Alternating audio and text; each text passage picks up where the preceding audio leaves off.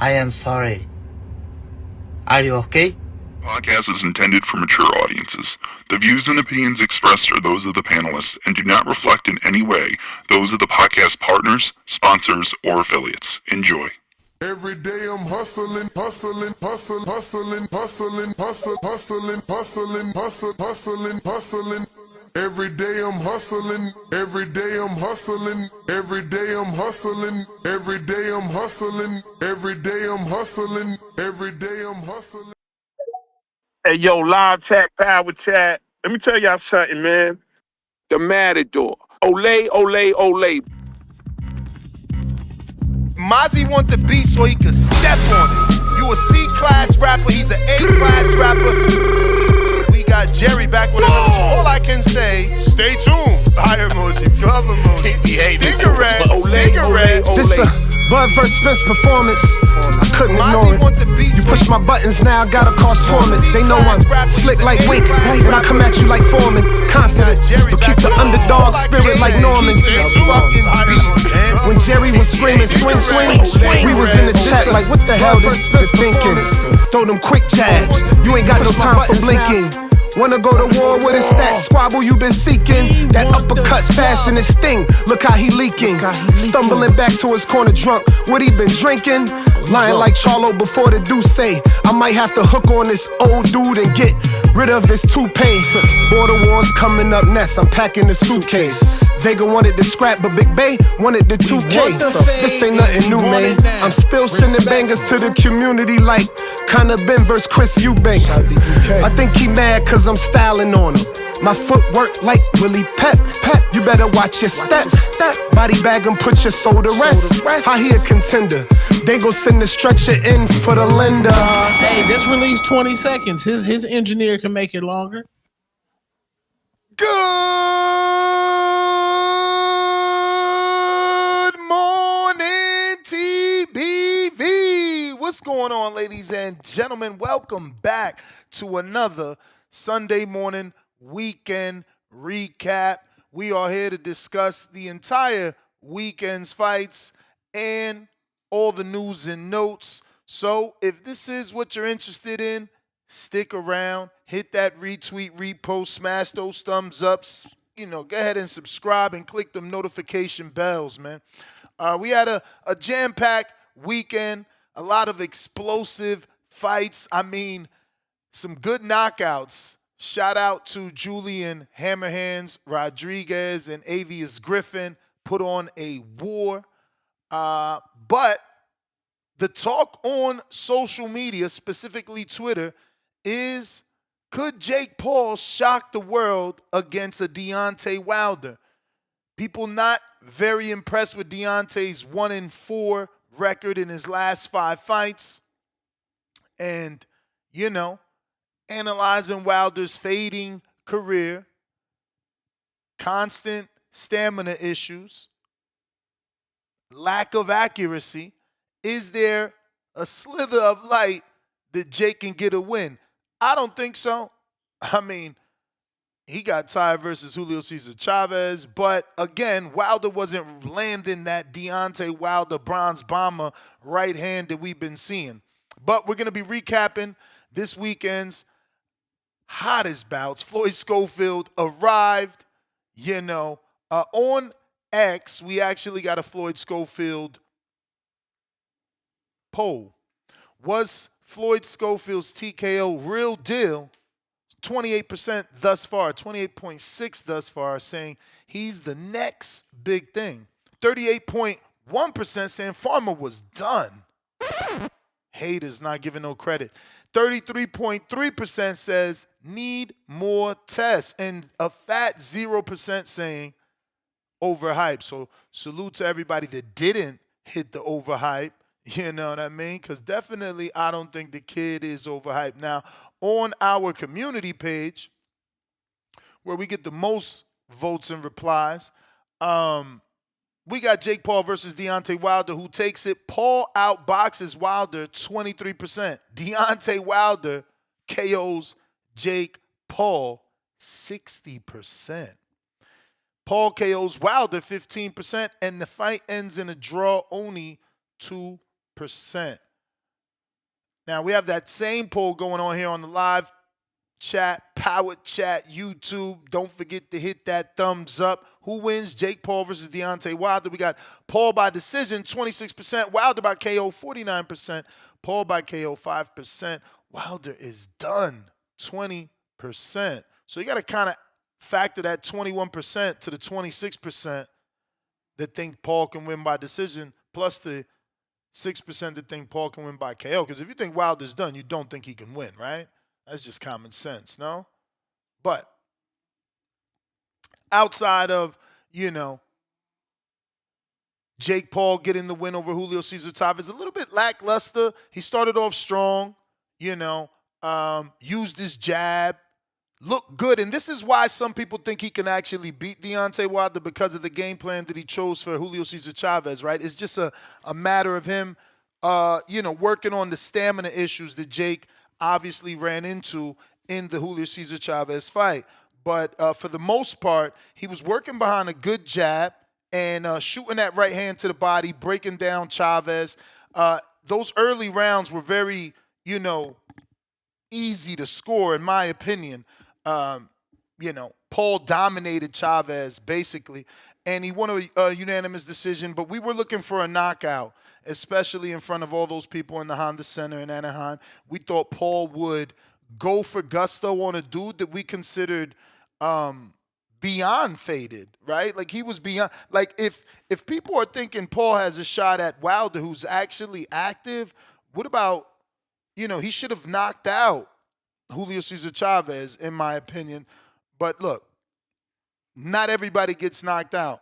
Shout out the kid, Austin, Floyd Schofield, who did the unthinkable, I never thought he'd be able to knock out Tevin Farmer, who's always proven to be super duper durable. But like I said, man, Paul controlled those early rounds with the jab and nice body attack, specifically right hands to that body. Sometimes he did try to hook, but he got tired late, and it didn't give Chavez much, right? Like, I think Chavez only had 2 rounds. Like, he only had any sort of success in maybe 2 rounds. He was fighting in spurts. Poor Chavez, man. His father seems so frustrated.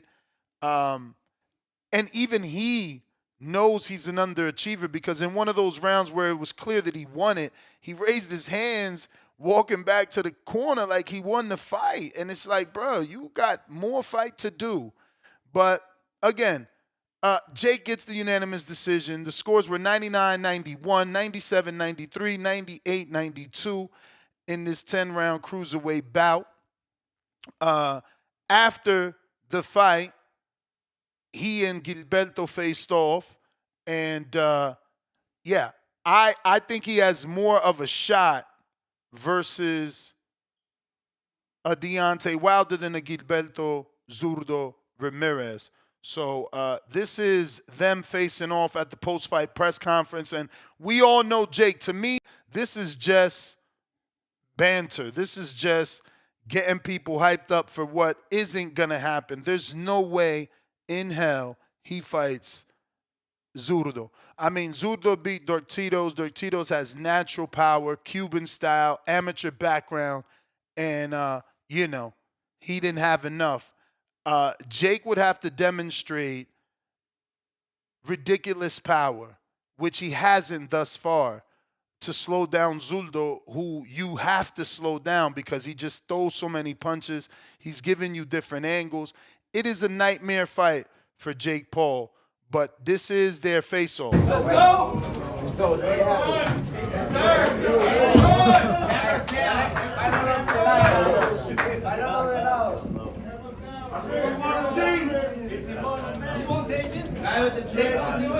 I just don't see, Jake is such a strategic fighter when choosing his opponents. I just don't see him choosing something as difficult as Gilberto Ramirez. He's a unified cruiserweight champ. Now, maybe he could be convinced to fight Ramirez because Ramirez started his career at 60 or 68. But that was a long time ago. And he's a huge guy who puts punches together very well, way better than Jake. So Jake needs to stay in his lane, and maybe that mega fight with Wilder is that lane because of Wilder being, a different version of himself. Wilder obviously has suffered a lot of punishment, right? Wilder's got that devastating right hand, 42 KOs in 43 wins, but, his power, is it a threat? I didn't really see it in the Herndon fight. It was more Herndon overexerting himself, being tired. The accuracy wasn't there. Jake fights Wilder. He's going to have the A-side judging. There won't be any of those hammer fists, whack-a-mole things that Wilder tries to do. Jake can certainly, I don't know, maybe certainly is a bit of a stretch, but I think that there is a window of opportunity for Jake on the inside. Wilder doesn't really fight on the inside. We've seen him get dropped with body shots by Fury.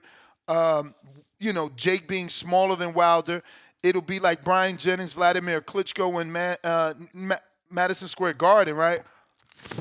Where, Brian Jennings had a lot of success beating the body of Klitschko. It didn't win him the fight at all. Judges didn't even score it really in his favor. That body work went unnoticed. But again, for Jake, who's a bit of a puncher, maybe early body work to Deontay Wilder can get him to throw that overhand looping right up top, maybe clip Wilder. Again, Wilder has better balance in this last fight with Herndon, but not known to be a great balance guy. If Jake pushes him back, keeps the pressure on him, can he, get Wilder on those skates that we've seen him on? Wilder has clearly limited boxing skills, and that's going to be his weakness. His fundamentals, specifically defensively, are what causes him issues. So, poor defense, his stamina never being the best, kind of declining at the later age. Recent losses, can a Jake expose all those vulnerabilities? Does he have enough in his toolbox? Has he learned enough in this short amount of years to be able to take on a former champion like Deontay Wilder? For Deontay, maybe his fans don't want this. Maybe they do. But for Wilder, this is the biggest, bum of the month club tune-up he's ever going to get, right? Like for Deontay, I want him to have 10 fights. No different than George Foreman, no different than Joe Louis. Those that think that the word bum is disrespectful, it probably is in 2025. But, these legends that came before Wilder, they took that path to glory, the bum of the month club. And for Wilder, the version of Wilder that we remember, Jake should be a bum for Wilder, right? One right hand and Jake should be out of here. The hype train should be over. But that's the gamble that Jake should take, because if for some reason Wilder isn't that same version of himself or can't show us that version of himself, Jake can probably win a decision, if not a knockout. Wilder's not taking punches well. Herndon was able to land some. So I don't know, maybe something that Jake should consider. And it is being talked about on Twitter. Not many giving Jake an opportunity or a chance, because obviously we're still believing in Wilder's power. But again, since the fiasco with Fury and the string of losses, his only 2 wins come to Robert Helenius and Tyrell Herndon. So he's 2 in the last 6. He's got 2 wins in his last 6 fights that span out from like 2019 to now. So it's been all bad. It's been all bad. While Jake Paul, he comes into the ring 28 years old. He's going to have the size advantage in terms of body weight and frame. Obviously Wilder is tall, but thin legs, horrible balance, make it easy for people to take advantage of him on the inside. This is even a fight that because of the money, maybe Wilder can come down to bridgerweight or even cruiserweight where he said he can get to in the past. Maybe the WBC could put a bridgerweight title.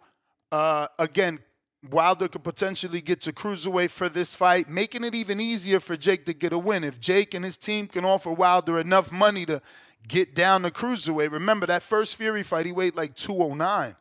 He's got other fights where he weighed 215. So cruiserweight isn't that far-fetched. And he and his team might be like, bro, this is a fucking YouTuber for sure. For sure go down and beat the crap out of him for this X amount of $1 million, right? So, you know, it's kind of simple. Wilder, land the right hand. Jake, avoid the right hand and beat the body up. Kind of simple, man. But getting to this weekend's results, obviously, you know, we talked about Jake getting a decision on the co-main. Zurdo defended his WBO and WBA titles, so he continues to be a champion. It was scorecards of 115, 112, 115, 112, and 117, 110 over Dortitos, who is now 27-3 with 25 KOs. That 25% KO, I mean, the 25 knockout showed up. I feel like he was shooting some decent power in there and getting Ramirez's respect, but Ramirez just has a great work rate. It's like the punches really didn't affect him from doing what he knew he needed to do. He stuck to the game plan, and he just always kept landing always, man. So good fight, too, you know, which kind of, I don't know, is a red flag, right? Dortitos was coming off a pretty long layoff, and he gave a hell of a fight to Ramirez. It's not as tight as I just made it sound. Obviously, to me, Ramirez was always in control, but, you know, Dortitos did land some shots. You know, it wasn't like he wasn't in the fight. So he did get a point deduction for low blows, and you know, he was getting warned a lot for those low blows. So ultimately, the ref had to do what he eventually did and take a point, which really wouldn't have made a difference. It would have just made some of those scorecards 113, 115. Still, you know, a win for Ramirez. Where does he go from here? Again, we showed you the face-off with him and Jake. Is that something that's serious? I highly doubt it. I feel like Turki Al-Ashik is going to be playing chess, not checkers. The offer to Opataya, Ramirez will be there.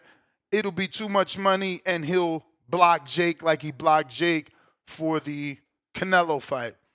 On the undercard, Raul Curiel had a great fight with Victor Ezekiel Rodriguez. Rodriguez really surprised us, coming on strong.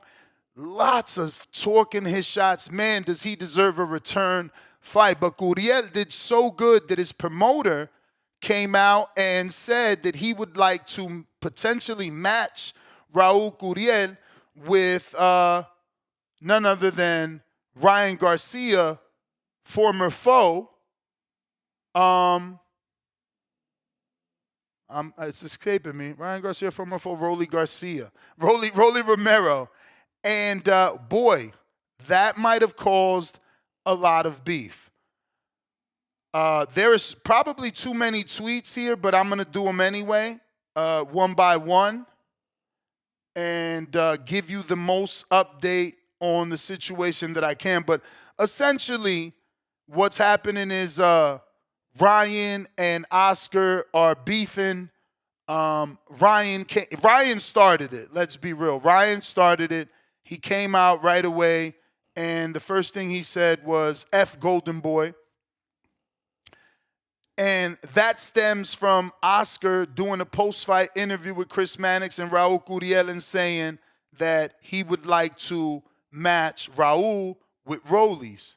So maybe we have to assume that Ryan wanted to get it back in blood with Rollies, and since he cannot, or since Oscar is now saying things like, you know, Rolly saying things like, fuck Golden Boy, you know, and Oscar saying that he wants to match Rolly with Curiel instead of Ryan, I think maybe Ryan is unhappy and, you know, obviously feeling betrayed. So Oscar comes out and makes this long post about Ryan being bipolar. And, yeah, I mean, it's just a big back and forth. It's like so many tweets. A lot have been deleted now. So I can just read these all off at once as I have them here. So Ryan comes out. He says, F Golden Boy, and that's right after the post-fight interview that Oscar did, saying he would like Rolly to fight Curiel. Oscar then releases DMs from Ryan, where Ryan went on a tirade, cursing him out. And, Oscar said, unfortunately, Ryan is having another episode. 10 days ago, he was talking about God and finding his path. Then tonight, he sends me a rant while watching his fellow Golden Boy fighter win. Bipolar disorder is very serious. I hope he gets the help he deserves, he needs. And attached to that, he put a screenshot of Ryan's message text, not a tweet, not a DM. And he says, first off, fuck you and the click you clan. Nah, he says, first off, fuck you. Especially you. You for one disrespectful me. That, I don't know, maybe he was drunk. You for one disrespectful me with that shitty contract because I lost, but I'm your actual only current star fighter. You can suck a dick. And I know you already do. So fuck you. You can kiss my ass. I'll beat Rolly's ass. And whoever. I can't wait till I go against you again like I did with Duarte and Duno to see your stupid ass face again looking stupid. Fuck you and that stupid offer. Bitch, I'll slap the fuck out of you. Just like Canelo and Berlanga. Which none of those guys ever slapped him. So, yeah, Ryan's he's on one, he's on one. And it just continues. What else did Ryan say? He tagged Nikisha and said, shut up. Arnold Barboza said, tag me in, coach. So he wants the Ryan fight. Tagging Oscar, saying, put me in. I guess he wants to handle Oscar's battles for him. Yeah, so that's what happened because Raul Curiel won. So, hey, imagine your promoter releasing these messages, with all those curse words that Ryan said and then blaming it on bipolar disorder. Looks like Oscar was really trying to throw Ryan under the bus. But I get him, At what point do you stop protecting and defending Ryan? Do you keep these rants, private because you want to keep squeezing money out of him? Or do you say fuck it and release his, rants and prove to brands that he's unreliable, unstable? Right before that welterweight fight, we had the Avis Griffin fight. He's trained by Bomac, Red Spikes, Isu Dieguez, and Coach Bernie. He took on Julian Rodriguez. Rodriguez actually had Joel Ortiz in the corner along with his father, Alex Rodriguez. Rodriguez upset Griffin.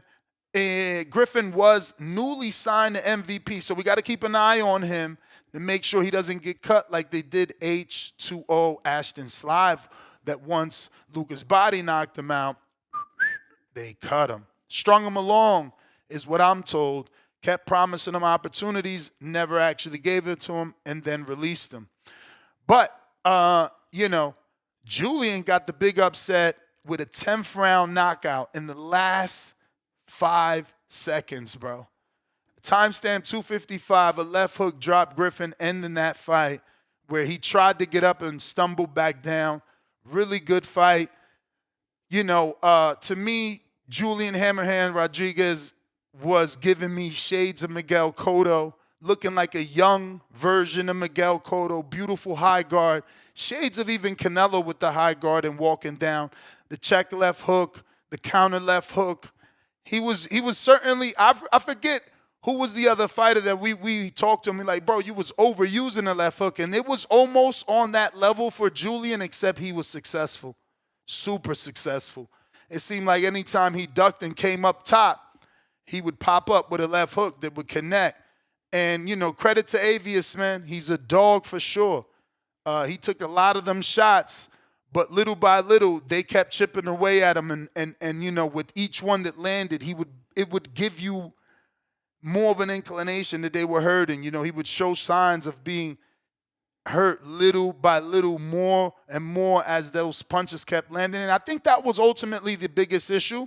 Julian was landing in combinations and throwing in combinations, while Avis, the biggest combination he was doing was the 1-2. Occasionally you would see a hook that wouldn't really land. You know,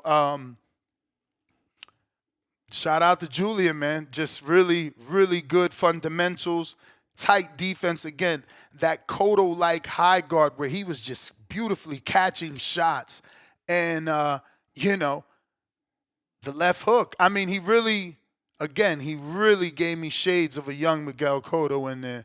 And this was his toughest test, I want to say.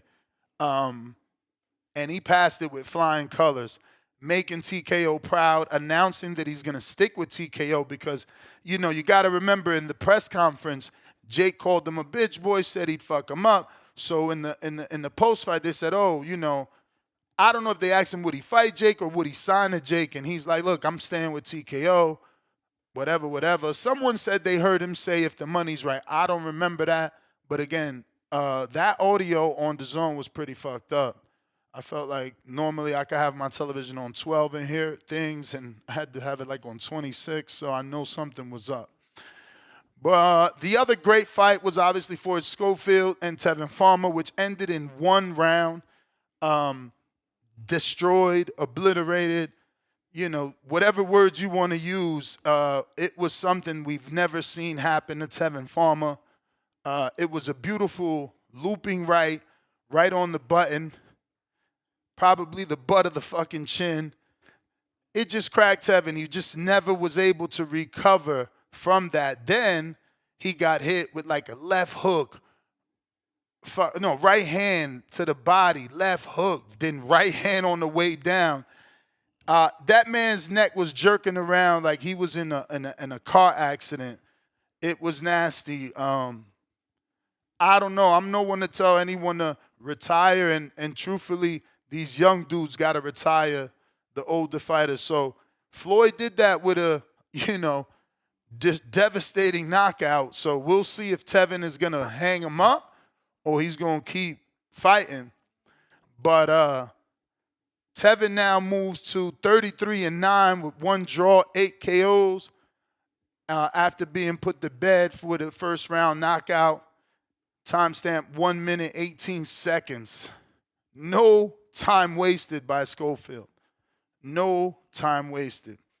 He dropped Farmer twice before ultimately getting the stoppage.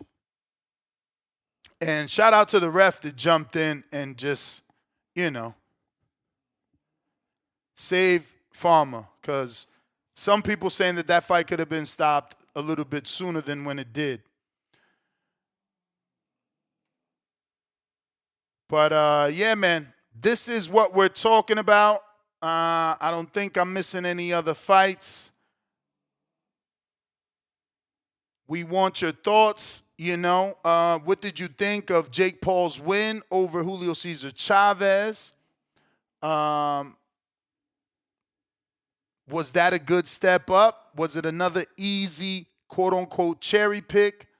And in what way does Julio Cesar Chavez get Jake ready for a Wilder? Outside of, you know, former champion, I don't really know what else. I guess that mentality of a guy like Chavez, who's a former champion, that you just couldn't get him out of there. Maybe that's preparing Jake to go rounds now, showing him that as the competition steps up, he can't get knockouts. Schofield, he gets that beautiful first round TKO. What's next for him? Could he potentially be the next lightweight superstar? Will Tank come a-knocking now that he put on such a performance? Does Turkey Al-Ashik give him another opportunity and make a super fight with Shakur? Is it even a super fight? Are we overhyping the knockout after Tevin had 3 tough fights? Julian Rodriguez is upset over Avis Griffin. What's next for both fighters? Does Jake Paul and MVP Promotions, do they now cut Avis Griffin? Do they offer Julian and TKO Boxing the rematch? You know, we got a poll specifically for Julian here on our Discord. Remember, we want you to participate on all our polls all over on all the platforms. Just, you know, add more engagement. Can't put the same question on the you know, can't have more than one poll. So we got to do it all over. So for the what's next for Julian Rodriguez on Discord, we got rematch. 0% want the rematch, which is crazy when it was a good fight for 10 rounds, right? 29% say face Raul Curiel, who got the win on the undercard. 14% say fight Rolly Romero. 0% say fight Giovanni Stantilli, and that's wild. And then we got another 0%. They don't want Rashidi Ellis. 14% prefer Blair Cobbs. Nobody, again, 0% wants Jin Sasaki. Nobody wants Echo Usman. And 43% want Alexis Rocha. Damn, that's nasty wild. How does Rocha get that type of love? He's the most voted for. Okay, Rocha versus Julian Rodriguez. I like it. I mean, I think he's Puerto Rican. Puerto Rican versus Mexico. Let's get it. La gran batalla. Why not? Gilberto Ramirez, man, he got the title defense. What's next? I'm hoping Turkey Al-Sheikh drops the bag for the Jairo Pataya fight, or PBC says, fuck the Callum Smith fight. Let's offer you that $8 million we offered Better Beef and move up and fight. David Benavidez moves up and fight Zurdo for those 2 belts. Because, you know, someone said something yesterday. Maybe that's the best thing for David. Move up, fight Zurdo. Now you at cruiserweight, and maybe get that Wilder fight before it's too late. You know, because if we talking about Jake fighting Wilder, David Benavidez could use that name. You know, and everybody expects him to finish his career in heavyweight. Maybe rushing to heavyweight can fix things for his career. I don't know. That's what we're here to talk about. You tell me. But does, you know, Gilberto deserve that unification with J.L. Pataya? Should Turkey make it happen? Yeah, give me your thoughts on the Wilder Jake Paul. Can Paul's youth get him a win? Well, actually, youth and volume, right? Because he does let his hands go more than Wilder. He was beating Julio Cesar Chavez to the body, but that was kind of easy. Chavez wasn't really letting his hands go. But again, that's why we're talking about Wilder. He doesn't really let his hands go. He was using the jab, though. He was using the jab, but on the inside is where Wilder kind of doesn't punch, right? Does his recent losses kind of give the reason why he wouldn't be able to beat a Jake? Or is that right hand still a game changer? I don't know. On Twitter, like I said, most people feeling like Wilder's right hand was too much, but when the last time we seen that sucker land clean and mean something? Long time now, man. Long time, just saying. I got Malcolm Flex. What up? Yo. Audio straight? Straight. All right. Shout outs TBV. Next, this is a pretty stacked topic right now, so I'm probably gonna have to run a counter with this, and I'm gonna definitely send you that. So you know, if I spill whatever the bill, whatever the fuck Tree says, man. Man, Kid Austin, I want to start with that first. I had a nice little parlay chefed up. Shout out to Jake Paul for fucking it up, but I had Kid Austin with the knockout, man. He did what he was supposed to do. I actually thought that Farmer would give him a little more trouble just because of his experience and, you know, the defense, and he's slick. But again, he's been through the gulag. You know, we kind of thought that the Murataya fight should have been his way, but he had 2 tough fights also with Cepeda. He comes in, you got a younger guy, explosive, hungry. You know, he's fast, got fucking power. And Kid Austin just took him out quick, you know. I think Kid Austin is definitely going to be a major player in 135. I never really liked that he just he's at like one gear all the time, and he just kind of lunges in. But that's something that could be fixed. This fight doesn't really show it too much because the fight ended way too quickly. And I believe I said this a few days ago, but that fight with him and Shakur is going to become a big thing. This is a very credible win. I don't give a fuck if Farmer is coming off of 3 losses. This is his best name to date, and we would have said that it was his toughest opponent, and nobody thought he was going to knock him out in 1 round. So, whether you like his pops or not, I don't really like his dad like that. I'm going to give him his full credit. Shout outs to Kid Austin. I'd love to see him again. And I really think that the Tank fight is that's something that's very doable. He's right up Tank's alley. It's a style that Tank would favor in fighting, because he's not too slick. He's not some back foot fighter. He's not a defensive guy. So that's something that Tank would take. And if I'm right, he's still the I think he's the intern for the WBA. So very doable, Nah, he's Continental. He defended a Continental yesterday. Continental. Won a Continental. All right. Yeah, man. Zurdo. Good fight. I'm not gonna lie to you, man. This motherfucker is wet. He looks so soft, man. Like the midsection. Looked horrible. I think he came up to he hydrated to like 199, close to 200, something like that. Yeah. So pretty big, man. All I want to say, he need to stay away from Joe Opetaia, man. Like Opetaia is gonna do him dirty. I think he's too slow. Opetaia definitely has more power than I don't want to say this man's name wrong. Dorticos, however you say, I almost said Doritos. However you say his name, definitely has more pop in him. It's just too much of a stationary target. It's just a bad fight for him, but it's something that we want. We just want somebody to undisputed and just to clear up all these belts. And I'm definitely all for the David Benavidez fight. I would love that fight. Hopefully Golden Boy can make it work. Doing that with a PBC collaboration, you feel me? Because the whole Turkey and David situation, I don't know how he'll get an Opetaia fight. So that's definitely a good one. Now Jake Paul, I'm giving him credit for the Chavez fight. I'm giving him full credit for the win. Fun fact: Chavez had 5 rounds where he didn't land a single punch, and he actually had 1 round where he didn't throw a jab at all, which is crazy. Like. The jab is, you can definitely run me nuts.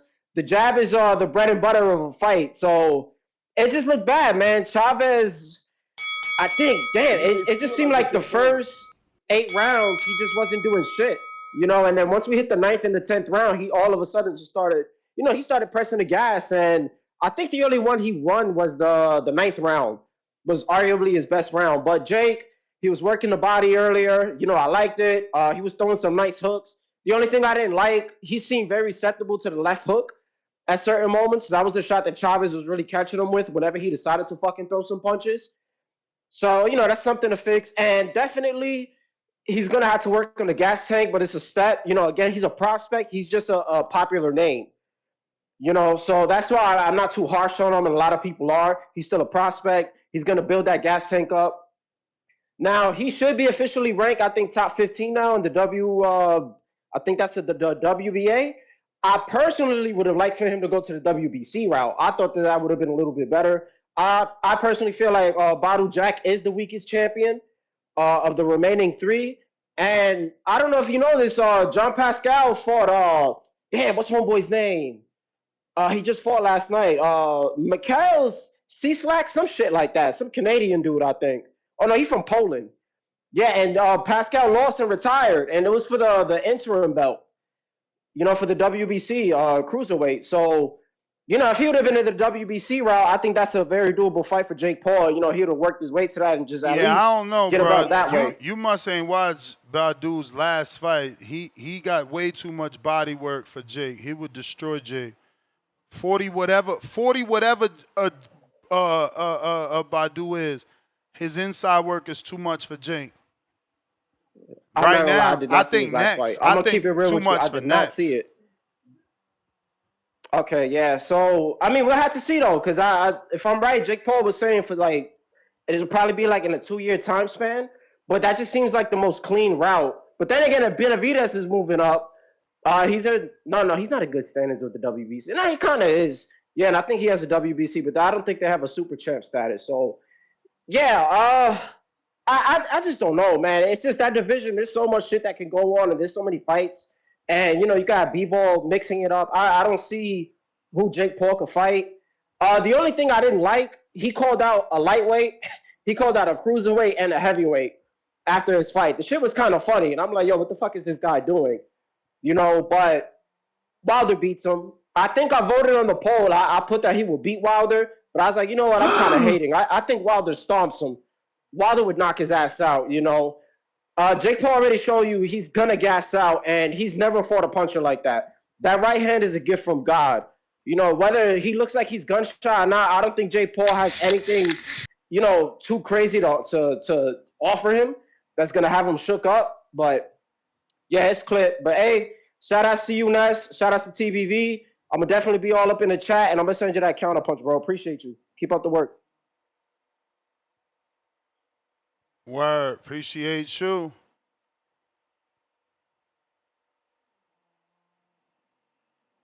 Hey, man, if you want to call in, now is the time. Phone lines are open.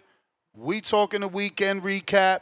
A little more on the table than that, as maybe Wilder's back. Can Jake be next? It's the weekend recap. We got Matt Machine Gun Garcia on that champ level. Pound for pound, number 3 on the chat. He says Jake is smart. He sets the size range from Tank. Jake is smart. He set the size range from Tank to AJ for the next fight. So he's got options, crying out loud. Another fight with no KO. Was Jake's power not real? That's true, bro. That's true. We're starting to see less and less knockouts, but it's usually like that when the, opposition starts to step up. And, he fought a former world champ.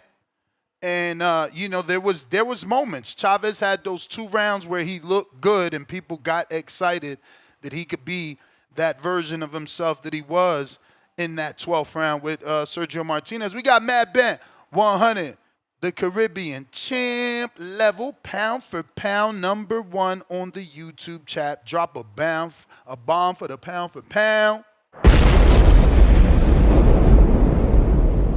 And he says, daily dose of Tanquil. Schofield slapped the life out of Tevin. Curiel needs to take care of that draw, then go get slapped from Rolando.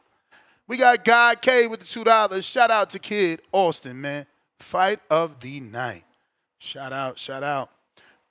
Malcolm, pound for pound, number 2 on the chat. He sent the IOU for the counter punch. If you're trying to call in, you know what to do. Go ahead and request. Alan, what up? Yo, what's good, man? Chilling. Yeah, I paid for the fight, man. Just FYI, I ain't streaming, I paid for it. But it was a good match, man. Schofield, he surprised me, man. I didn't expect that, man. I expected a battle. The young man has a real one-punch power. Like that first right hand he threw, he threw it across his body and caught him. Farmer was on the outside. His lead foot was on the outside of Schofield's, and he still was able to put enough power on that to drop him. The kid has real one-punch power. I like how humble he was after his victory. He's, quite the contrast from his father as far as personalities, when they're talking. But good for him, man. Maybe it's Griffin.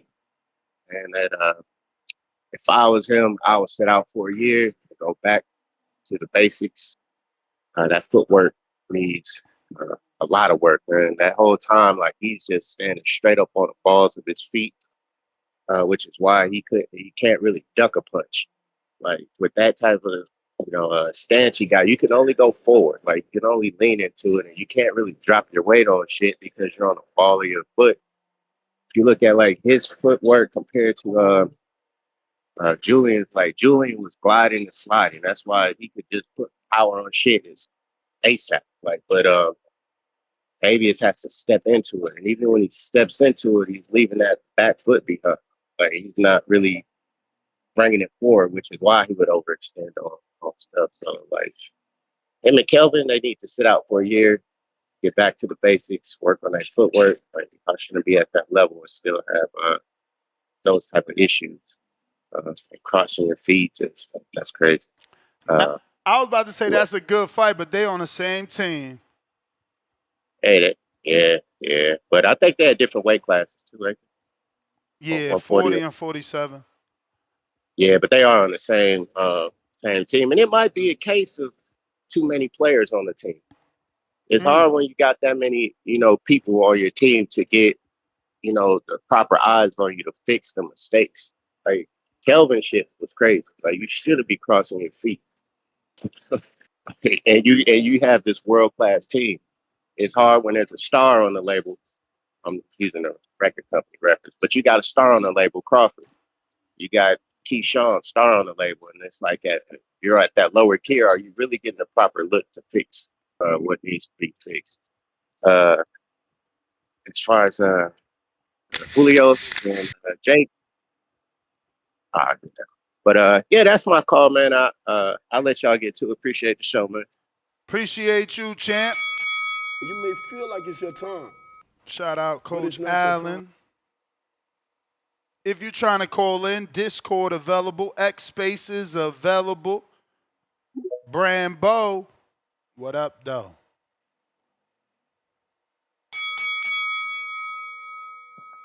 Yeah. Yo.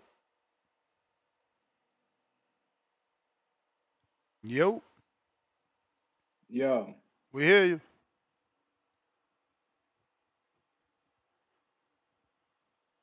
Brambo.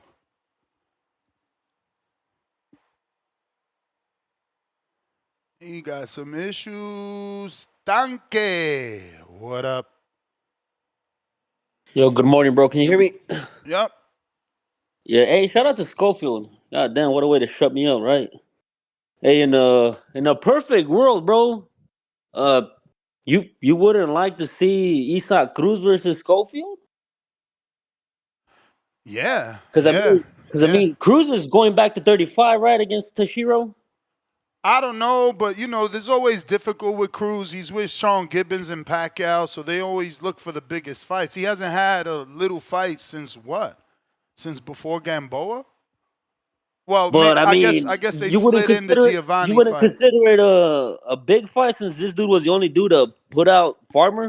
Because the other two top 135ers, Murataya and Cepeda, had a I don't had a know hard that. time. I don't know that Sean Gibbons and Pacquiao look at Schofield as a big fight. No, maybe a tough fight, like they did Shakur and take it. What about I mean, if he was going after a boxer, what about Andy Cruz and Schofield? I mean, they're both under the same. They're pretty both much under the the same same banner, network. right? No, they're under the same network only, and I just don't think. Look, we seen what Antonio Moran did to Andy Cruz. You think Eddie's gonna put him in there with Schofield after that? He destroyed. Yeah, what a performance from that kid, bro. He fucking shut me up. That was nice. And Eddie knows Tevin. Remember, Tevin was with Eddie for 5 fights. He ain't doing that fight. Damn. Hey, shout out to a fucking Curiel, man. I people wanted him to get that rematch, but fuck, throw him in there with Rolly already. Shit, that's a banger of a fight too. Yeah, Oscar made Ryan mad with that. That's a good fight too, man. That's stylistically, it's a banger of a fight. It's probably what we should have gotten from Ryan and Rolly. Yeah, but again, can Oscar even make a fight with PBC? He's sitting here talking about Floyd Schofield and Isak, and then Oscar's talking about Rolly and Raul. Like, how is that even They're going all to happen? across the street, huh? Fuck. Yeah. That's what sucks, man. All this across the street bullshit, bro. Fuck. Shout out to Zurdo too. God damn, that Cuban was low blowing that dude like a motherfucker. Yeah, some of those definitely were low. But I feel like the one that they took the point was not low. That shit was belt line. Right on the belt. They should have done taking them points off way before that one, bro. I was like, what the hell? All he did was low blow. Fuck. Now the Lucas shout Body, out to Jake Paul. That's a good fight. Lucas Body was there. He's with Jake. That's a good fight. For Schofield? Hell yeah. Jake and Golden Boy did business yesterday. That should be good. See, that's a good fight too, right? That's the dude that knocked out that one kid And he had like knockout of the year, right? Lucas Body. Yep. He Oh, got Ashton Slive cut after that knockout. Jake Paul cut his ass. Yo, so Zurdo and Opataya is next, correct? That's on Turkey. Turkey's loves Opataya if he gonna pay for it. That's undisputed. And you gotta, that's 3-belt unification. But you gotta understand. Well, let me double check if Opataya got more than one. But you gotta understand too. Oscar's been talking hella shit, bro. He been taking shits on Crawford Canelo, which is a Turkey Al-Sheikh fight. So is Turkey really gonna offer an Oscar fighter a big payday? It looks like Opataya only has the IBF. That's what sucks. I don't get it. I thought he was working with Turkey, but he be shitting on him every Thursday. Word. Every time he gets an opportunity, he's taking a big old dump on him, bro. Yep. But I mean, wouldn't it be good for Turkey to try to shut him up with his fighter Opataya? Yeah, but again, we gotta hope Turkey's not what do you call it? Like petty. It's like, nah, you want to talk shit? Fuck you. I ain't giving your fighter a fight. We gotta hope he's like Crawford, competitive. Like, all right, you want to talk shit? Opataya, whoop his ass. Yeah, man. Shout out to Jake Paul, bro. I know a lot of people talk shit about him, but he looked good versus former champ. Could he beat Wilder? He looked damn good. Can he beat Wilder? Oof. Man, I heard him call out Zurdo. He called him slow as fuck. God damn, that dude is crazy, bro. He faced off with Zurdo. So which one you think is the easier fight, Wilder or Zurdo? I mean, not easier, but which one does he got more of a shot winning? Definitely Wilder. He could beat Wilder. I think he has a better chance of beating Wilder than he did when he was facing Mike Tyson, bro. Would you want it at cruiserweight, make Wilder come down because Jake's the A side? Do it at bridgerweight because Jake got too fat at heavyweight with Tyson? That would be nice at cruiserweight. That would be nice. But who wants to see Wilder get knocked out by Jake Paul, bro? I mean, if he couldn't knock out Chavez, can he knock out Wilder? But who has knocked out Chavez? Nobody. Not even, who's knocked out? Not even Wilder? Not even Canelo. Yeah, but the people that knocked out Wilder are top. Not even Joseph Parker knocked him out. It's Zhang, the Big Bang. At this point, bro, we gotta put fucking Jake Paul at the top now. Shit, look at his resume, bro. He been knocking out former champions left and right from MMA to boxing. Not boxing. He knocked out no former champs in boxing. This was his first time, and he couldn't do it. Shit, everybody shout out to him, bro. You know, a lot of people have been talking shit about the kid, and he's putting in the damn work. He's putting in the work, and he looked decent yesterday, man. Can he beat a Badu Jack? No. Badu Jack's inside work is too good for Jake. Way too good. That last fight with Noel, come on, bro. Noel really could fight. Who would you throw him in there then? What top 10 or top 15 fighter would you put him in there with? What, Jake at the cruiserweight? Yeah. Man, cruiserweight. Let me see, bro. Whoa. Shit, bro. Tough. It's not that deep, bro. Outside of fucking Zurdo, the dude that Zurdo fought before, this Cuban and Opataya, that division is not that deep, bro. Maybe Miller Lankin, bro. Fight the dude by dude beat. Or Ryan Rozecki would give him a hell of a fight. He might get gassed out with the Rozecki fight. Maybe he could outlast Rozecki. I don't know. Rozecki's a super duper dog. There's nobody easy there for him. I don't know who Yamil Pereira is. Or Leonardo Mosquera. I don't know none of them dudes. It's all tough fights, though. Gilberto, Chris Billingsmith, Rozecki, Badu Jack, Miller Lankin, Safar. It's all, I mean, that's your top 10 ring. It got like 2 names I never heard of, 3. Aleskis, Papin, and Michael, whatever the fuck. Couple names we never heard of, but I don't know. It couldn't be them dudes. I would have to say, Callum Johnson got a punch and a half, bro. And he don't want to lose to another Brit. Yeah, bro, it's tough, man. It's tough. He better But at this point, he really has to start getting his feet wet with these ranked fighters, right? Maybe, I mean, oh my God, I'm going to get so much hate, bro. Maybe Brandon Glanton, because he's been through some tough wars. Brandon Glanton, he never won a world title. He's 33, 3 losses, all by decision. He lost to Bill Smith. I mean, that's a tough fight for Jake, but it's a small cruiserweight for sure. Maybe bring back Dion Nicholson that was on the Wilder undercard. Bring him back up to cruiserweight. He lost to F.A. Apoche, a 2-bar, and fight him at cruiserweight. Yeah, but shout out to Jake, bro. That's all I got. But yeah, Schofield Cruz, I would love to see that. And fucking Curiel and Rolly, but that across the street bullshit is probably not gonna give us those fights. Yeah, man. But I, champ, appreciate you. Yeah, that cruiserweight division is difficult, man. I don't know. I think Brandon Glanton is super tough for Jake. And he got an 85% knockout ratio. So he's a dog. Like, he don't stop coming forward. It's either like Jake would really have to be able to fight fire with fire. I don't see no easy fights for him. He got to go up to heavyweight. Like, the cruiserweight division sounds more dangerous than the Wilder fight. Let's be real. Woo, what up? Is it Woo? Nah, Woo.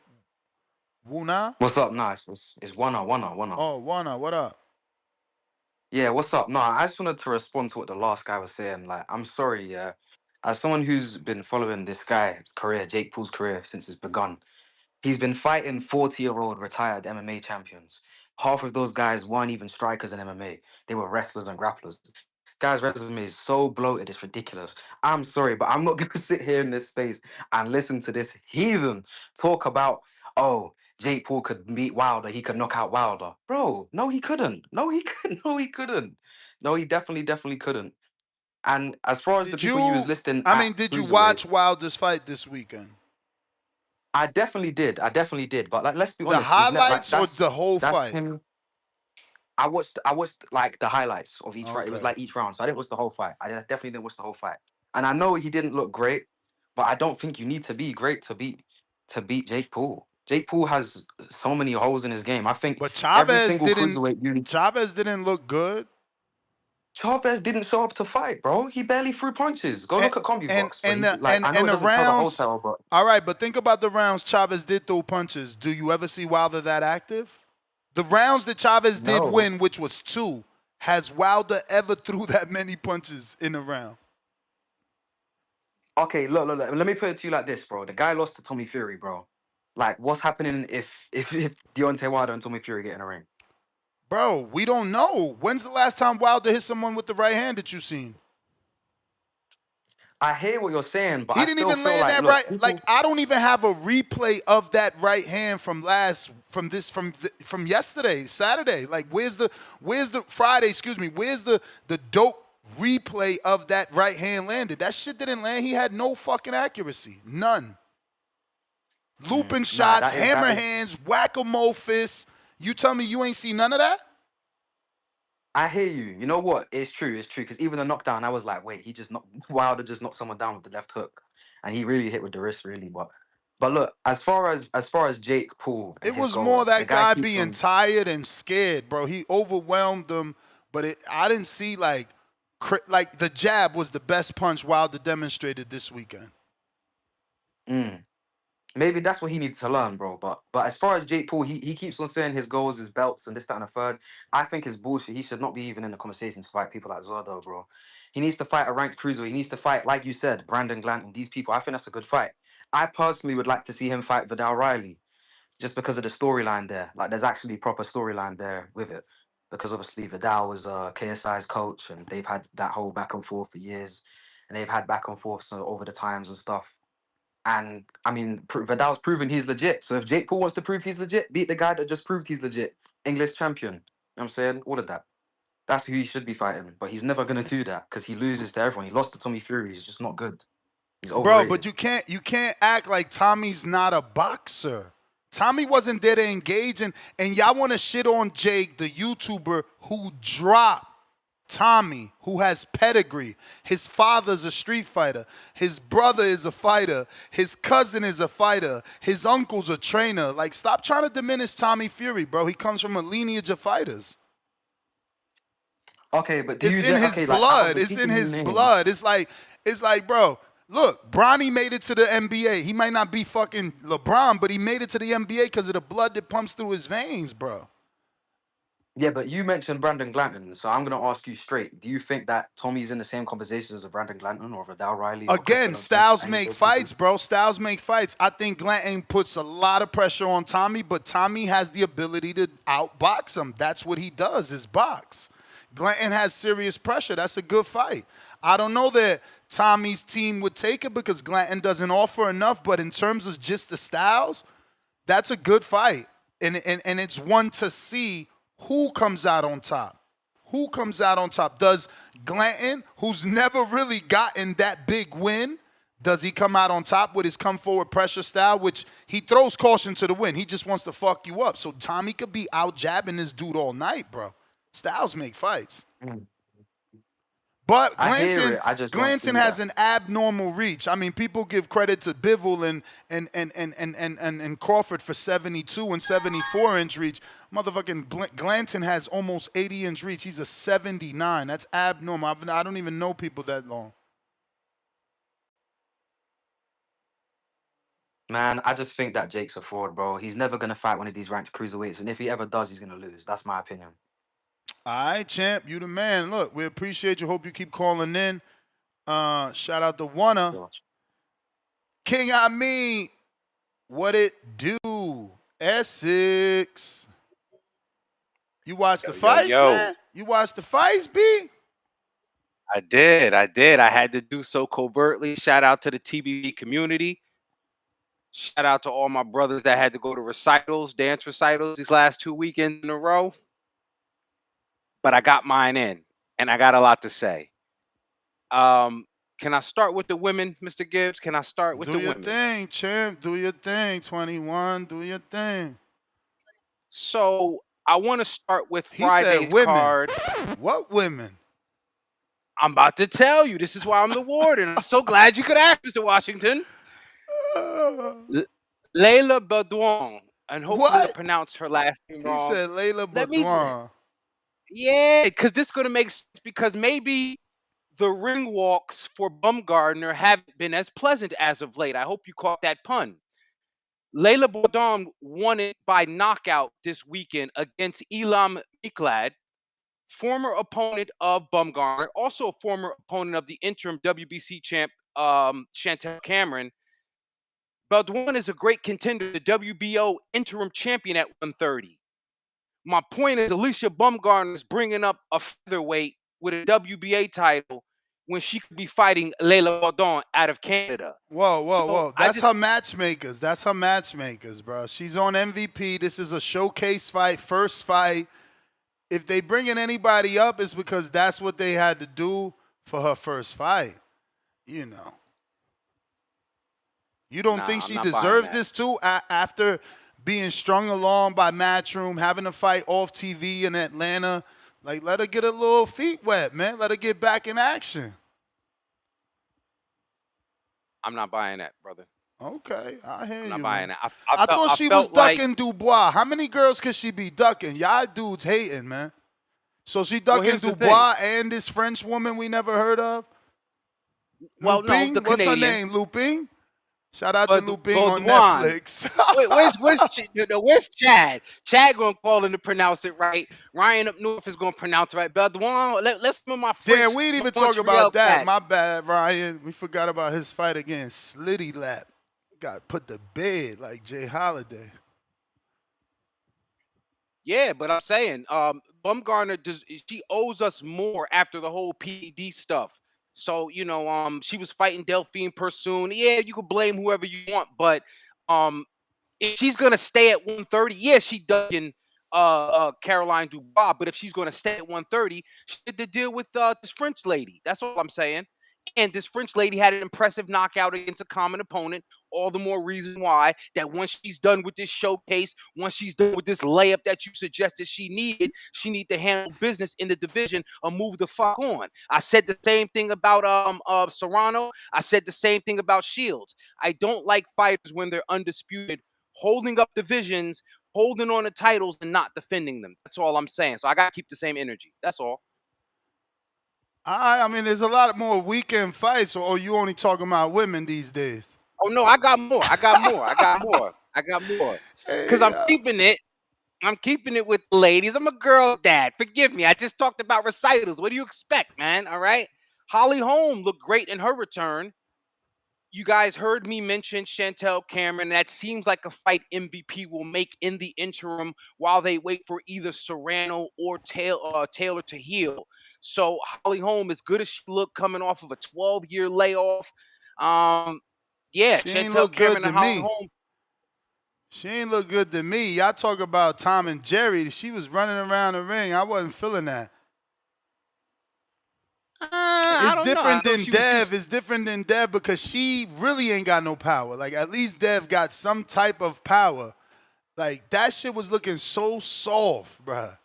I swear, I'm not trying to exaggerate. It was just looking like, yo, it was looking like Charmin soft. Like her back looked so built, but then for them shots to land with no, like Yolanda came out that face. Out that fight. Only thing that happened to Yolanda was I showed my girl, I'm like, look, she got her bra knocked off. That's it. So she must have punched in a titty or some shit. Like, she ain't really fucked that girl up. All them punches Holly landed, that shit did nothing. Girls get more red with blush makeup than that shit. Bruh, Holly's nasty work. That's not watchable. She got to put some quarters in her fucking gloves or something, bro. Something. I don't know. That shit was soft. What weight is she? Because she called out Katie Taylor and Serrano. They need to feed her to Alicia. So she's what? 135. Yeah. Get that lane. Get that legend, Alicia. Beat her up. She ain't got no power at all. Well, let Alicia do something other than hold up 130. I don't want to see her holding up 130. She the champ. She undisputed. She undisputed. Until they call her mandatory, she doing her thing. And last thing I checked, that girl she fought in Atlanta wasn't mandatory. That's why she won the purse bid. So fall back, small back. All right. We don't want no Holly and no cages. We don't even talk about cages here. Get up out of here, man. Holly want to box, she can box. Let me bring it to the men's side of things. I don't want to set neither you or none of my constituents, all right? Are you guys talking Shaquan Pitters and Bradley Ray, or y'all are not talking no UK boxer? Yeah, man, you the king of Essex, bro. You the king of Essex. Ain't nobody watch that shit, but yeah, tell us. I mean, I thought it was a close fight, as did the judges. Ray got the decision. Pitters, I think this is like his second such fight. Was these top 25? Yeah, it's top 25 guys. Okay. UK, light heavyweight division, It was a good fight. The rest of the card was not really that interesting, but let me just bring it to where people want to talk about. See, and I did that purposely because you see all the hardcore shit I can get into before I start even talking about this goofy Jake Paul shit. You see how I'm talking about real fucking boxing before I even get into this Jake Paul shit. I don't give a fuck what the WBA said about. But how is this goofy? Opponent. This will be his second world champ in a row. Oh well, actually, nah, he did beat Tyson. I forgot about that. Ness, matchmaking in boxing is a lot like mac and so you cheese saying recipe. Right now Wilder loses because you first thing you led with was matchmaking. So you saying this would be perfect matchmaking? They caught him at the right time.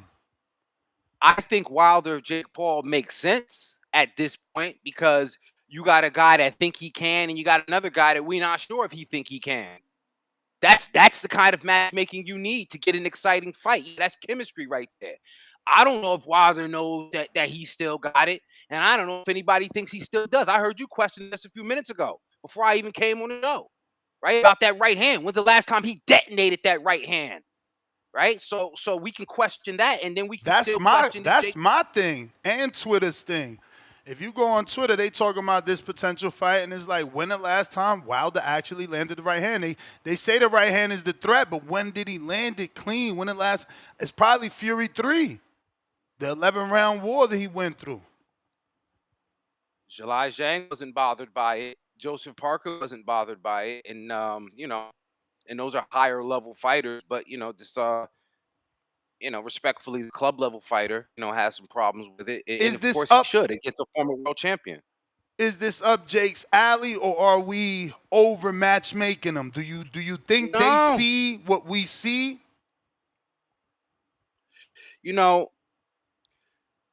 Clearly they do, because when you mentioned this fight, I don't know, months ago, people laughed and they went on Twitter and did their little stupid fucking sneak shots, fucking cowards. But now I see these crabs out here jumping on the same fucking topic, same thing they did with Crawford Canelo. So it's all right. Let me say that first. That's why this is the motherland, you fucks. That aside, this is right. This is right. Hey, listen, if we thought, because the comparison and the dissension has always been Mike Tyson, Deontay Wilder, who's more vicious, who's more explosive in that way. Now, he already did the old man in, but what about the guy who was thinking was the guy? The reincarnation, the reiteration, if you will. So, no, this fight makes a hell of a lot of sense right now. And again, hardcores like me and you and some of us, we've been dying. Like Raekwon said, I've been dying to use this fucking hand grenade. We've been dying to see Wilder at cruiserweight to see what he really can do. Oh, I was waiting for you to stop to see if you was going to go with Jake, the A-side, bring him down to cruiserweight to make it more of a winnable fight for himself. But you think Wilder should just go down to cruiserweight?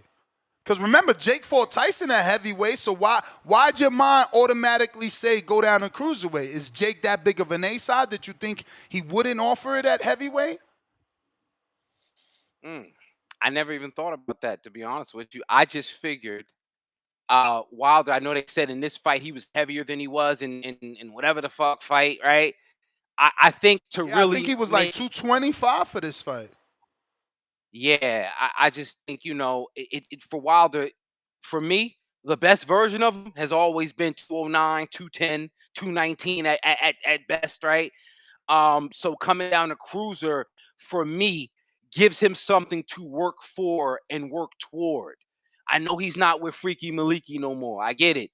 But he still needs something like a more of a mental challenge and shit. So make him come down and wait. That's another challenge, in addition to continue to work on that jab and being that right hand that was once legendary. For sure. See, because for me, I'm a Jake fan, so for me, I'm like, yeah, you can A-side him, offer him a lot of money. His team going to look at it like, bro, you are Deontay Wilder. There's no way you don't beat this dude. Bring him down to cruiserweight. I even said Bridgerweight. Get the WBC involved, maybe do it at Bridger. But, Maestro, you all connected? Yeah, I'm over here, Ines. Thank you for the plug. I appreciate it. I actually just got back to New York City from Quebec City. Nice. Yeah, I forgot you was in Canada for the fight, man. My boy Ricardo Brown got put to bed. Lord of mercy. Yeah, first round KO. It was... Bro, he looked worse than Wilder, bro. His defense looked worse than Wilder. It's really unbelievable. I don't know if he got caught up in the lights or what. It was nasty. He even threw one of these kind of slap down from the top punches. I don't know if you saw that. Oh, yeah, I seen that whack-a-mole punch. I'm telling you, he looked just like Wilder. Worse than him. Yeah, I didn't actually catch the Wilder fight. I just saw highlights of it. Yeah. Well, it happened while I was at the fight. Yeah. So what do you think is next for Wilder? You think he's going to keep going? Because I asked Makhmudov if he'd be interested in a Wilder fight. I'm actually going to post an interview later today, and he said he'd love to fight Wilder. Yeah, if I'm part of the team, I'm staying away from the Oslenbeck fight. We don't need that. Ricardo Brown sounds a lot better. And Jake Paul sounds a lot better. If I'm trying to rebuild Wilder, I know Shelly Finkel's still involved. Yeah, I'm not putting him in with Oslenbeck. He just hits too hard. And he's Look at the way he came out, Ricardo. That's what you don't want with Wilder, right? Like for someone to rush him and make him panic because his defense is trash. I watched the whole fight. Like his footwork improved, his jab improved, but that defense, he still panics under pressure. And someone like Black rushing him and just letting shots go, that's going to be bad for Wilder. What about maybe a UK fight to fight someone like a Frazier Clark or somebody like that, and finally get a fight out there in the UK? Yeah, I'm just thinking. Just trying to think so you know where here. I'm at with it, based off what I seen, where I'm at with it is Kingsley eBay, Jeremiah Milton, Stanley Wright, Skylar Lacey, Brandon Moore, and Lorenzo Medina. That's what he needs. Can I add 2 names? Yeah, feel free. Did you mention either Jeremiah Franklin or how about a Lawrence Okolie? You mean Jermaine Franklin? Jermaine Franklin. Too much. Did you see what he did? What? That's why I said, did y'all watch the fight, man? Did y'all watch the fight? I admit it. I just saw some highlights. Too much. Bro, first of all, Herndon was like a 75-pounder. He was short and light, and he still didn't get knocked out. Like, he got exhausted. Like, no way, Jose. No way. Oslenbeck stops Wilder. Who you just said that I said no? That dude, I said Fabio Wardley, the guy that got knocked out No way! Wardley kills him. Fabio kills him. Not Fabio. Sorry. Frazier Clark, the guy that got knocked out by Wardley. So listen, if Wilder could get 4 more fights or those 6 that I mentioned, maybe he could beat top 10, number 10 F.A. Ajagba or number 8 Fabio Wardley. And let me just preference that I don't think he can beat Wardley because Wardley has the power that Wilder had when Wilder was young. But I do pick Wardley as the low-hanging fruit because he has 0 amateur background. Wilder has more of an amateur background than him. Right. But Wardley's more athletic. He's technically more sound. And his dog level, I'm not saying he's got more dog than Wilder, but Wilder's been through so many tough fights that we don't know if that dog can come out. Fury took a lot. Zane took a lot. But right now, Fabio Wardley could be losing every round and knock you out because that heart is still there. Wilder, bro, we don't know what's up. Aren't you running the risk of having him beat, though, by like a journeyman level opponent with the names that you're giving out next? No, I don't think any of those. He beats all of those guys? I think he should be able to beat all those guys. I think the most dangerous one is Stanley Wright and Lorenzo Medina. Stanley could pack a punch. He might get lucky. He's got the energy to attack you, but he starts to slow down really quick. Lorenzo Medina is very slick. He did get knocked out in TCL, but that's TCL. On his record, he's undefeated. He's still very slick. He might be just too youthful and slick for Wilder if he could keep his hands up. And Wilder's not accurate right now. He's just not accurate right now. What about because I'm trying to come up with names that would do like a main event in like an arena, right? Which is why I'm thinking of UK names. What about Lawrence Okolie? Too much. Lawrence can actually box, bro. He's a good boxer. He's what Wilder wanted to be. He's technically better than Wilder without Wilder's power. I think he needs to be in 50-50, 60-40 matchups to make these matchups compelling. Not now. Maestro, what we're trying to do is follow the steps of George Foreman and follow the steps of Joe Louis. I know that today in 2025 is disrespectful to say bum, but back then they did the Bum of the Month Club, Bum of the Month Tour. Wilder needs 6, 7 more Herndons. If I had it my way, it'd be 10. Then you fight AJ. Literally keep him active one a month. One a month or two every 2 weeks. And then take him out to venues across the U.S. that usually don't see boxing. So it's kind of an event in those smaller market towns. But Maestro, so this is my issue. I can give you what you want. Go ahead, one second. I can give you what you want. Nestor, from the Nestor Gibbs School of Matchmaking, give him David Haye in the UK and arena. Wilder, David Haye. Man. Ooh, I like that one. I'd pay pay-per-view for that. David still has that real power that he could get lucky. How old is David? That's why it's good. He's a heavyweight. No, Heavyweights can we're always still come back. building. David is No, 45 years old, Ness. 45. Yeah, he's too young. We're still building. Bro, Power's the last thing to go. And that dude had legit skills. He's a 2-division champ. He unified and undisputed the cruiserweight division, moved up to heavyweight, became a champ. He's more accomplished than Wilder. Yeah, that's a fact. He's more accomplished than Wilder, but he's also older than Wilder. He's more inactive than Wilder. By the way, I'm shocked that DAZN didn't give him a job on their announcing team, because I used to like seeing the clips of David Haye doing the commentary on BT Sport and TNT Sport, but they like Tony Bellew over there at DAZN. I don't really know. I prefer David Haye myself. So yeah, I don't know. It's a creative idea, Ness. How many steps you up to right now? 4,018. Excuse me, 4,925. But this is the thing. The Devin Haney glasses, the Devin Haneys. This is the thing, Maestro. He's got a manager. He's still with Shelly Finkel. Maybe they're not interested, right? But the right thing to do is what James Kirkland did. Don't make these grand shows where you're walking out with $20,000, $30,000, $50,000 ring walks. No. Call local promoters. What? You got a show in Atlanta? We putting Wilder on. All of a sudden, that changes to Wilder's main event. Whatever tickets come. But it's about getting Wilder active. You got another show in Miami? We'll go over there 2 weeks later. Well, why don't they do this, Ness? Match him up with a rapper and go out on tour. How about that?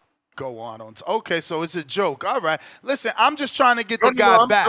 I think he could get back. I think Foreman did it and became. Listen. Foreman did it and became a champion at 45. That means Wilder has 6 years. He's 39 today. You guys are just rushing him. Like, he won one fight. You got Riyadh season, put in Wardley, Jared Anderson, fucking Ajit Cabibel, Anthony. Those names are too big. Let's let this man build. He never had fundamentals. What about Vianello, Guido? Tough fight, bro. He could box. I didn't even somebody recommended Johnny Rice, who beat Guido. I just think that right now we need short guys. Short guys, less experienced guys. Let Wilder work on things. Look, if you would have watched the fight, you would understand what I'm saying, because we seen a great jab, different variations of it, and he learned how to hook off the jab. The hook was landing a lot. Not the right, but the hook was. So we need more fights so that the jab works, the hook works, the right is back. Right now, that's not back. I got a name for you. Dempsey McKean out in Australia. I like that name. Yeah, common opponent with Joe Parker. He's still a star. He's still got a name that could sell out a big That's a better name. I said that name yesterday right there. That's a better name. Hasim Rahman Jr. That's a better name. Oh, Hasim Rahman Jr. Okay. He's short. He looks the part, though. He looks the part, but he's shorter than Wilder. He's not on the level of Wilder. He's got the name. His father will be in the corner. No, that's the fight. Hold on. I got another name for you to keep it in Australia. Lucas Brown. Sorry, go ahead. Lucas Brown retired like 2 years ago, man. And this is part of the problem. David Haye retired. I know, and I know. And listen, all these names, Maestro, every name we mention is a problem. That's Wilder's problem. That's not our fault. We reached so deep in our derp the boxing. We're trying to pick journeyman. We're trying to pick, fucking Curtis Harper. We're just gonna start naming. Curtis Harper's too much. Every fucking guy we name is too much. We got to cut this shit out. Stop. No, listen. Yes. Again, you're just trying to erase history. Super chatting. You're erasing history. Go look at George Foreman and Joe Lewis's tour. Y'all don't want to give Wilder that luxury. Legends did it. Let him do it. That's the problem. Y'all don't want him to get those names that George and Lewis used to get to where they needed to go. Wilder, I'm giving you names you know. They were literally fighting cab drivers. I'm giving you names you know. I'm saying fucking Stanley Wright, Brandon Moore, Skylar Lacey. Fucking Lorenzo Medina would be a fight for Wilder's ass. For real, for real. For real. He doesn't even go to the Maestro. He didn't even throw one punch to the body. He's not ready for a top 10. So forget about Andy Ruiz then, who's also been inactive. You got that's what I'm saying. Y'all gotta watch the fight, bro. He's still not like he's still like this, Maestro. You deal with amateurs, he's still like this versus gloves on his face, waiting for the shot. You know, elbow to the waist, bending the knees to catch the shot. He's like 52 block. Like you can't do that shit. Yo, Ness. So let's give him Chris Lovejoy. What the fuck are we doing out here? Yes, Chris Lovejoy, and then after like the 6 fights, Mahmoud Char. Absolutely. Blood clot. Bro, Andy Ruiz is way too fast. He's gonna, first of all, you can see Wilder got caught with a looping shot around his guard. His arms are so big. There's so much space right here for the shot to come around. You want Andy with them fast ass hooks to do that? No way. See, I would have said Dillian White if it weren't for the fact that he's taking on Moses Italma. I think that they got he's history. getting retired after that. Hopefully Dillian looks good, but nah, that Joey DeVaco fight's too dangerous. Joey DeVaco is infamous for knocking out AJ in sparring with that left hook. We don't need those counterpunch problems as a Wilder fan. Thomas Adamek, y'all terrible, but we'll take it. We'll take it. Joey DeWeco's too much. I just saw him get beat a few, what was it, about 2 months ago. Did you see him land his left hook? I did, yeah. All right, then. All right. Listen, Wilder cannot block. I'm telling you, the shots are going around the guard. He needs Derek James to do pad work, right? You ever seen Derek do pad work? He's doing pad 1-2, 1-2. Boom, he's slapping you. He's fighting with you with the pads. He's throwing shots. That's what Wilder needs because he's not. You know how motherfuckers just catching? Good fighters just, I'm here, bum, bum, bum. That's not Wilder. I'm just thinking of names where he could get a nice payday and do an arena. So what about bro? Hold on, Maestro. Paris, France. Maestro, you gotta understand. Yeah. He is rich. This ain't about money. This man truly wants to be a 2-time world champion. Let's help him get there. He ain't looking for money. He not Roy Jones. He not Mike Tyson. This nigga got a fucking whole island in Alabama off the water. Like, he don't need no money. He got money. He don't need money. He don't need no money. If he needed money, he wouldn't be fighting Wichita, Kansas. He don't need no money. He trying to make it back. And again, if we go off of guys like B-Hop, Pacquiao, who's fighting at 46 for a world title, won a world title after 40 versus Keith. George that won a title versus Michael Moore at 45. Bro, motherfuckers do it. They do it. He got time. What about Kingsley eBay? Yeah, I said that. Okay, he fought Jared Anderson. He's only like, he's less than $7,500. He's perfect. Yeah. He's perfect. I see the game plan. I understand where you're taking it. Yeah, knock him down like bowling pins, 1 by 1, 10-month span. Now we ready for an AJ, a Dillian White, a Derek Chisora. Go get those guys. Basically repeating what he did when he was on his knockout streak on the way to the title. Yeah, because listen, Maestro, he's forgotten his way. Remember, he used to be like, I'm the baddest man on the planet. You need to be perfect. I just need 1 second to let. He don't believe that shit no more. You see how patient he was in that last fight? He pawing, he's stepping back, he giving you different jab. He trying to be a boxer now because he don't believe in his fucking right hand no more. Let's start getting this motherfucker to knock the bowling pins over. So you don't think Malik Scott was good for him in that regard then, in terms of trying to shift up his boxing? I do. Yeah. I think that Malik Scott should have stood there. I mean, I know people like, oh, this is the best Wilder we've seen. Bullshit. The best Wilder we've seen was Tyson Fury Wilder 3. That Wilder. Nice and stocky, head movement, and he fucking went 11 tough rounds with Fury, and it was 5 knockdowns in that fight.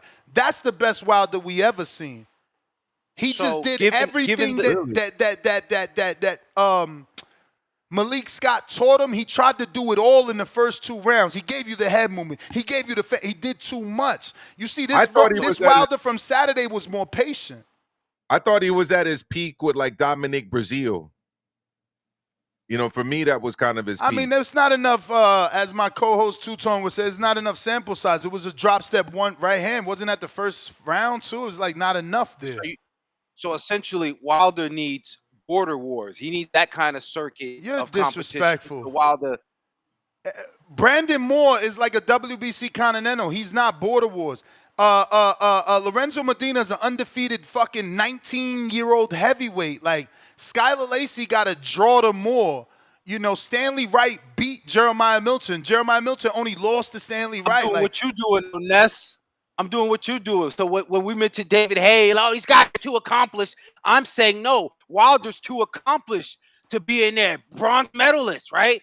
Former WBC world champion, defended his title, 11 times, 10 times? Oh, so you just dislike Wilder that you can't give him a I got rebuild nothing phase. against him.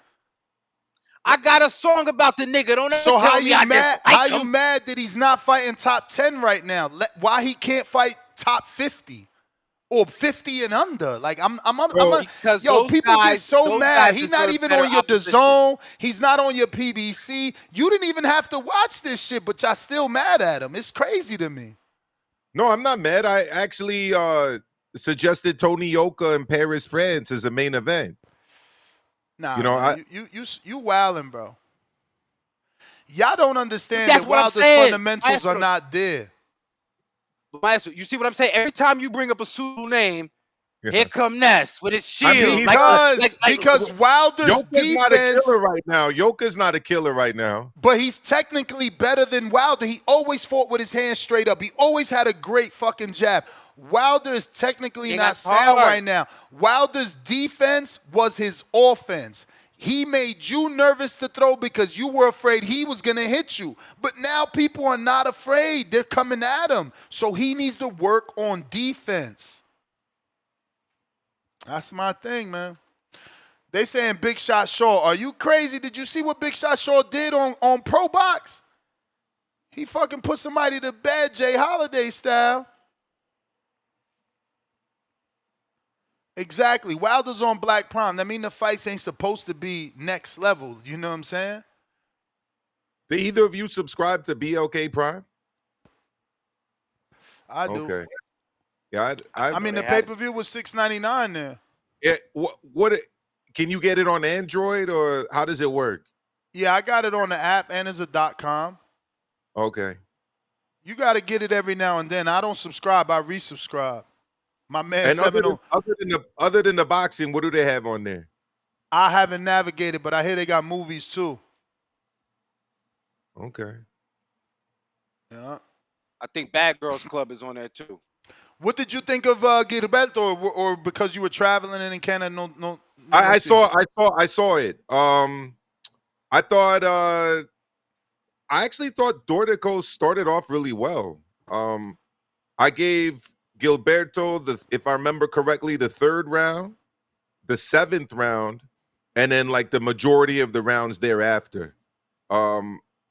I thought they were kind of exaggerating on the commentary, to be honest, about the low blows. I didn't think they were as flagrant as they were making out. I felt like the low blow that took the point was on the belt line anyway. It was. That's what I'm saying. And then it kind of took away that aspect of Dorticos' offense. But what I did see yesterday was that Gilberto can definitely take a good punch from a strong cruiserweight with a lot of KOs on his record against high-level guys for the cruiserweight division. So, you know, I heard a lot of people this morning when I was driving in, I was listening to YouTube and whatnot saying that, oh, well, you know, Jail Pataya, this proves he's going to dominate him and everything else. I actually think the Jail Pataya's more competitive fight is more competitive after watching the fight yesterday with the KO doctor. What about you, Ness?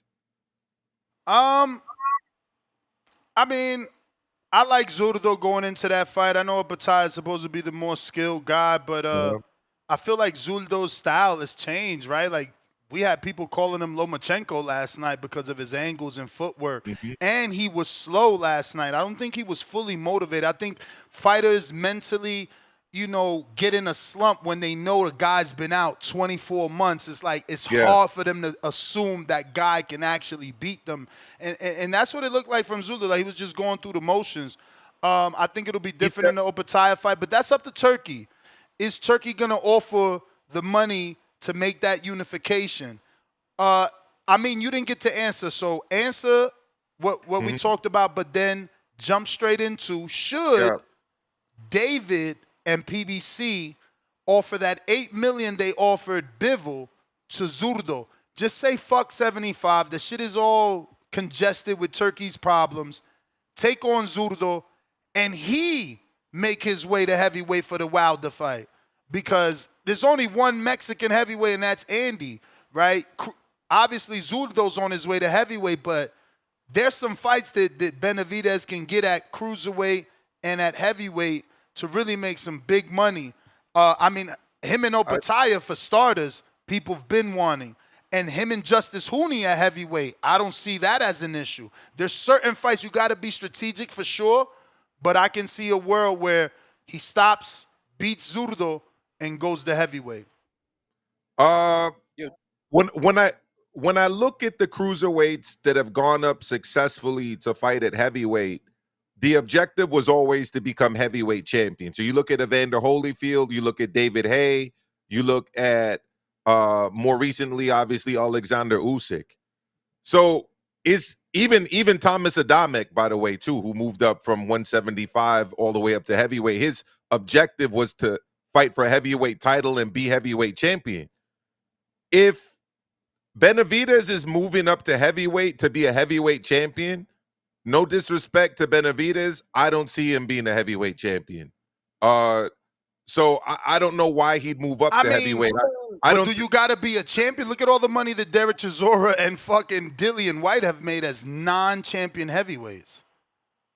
Yeah, well, I mean, they're both pay-per-view stars in their country. There's no equivalent of that in the U.S., I would argue, Ness.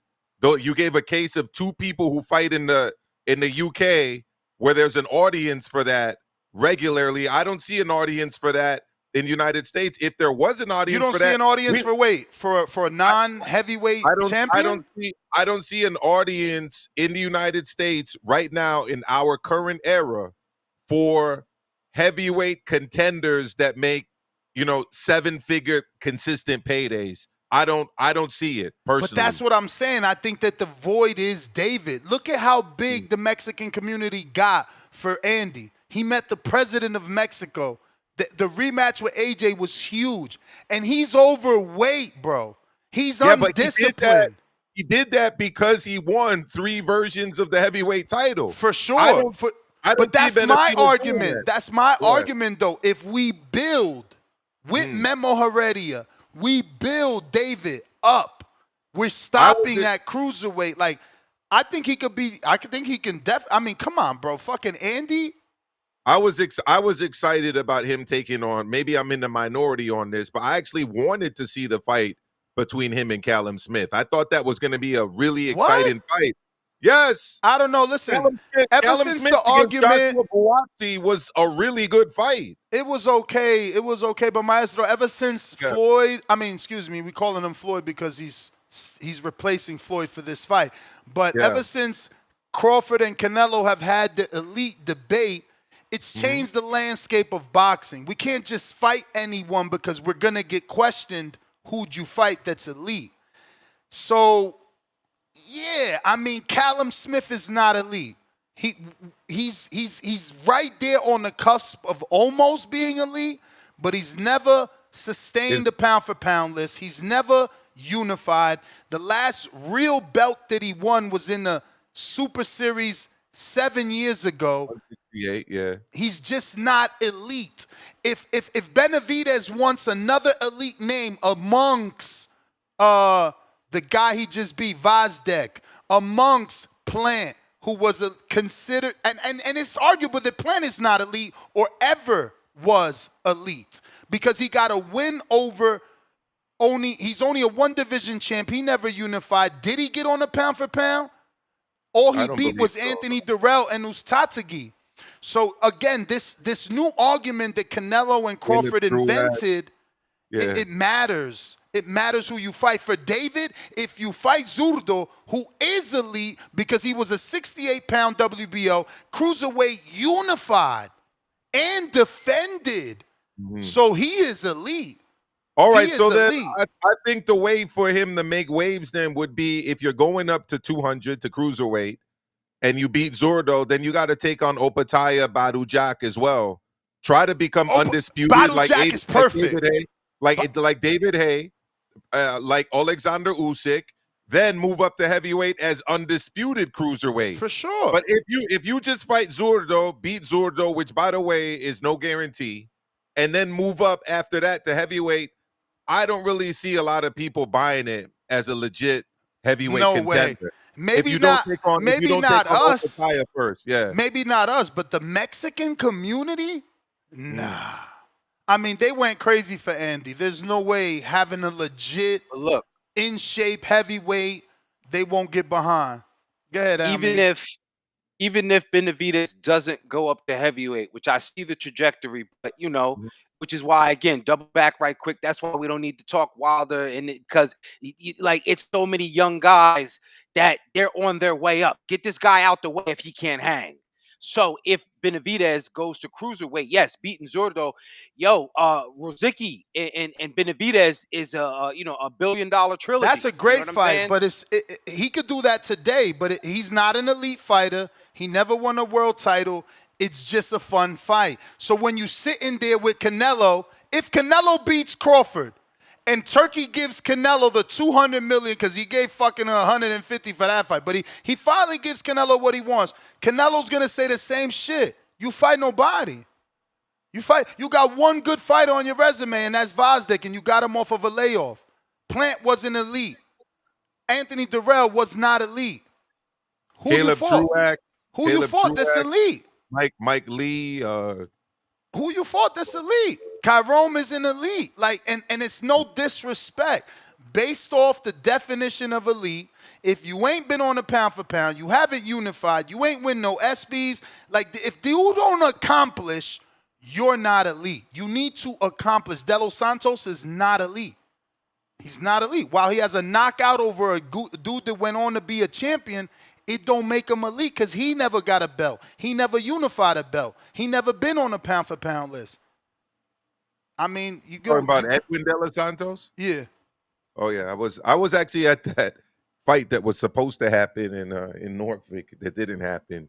Now Andrade is elite. Andrade is elite. That's right. I'm sorry. Andrade is elite. He's a multiple division champ. But go ahead. Off topic, are you just walking in place or do you have like a little treadmill thing? I got the treadmill. Okay. But I like walking in place too. But I got the treadmill on there. Yeah, if you could send me a link for that later, I'd appreciate it. Oh, for sure, for sure. Yeah. Hey, Maestro, let me ask you. Did you get a chance to see Layla Bodon? Did you see her fight with the stoppage? Oh yeah, that was a tremendous performance against shout out to usually very competitive fighter, and the crowd went crazy for her. I'll be honest, Eye of the Tiger is doing a really good job at developing that Quebec City market, because if you notice, they're not doing these fights in Montreal. They're doing them in Quebec City, which is the second largest city in Quebec, which is kind of a nation within Canada. It's like the French-speaking part of Canada. And they have an arena there that is like an NBA-size arena, and they're really developing it as a fight venue. And that was one of the fights that got the crowd going. That one, the Stephen Butler knockout, I was also very impressed by that was a good knockout. The John Orobio performance. John Orobio's a top lightweight contender. And I would also highlight the Wilkins Mathieu performance as well. He was looking very good as an up-and-coming super middleweight. Yeah. Super. Okay, good. Yeah, good. he weighed in at 171 for the fight. I asked him whether he's going to stay at 175 or move down to 168. He said, no, I'm a 168-pound fighter, and this is my last catch weight fight moving forward, 168. He was looking very good. In fact, he also mentioned that in preparation for this fight that he was doing a bit of training at Bosie's gym in Philly. Who? Wilkins Mathieu. Okay. Yeah, so he said he got some good work in Philly in preparation for this fight. So I highly recommend for people who are on the Northeast, like me in New York or Jersey or Connecticut, wherever, drive up to Quebec City. It's a very nice city. You'll have a nice time up there. And what was the how many hours? It's about 6.5 hours from the Bronx. How was the border? Man, the border was relatively quick, although I didn't appreciate some of the questions I was receiving, if I'm going to be honest. But they asked you specifically. That was going both ways too, Really? coming back as well. Yeah, it's what like they asked you. On the way back, where were you? Quebec City. What were you doing there? I was attending a boxing event. What kind of boxing event? It was a championship fight. What championship fight. I showed him the program. Then he was asking me where I'm going. I said I'm going home. I'm a U.S. citizen. It's like, anyways, it kept going more and more and more. But yeah, apparently it's because of the government right now that people were telling me, like, on that side, they've been treating people from over here a little bit rough because apparently their people are getting treated rough over here when they're coming in. But hopefully that was just not something that's typical, because Quebec City is beautiful. The old city over there is like being in Europe. It was hot over there, actually, just like over here. Unfortunately, it was raining a lot though this time. But no good. I hate rain. I have the Tiger said that they're gonna put Billy there at least once a year. Bro, that uppercut, Lord, we didn't talk about that uppercut. Yeah, I was waiting for you to ask you about that. We've seen Sulecki beat. We've never seen Sulecki like beat that. like that. Never. We've seen Tevin Former beat. We've never seen Tevin Former beat like that. Never. So there's beating guys, and then there's destroying obliterating guys. and Billy is that guy. I think Billy is the best 168 pounder right now. And I think Diego Pacheco's people know it too, because they got out the negotiations. They didn't want this fight. They took that Huckleberry fight, baby. Yeah, so we'll see if Canelo defends. Should he beat Crawford? The middleweight, the super middleweight. You can't just do that. You can't. Should he beat? You can't just do that. You ain't got Terrence Bud Superhuman Crawford? Initially, I didn't even understand why this fight was being made. Then after, in terms of, it was Crawford's only had one fight at 147. I was actually at the fight. You mean at 54? Sorry, no, yes, I have 54. Yes, but you're telling me, come on, you can't be that type of boxing fan. There's no way. It didn't cross your mind, or you didn't talk with your boxing friends about, well, Earl, if he beats, Bud, he's supposed to get the Canelo fight. There's actually a contract for it. It was out in the public, 165. Like, there's no way your mind never flipped to, well, damn, Bud beats him. Of course, it's the realm of possibility. These fights can happen. I mean, they were even talking about Jake Paul taking on Tank Davis. So, I mean, these fights, they're still talking about that. He said it in his post fight. He mentioned Jake, but after the Tank and AJ, after the Charlo fight with Canelo, right? And he was undisputed at 154. I mean, it wasn't even competitive. But don't act like you didn't have Crawford beating Jermell. I did. Exactly. I did. But how does Canelo beating Jermell make you say, well, there's no way Crawford could do it? No. No, I mean, no way. I think that this should be the fight that should be made. But I was actually one of the people that wanted to see Benavidez against Canelo. That's the fight I was looking forward to, right? I mean, blame Turkey. Crawford versus Canelo is not the fight I was looking forward to. I was actually looking forward to Beterbiev versus Canelo more than I was thinking about Crawford versus Canelo. That's one weight class apart. And for the people like, oh, he's too big, he's too strong, that's one weight class apart. Crawford was 3 weight classes apart. Now, I was at the Madrimov fight. It was very competitive. After that fight, I said, I don't know if he's going to have the power to keep Canelo off of him. the skills to keep Canelo off of him and to be competitive in there. But then this William Skull fight happened.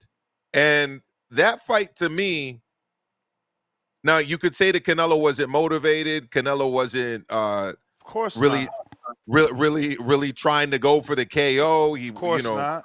So there are these questions out there. I think Canelo should be the heavy favorite to win this fight, which is why I said, should he beat, because anything can happen, Crawford, should he beat Crawford, will Canelo defend against Mbili? Will the WBC enforce a defense against Mbili? Because that would be a crazy fight. Mbili I think it's a fun fight. I think it's a fun fight, and Canelo would make it because it's one of those fights that are going to give the fans what they want. I don't see any real threat. I mean, your man Mbili, while he knocked out Selecki, and we always do the recency thing, he struggled in terms of, looking against Sergey Deverenchenko. Exactly. Yeah, I was at that fight too. He said he had a bad injury, and that's a durable opponent right there. That's like, I would have preferred you to look. I mean, don't get me wrong. Selecki's also durable and has given everyone rounds, so that's still elite level fucking knockout. And I'm super impressed, as impressed as Schofield, because I did not think anyone was getting knocked out in that Schofield fight. That was amazing. It was. It was. The but one thing he can't beat Canelo. He's too basic. He cannot beat Canelo, and he's very little. He would have to really hurt Canelo, which we haven't seen in forever. This is true, but I do think it would be a very entertaining fight. For sure. It's not a quote unquote Tom and Jerry fight, Word. And it definitely wouldn't end up being like the William School fight or like the Berlanga fight, which, by the way, was not that exciting a fight either. I mean, there was that knockdown, but after that knockdown, really, I mean, it wasn't a good fight in my opinion. Ness enjoy watching. So are you the person that Edgar mentions when he says that all these people are demanding a Canelo rematch? No, I'm not demanding a Canelo rematch, but I'm certainly an Edgar fan. We knocking Shiraz's head off. We gonna send it back to Saudi in a box for Turkey Al-Sheikh as an early Christmas gift.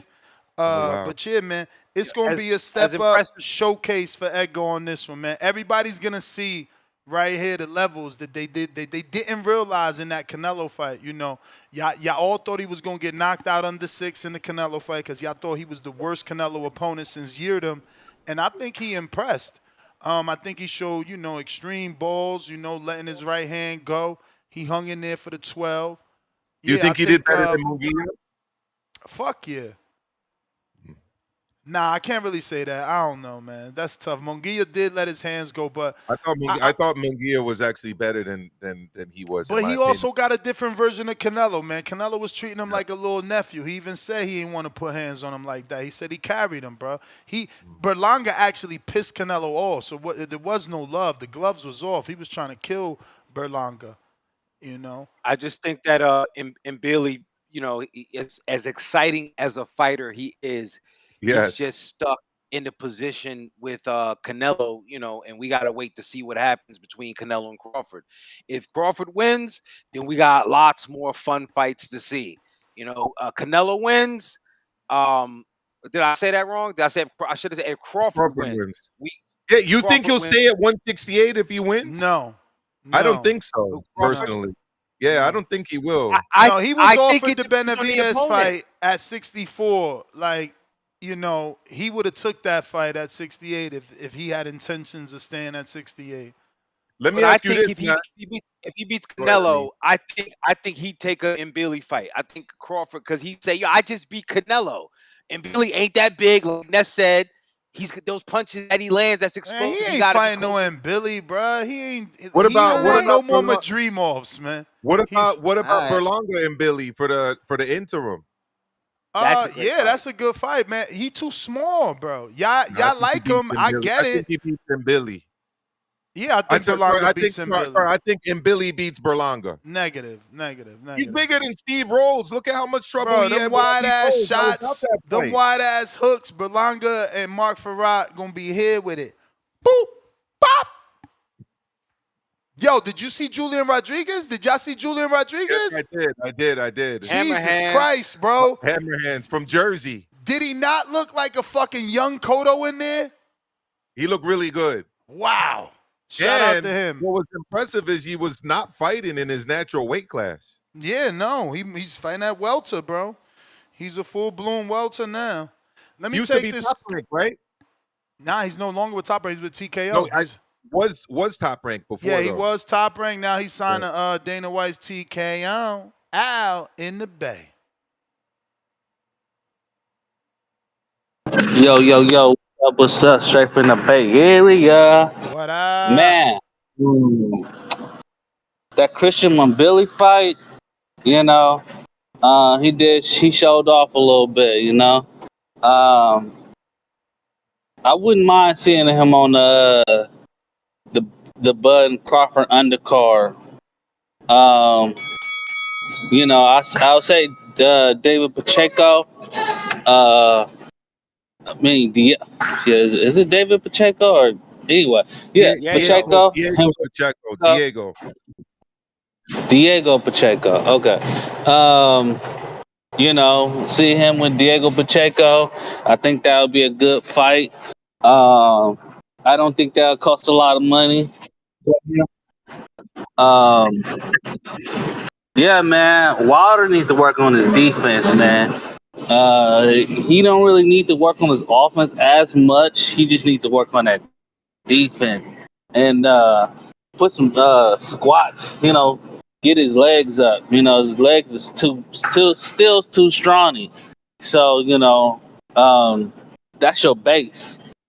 You feel me? He's normally used to knocking out people with his arms and not with his legs and hips and getting that torque like he should be getting. If he got some of that torque, you know, he'll be the Bronx Bomber again. You know, that's where your power comes from. You know, but he's still used to knocking out people with his arms. That's why he's heavy set and he's top heavy, not bottom heavy. You know, so he work on his legs, work on his footwork, stop crossing his feet over, kind of give it that 6-inch. I think those two are his definitely things that he need to work on. Sometimes when you get older, that's what you got to do, man. You know, Michael Jordan stopped dunking on people and just start shooting 2s and 3s. You know, he changed his game. And sometimes that's what you got to do. You got to change your game, man. I didn't really watch the Jake Paul card. I'm not really a big fan of Jake Paul. I give him, like I said, I give him credit for the fight because he beat a boxer. You know, so I can't, you know, hate on him for that. You know, I definitely want to see him step it up some more and keep stepping it up and stop degressing. You know, a lower top 15 fight in the cruiserweight division, I think that would be good for him. You know, because Jake Paul, he can sell out a car on his own. You know, yeah, the person he's fighting may have a certain name, but you know, if he's really that dude, he can sell out a car on his own. So he can probably get a nobody in the lower top 15 and show off. That's the bell, Al. Damn, the count is at 13. You knows, bro.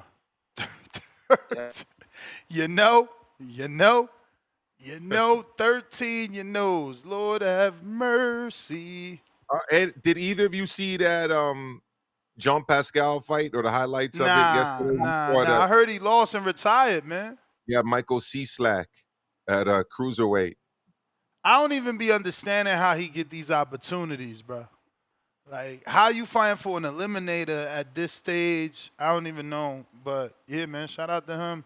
He's a former world champion, I guess. I mean, Pacquiao hasn't fought in No, what, for 5 sure, for years? sure. And I mean, and Nonito too. Everybody, yeah, you got a Nonito name, you too. got a name, bro. This the world You we got live the in. OG pass on that one, straight to the top.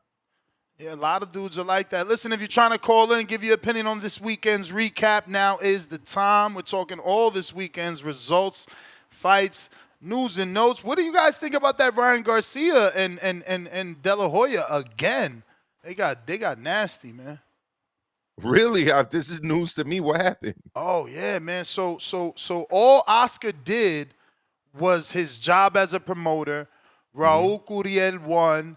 So he's like, yeah, we would love to match him with Rolly, and that triggered Ryan because Ryan, I guess, wants his rematch in blood, but he's recovering from hand surgery, so he just went on a rant in a personal text message, not DM, to Oscar. But Oscar, being the messy man that he is, took to social media and said that Ryan is going through some mental shit and that we all know he's bipolar, and then posted the text.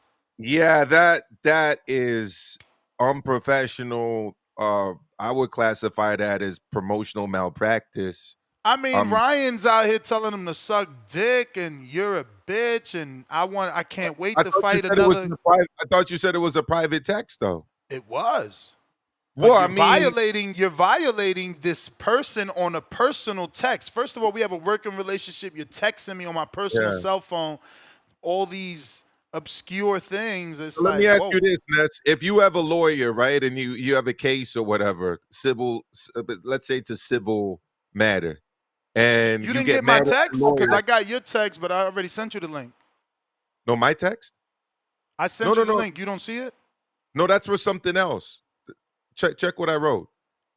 Yeah, no, it's a treadmill. It's not a stepper. Oh, okay. I'll look for it. Thank you. So so you know you have a legal case with a lawyer, civil matter, right? And you're mad at the lawyer or whatever, and you say some stuff in a text message to the lawyer. Imagine if the lawyer turns around and starts publicizing it. I mean, that's unprofessional. He's supposed to represent you. That's your relationship with your lawyer. That should stay behind closed doors. I don't see a promoter's relationship as being that different. They've got a fiduciary responsibility to the fighter. They have to act in the fighter's best interest. If we have a fight behind closed doors, the promoter should not be. Damn, I fucking told ya. What happened? Breaking news. Turkey Al-Sheikh announced this from his fucking Twitter. Yes. Riyadh season in November, like I said. Okay. Brian Norman Jr. will defend his welterweight title against Devin Haney, like I said. Oh, wow. Let's fucking go. He runs to the smoke. This is what I'm talking about. I thought you were going to tell me Boots Hidness. That's the fight I was hoping for. Boots ran, bruh. I thought maybe Boots Nah, he didn't run. He didn't run. I hate when I do that. I hate when I let shit slip out like that. He did not run.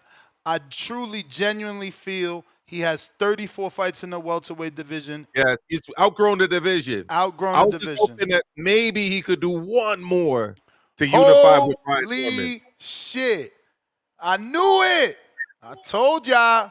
I fucking told y'all. No, you the Haney voice. You just saying that. I had a feeling. That's why I brought the Haney glasses today. I had a feeling there'd be a Haney announcement. Yeah.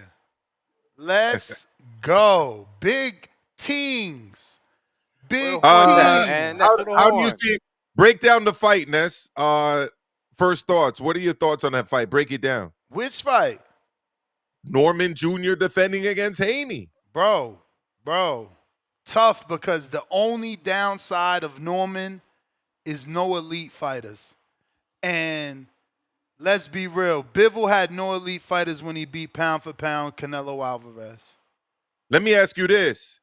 When Turkey was mentioning the Tom and Jerry fights, was he talking about Haney or was he talking about William Skull? Or was he talking about both of them? He was talking about William Skull, but the internet knows that no one is going to laugh at your joke if you say, William Skull is the Tom and Jerry rule. But you're going to get a lot of butthurt Devin Haney fans to debate with you if you say that that's the Devin Haney rule.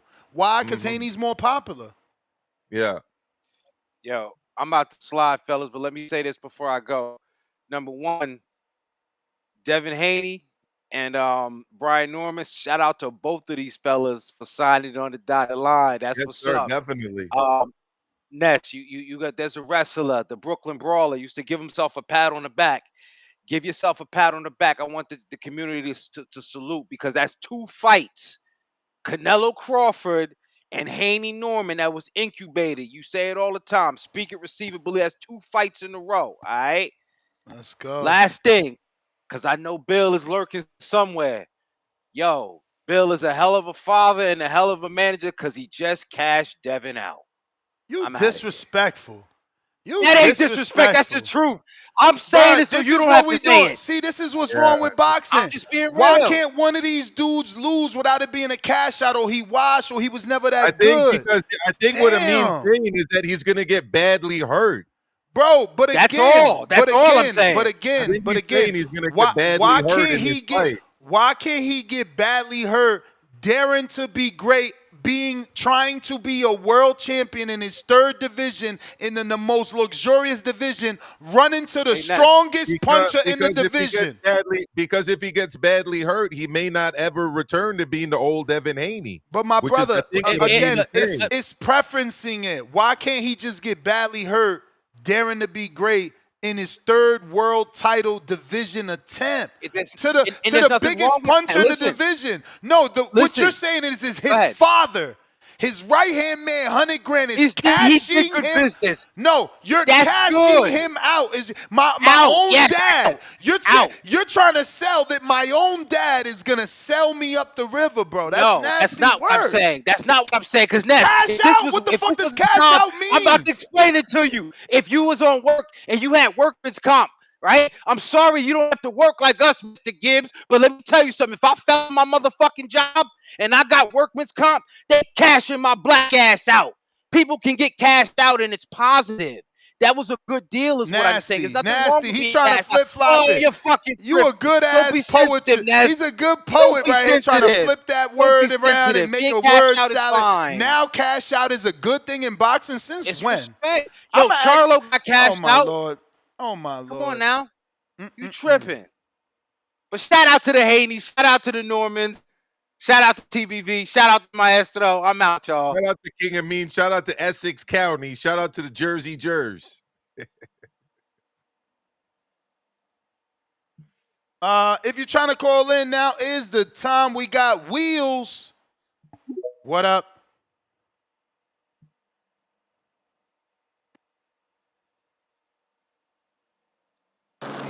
Yo, can you hear me? What up, Wheels? I thought the wheels came What off. up? Hey, shout out to you, Ness. Shout out to the panel. Shout out to TBV.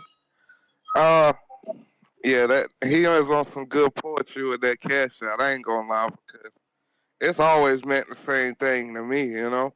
But hey, Ness. Yo. Shout out to you, man. We've been needing this fight, waiting for this fight since they've been talking and running their mouths, man.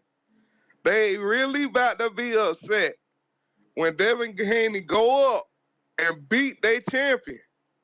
And beats them by surprise. They ain't never gonna. Whoa. How? I need to break it down. How's that gonna happen? That's not easy, man. No, that's not easy. What I think is gonna happen is Devin's gonna come in. I think what's been going on with Devin is for so many years, he's been cutting 5 to 10% of his muscle off of his body, making 135 to 140. He's gonna come in that year off, help build that muscle back. Now you get to move up to 147 where you can really get your blood flowing and not be restricted by the weight cut. And then once he comes in there, I feel like he's gonna be strong. And I'm gonna say it. 7th-round knockout. What? 7th-round knockout. Yeah. I'm on my bullshit today because we got Devin Haney versus Brian Norman. The fight they say we would not take, another fight they say we wouldn't take. And what he do? Run to the smoke. He came on here. He told everybody, them niggas had some hiccups in they camp. We gonna get our shit right, and we ready. What happened? A day later, it's ready. I seen reports to talk about, oh, Turkey ain't gonna give Dev no fight, this and that. Let them keep hating, man. Because come November, Dev gonna have a great birthday present and be a new 147 world champion. And then, hey, don't let nobody. And then we want Barrios. After Barrios, it's whoever. But after that, we moving up to 154. We'll see you there, Boots. Stop running. Hey. And that's my call. All right. Yep. Maestro. Nah. Yo. Salute to you. I got to ask, bro. Yeah. When Devin first beat Regis and announced he was going to 47, he said he wanted to fight Boots, Barrios. His father threw Conor Ben on that list. Mm-hmm. The internet, I think he beats Conor Ben. The internet acted as if Devin was lying and didn't really want the boot smoke. Seeing now that the fight with the man that was trying to fight Boots, yeah, Devin's now fighting him, who looks like a more devastating puncher. I mean, on this show, you know, we're a bunch of casuals, non-historians, so, you know, there's a few of us that are saying that Brian Norman is given... You're not a casual. You're not a non-historian. I'm definitely not a historian, and I think of myself as a casual because I like fights like Jake and no casual could list off the name of fringe heavyweights that you just listed off when I jumped on the show. For sure, but the thing is, like, I like a Jake Deontay the same way I love a Crawford and Canelo. Like, those are the fights that I think bring the world to a halt. And hardcores, they hate that. They call those circus fights, quote unquote. You know what I mean? Yeah. Well, there's always that element of elitism amongst fans. Yeah. I watch everything. Other than that DAZN X series stuff, I never got into that. Yeah, I don't watch Misfits either. But I did watch one. Other stuff I got into.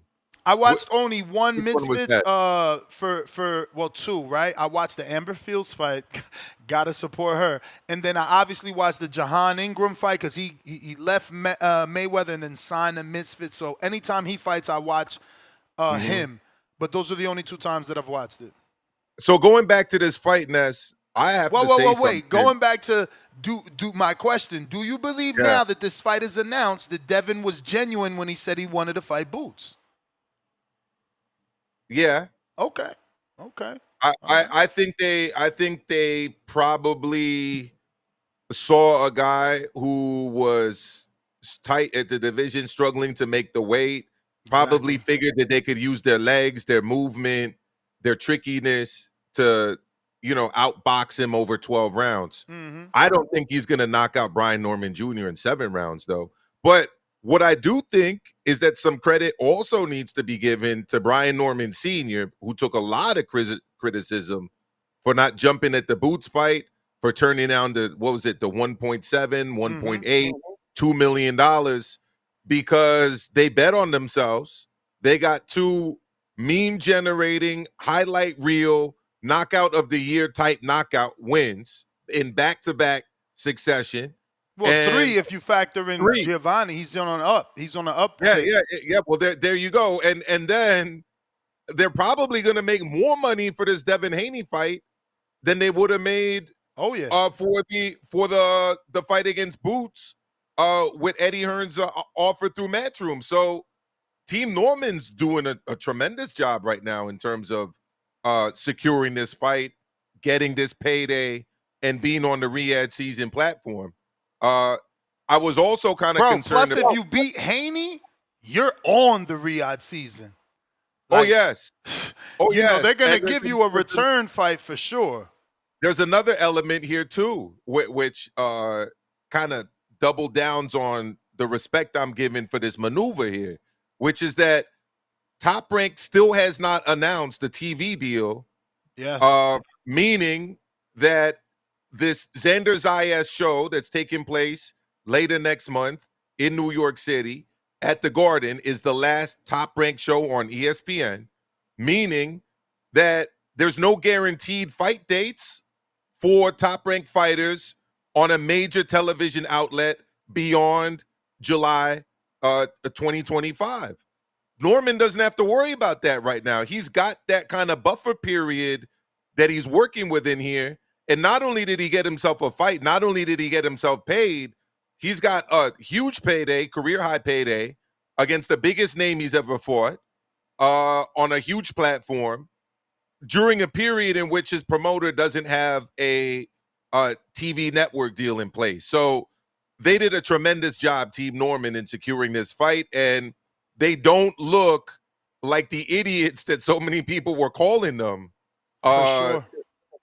when they turned down the Boots fight. So listen, since you're saying Team Norman is their management, and their management said on this show that Top Rank has been in the business far too long, that it is their belief there is no way Top Rank is going into the last fight and not have a plan already in play 2 years ago.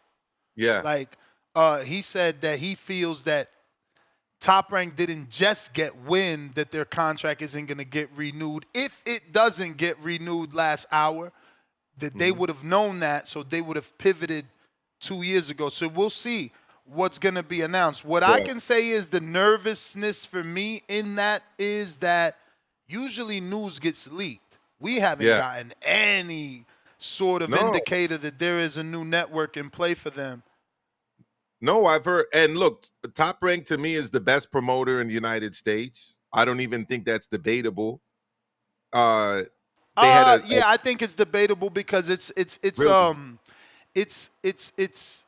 you got to compartmentalize, right? Like, so it's like they're good at what they do, which is development. They're not good at making stars, which is what Shakur's not.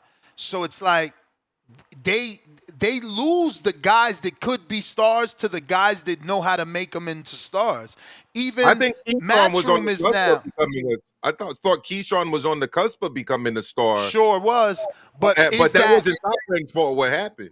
But is it Top Rank's fault that he was on the cusp, or was his beady eyes, his attitude like a young Keith Thurman at the weigh-in, his openness to speak?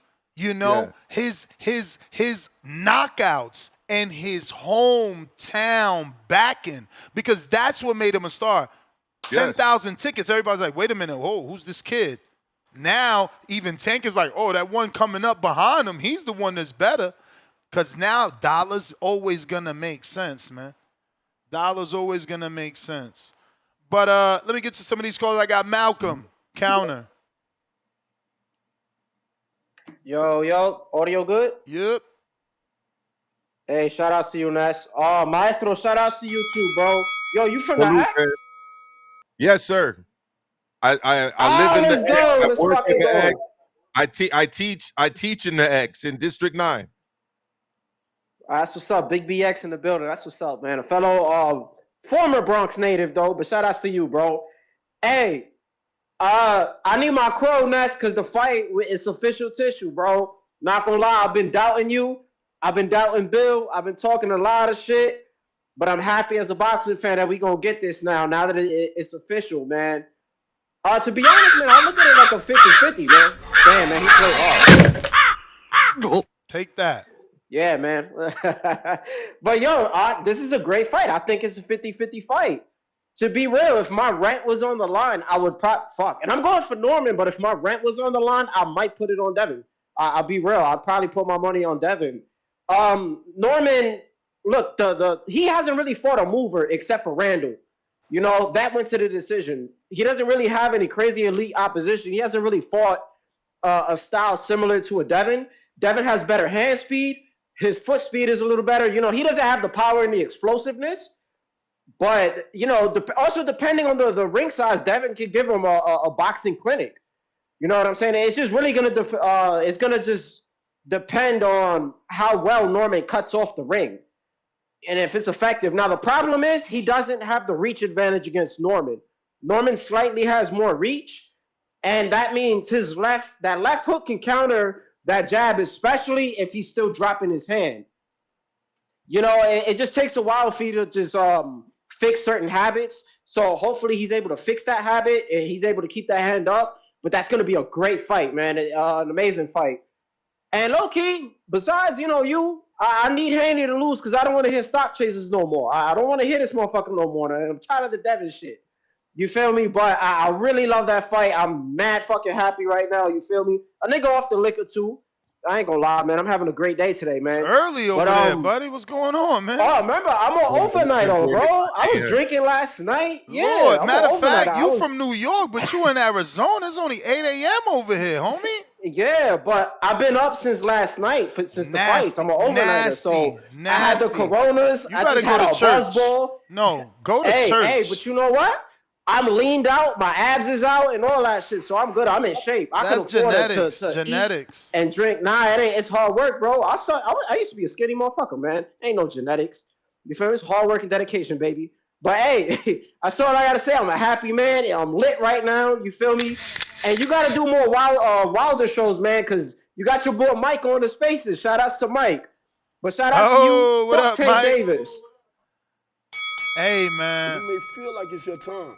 Oh my God, but it's not man. your time. Listen. They don't give people enough credit, man. People say they hate and saying it's definitely not Brian Norman Jr. in the picture because Turkey Al-Sheikh made a drawing. You know, he loves his cartoons and shit. So it don't look like Norman, but we don't care what it look like. The fight is what it is, man. But I'm going to screen share that and get to some more callers. I do want to get back to our discussion about the promoters, though, too, because go for it. Well, I mean, you said that Top Rank develops guys but doesn't really make them into stars. Yeah. But I mean, who are we comparing them to? Golden Boy, the everybody PBC? out there, all the promoters. We got to compare them all to each other.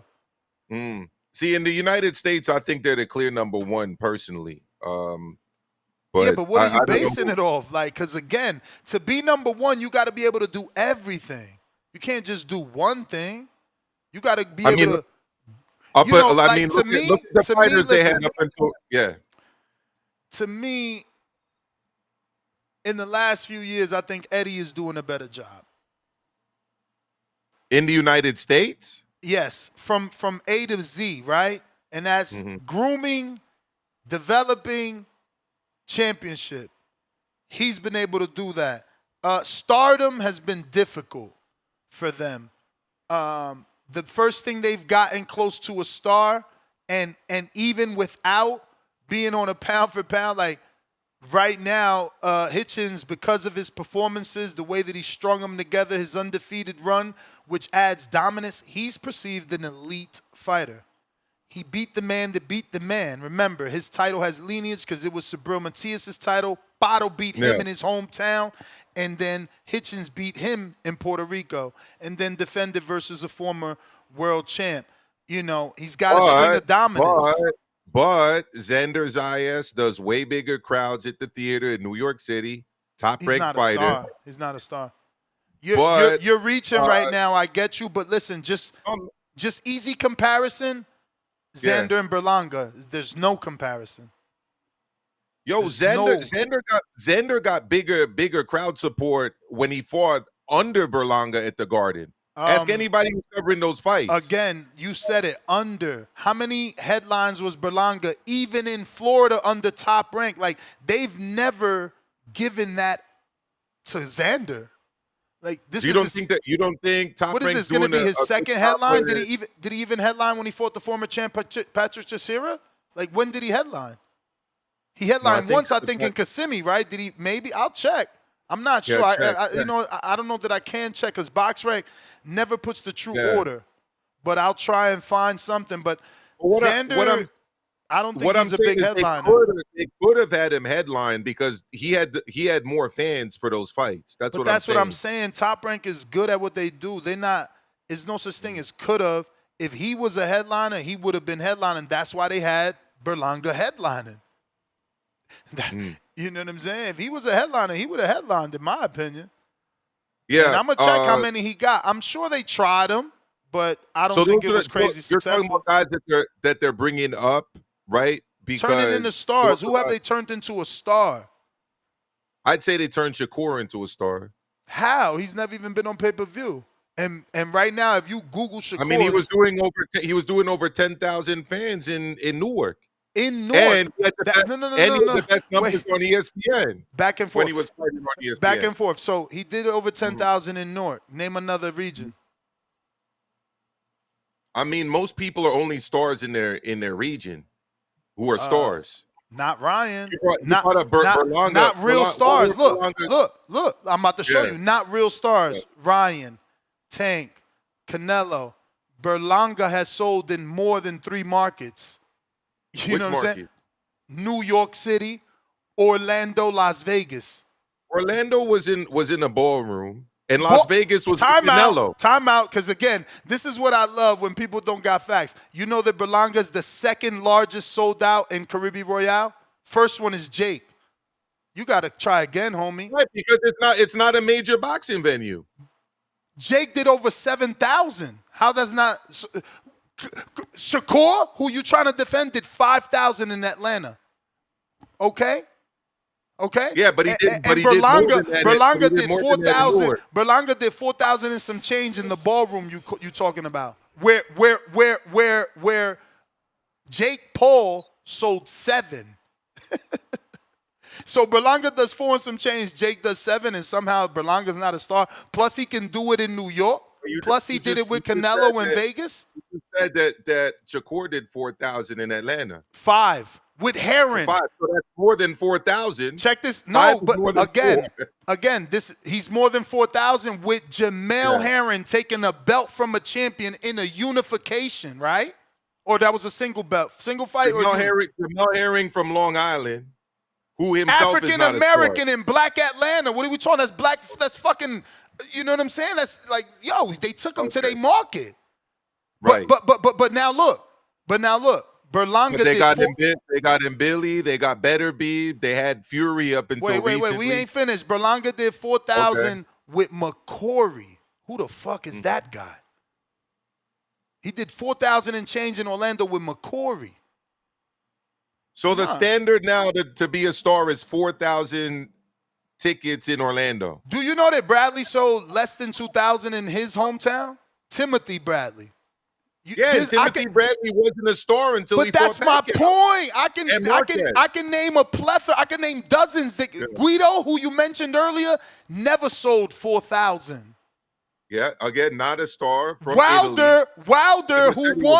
Wilder, who won on Saturday, didn't sell on Friday. Didn't sell 4,000 in Wichita.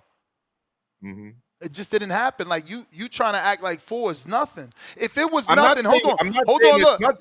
You said that 5 was nothing when Shakur did it. No, but nothing. It's for Shakur is less because you got Jamel Heron, an established fighter. He was on PBC his first half of his career. Then Bomac brings him back on ESPN, nationally televised fight. Yes. All of them. He wins his title on ESPN. He's rebuilt the rebuild story, the Marine story, and you still do 5,000 with Shakur, the silver medalist star you said. But let's go to Mbili. Did anybody else calling in to talk about Mbili's knockout? Hold up. Did anyone else do close to 5,000 against the star-making Marine Jamel Heron? Does anyone do close to 5,000 with Jamel? You asking? Yeah, other than Shakur. That was all Shakur. Yeah. Oh, you're saying who brought those tickets? Yeah, Shakur brought that. So if you're going to give Berlanga not enough. Listen, De Los Santos in Orlando, you got to give him credit for 5,000 in Atlanta, because honestly, if you look at the people Jamel Heron fought, with all due respect to Jamel Heron, right? It's not like he's in huge fights bringing out huge crowds. That was all Shakur. For sure. So look, at the end of the day, he also did 5,000, 5,600 in Las Vegas with De Los Santos.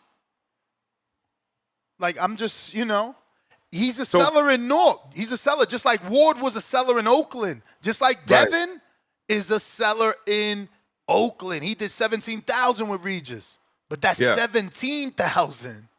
Yeah. He did 14,000 with Loma. That's 14,000 in Vegas. In Vegas. Those tickets are more expensive than Atlanta seats. Yeah, they probably are. No. Probably is not. No, they are. Well, you know, Vegas papers crowd. Vegas gives out comp tickets to people that go to their casinos frequently. Vegas has a All lot those of methods things are reported. to pay for the crowd that they don't do in Newark. All those things are reported. Counterpunch for Wheels. Wheels is back. San Francisco. I said Oakland. I thought that was the same thing. My bad. It's across the Francisco Bay. Yo. Yo, can you hear me? We hear you. Okay. I just wanted to call back. Look. Everybody else get on here talking crazy shit about their favorite fighter. Why can't I do it myself? And mine ain't too crazy because you never know what can happen in the sport of boxing. You ain't lying. But I'm just hype about the fight. It's like I say, it's one of those fights they said Dev would never take. And when you a Dev fan, man, people hate on your boy a lot. So when you get matches like this, where everybody else is saying, no, he ain't gonna do it, why not be hyped for it, right? And then on them fights last night, man, hey, I won big off my boy Schofield, man. I had a feeling he was gonna knock him out. And he came through 18 seconds, needed 8 punches to knock his ass out. Won big off of it. Bet MGM, loving it. They ain't gone. And then see the other fight from Friday, but I did see the main event from Jake Paul. You know what it was. Jake is in his building stage right now. I will say he got better though. A lot of people, thinking he ain't a real boxer, but the guy got a nice little jab to him. I say the only thing that he need to work on though is getting that left hand up, because any fighter with that big overhand right, I see him slapping him right behind the ear, and he gonna be like Tyron Woodley on that floor. So that'll be the only thing I say to work on for him. Floyd Schofield doing this thing. I can't wait to see his next match, because they really don't like that guy. And it's the same reason they don't like Dev, because they daddy talking and not them. Some people just ain't talkers, bro. And in the sport of boxing, you need to talk, right? So how about you get somebody that's gonna talk for you on your behalf, that can actually do it, and then and what they do? Well, Bill, at least, he put his sons in the best position. Schofield Sr., he got a little bit more work to do on how he positioned his son, and because he got a lot of shit with him that blows back on his son, and his son don't even be doing nothing. But hey, that's how it goes with these fans, man. So all I gotta do say is shout out Jake Paul, shout out Floyd Schofield, shout out Devin the Dream Haney. Like I say, everybody they get on here and talk crazy. Let me talk crazy too, because that's my guy. And then I'm definitely ready for Keyshawn Davis to come back. Be ready for that one. That's my thought. All right, Wills. Appreciate you, man. We got Mike Gross, the boss. He's in no condition to...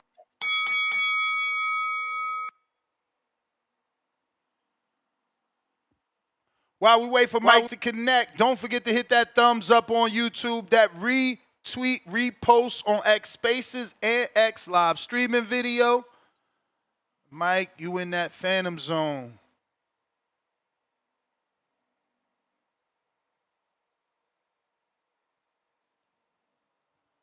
No Mike. Tip Bellis.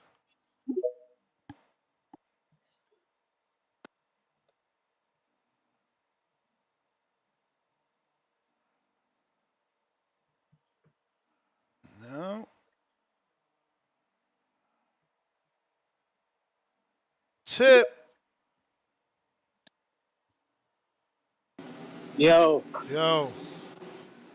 Yeah, man. Shout out to the whole DSGB. You know what I'm saying? We clicked up, you know what I'm saying, to the fullest, man. Niggas was scared to come to Atlanta, so we got to go to Saudi Arabia. Yeah. Yeah, we gotta go to Saudi and put the beats on niggas in Saudi, respectfully, man, because they don't respect champions, man.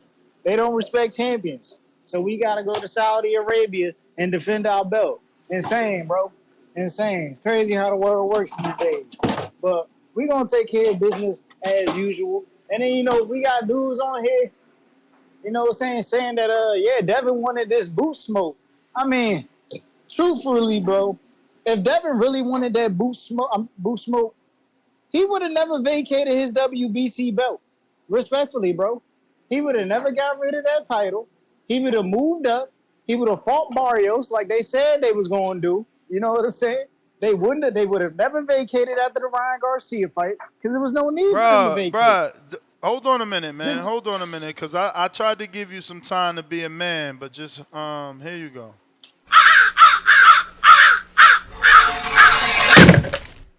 Oh, what am I taking Crow for?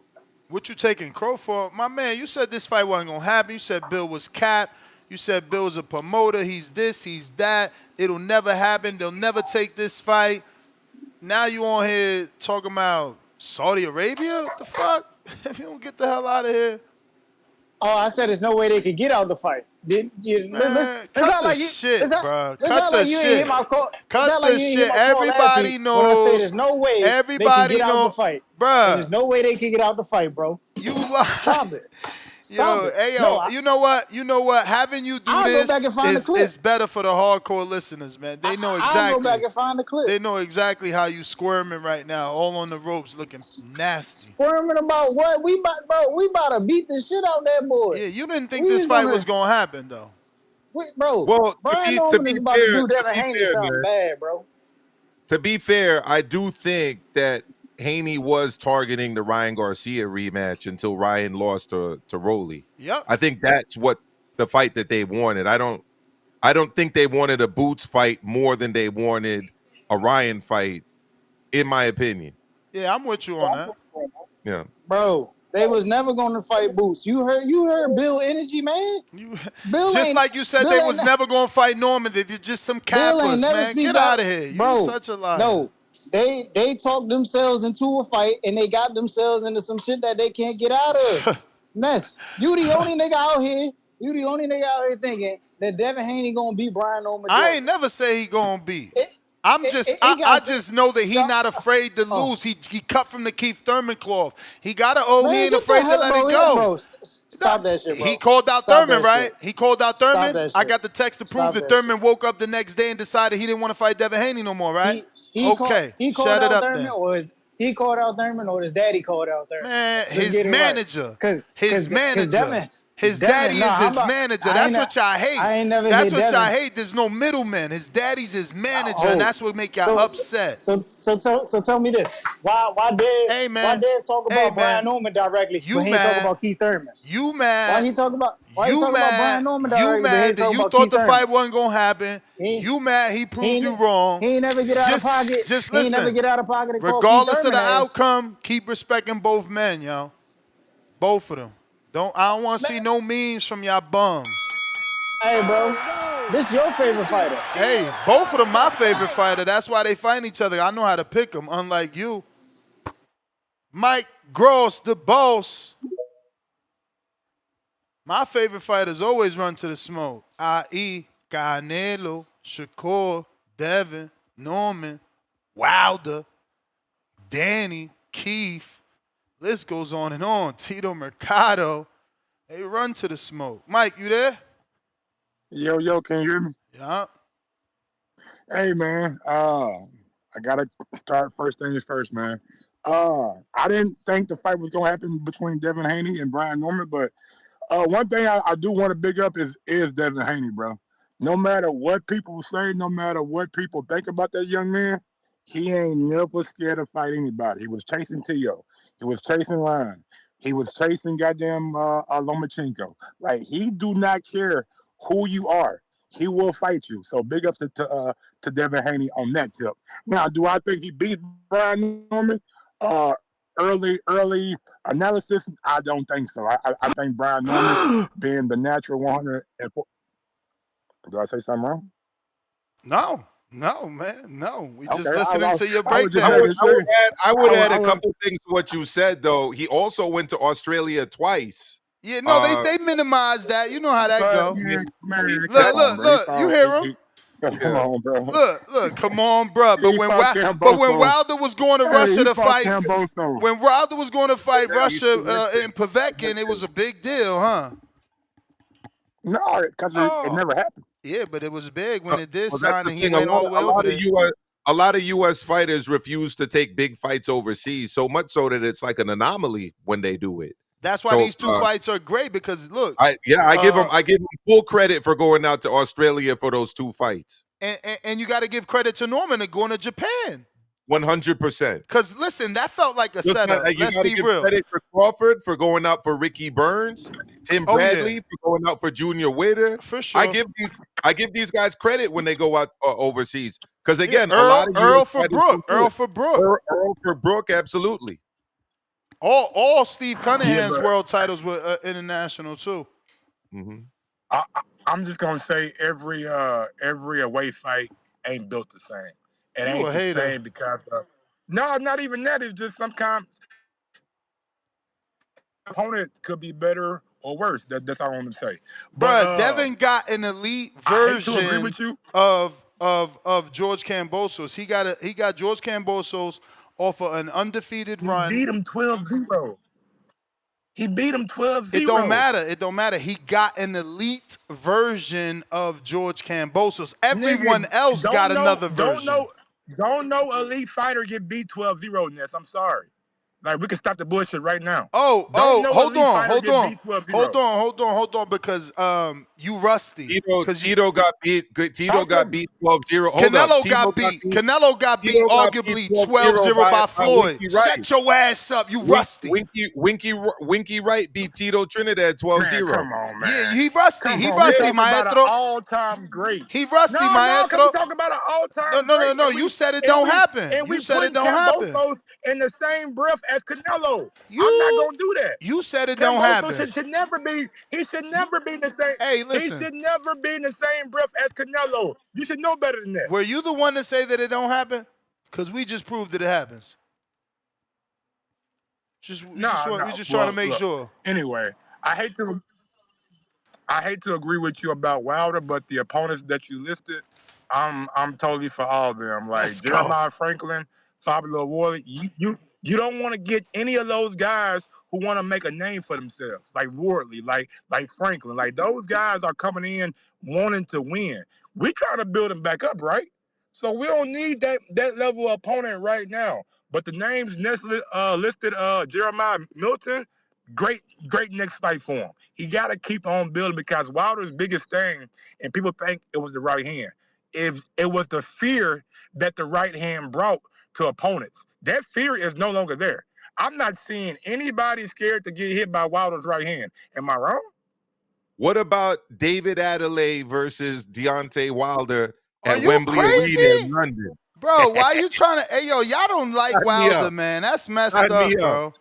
Bro, that dude killed TVK, man. That's not a bad David fight. Adelaide. I'm talking about David Adelaide that got beat by Fabio Ward. Nah, that's a bad fight, Mike. You wildin'. You rusty, man. Nah. Adelaide not as good as I thought he was originally. So, bro, did you see what he did to TVK? Not a bad fight, but I've never heard of TVK. Bro, he just fucking blanketed that dude, man. TKV, whatever the fuck his name is. He knocked his big ass out. You don't even know him. You don't even know him. Oh, so I can't mess up the letters? So all I did was mess up the letters, bro. I mean, all right, listen. I think Pop Smoke is a dangerous fight. That's a dangerous fight for Wilder. Listen, again, I'm not putting Wilder in with no Pop Smoke. I'm not putting him in with no Curtis Harper. Wilder needs Brandon Moore, Skylar Lacey, Stanley Wright, a.k.a. Suge Knight, Jeremiah Milton, and you know, a good fight that's going to look good is the young Lorenzo Medina. But he already got knocked out on TCL, so Wilder's team should love that fight. Yeah, I like all those names. He's undefeated too, so it's even easier to sell. it's like he's undefeated, but only the real boxing world hardcores know he got knocked out, so it's easier to sell. And I'm not even mad at the Jake Paul fight because if Wilder wins, that's a lot of exposure that he'll get, and he'll be the first boxer. Well, not the first boxer, but and you know what? We he may forgot be to the say first that. boxer to knock out Jake Paul. We forgot to say that. If Jake could secure the Wilder opponent, this should have been Netflix. That'd be big. Yeah, that'd be big. Yeah, that's a big fight. That's definitely a big fight. But if I'm Jake, well, real quick, man, Chavez, man, he got to give it up, bro. That nigga's a sad story, bro. Like he is really a sad story.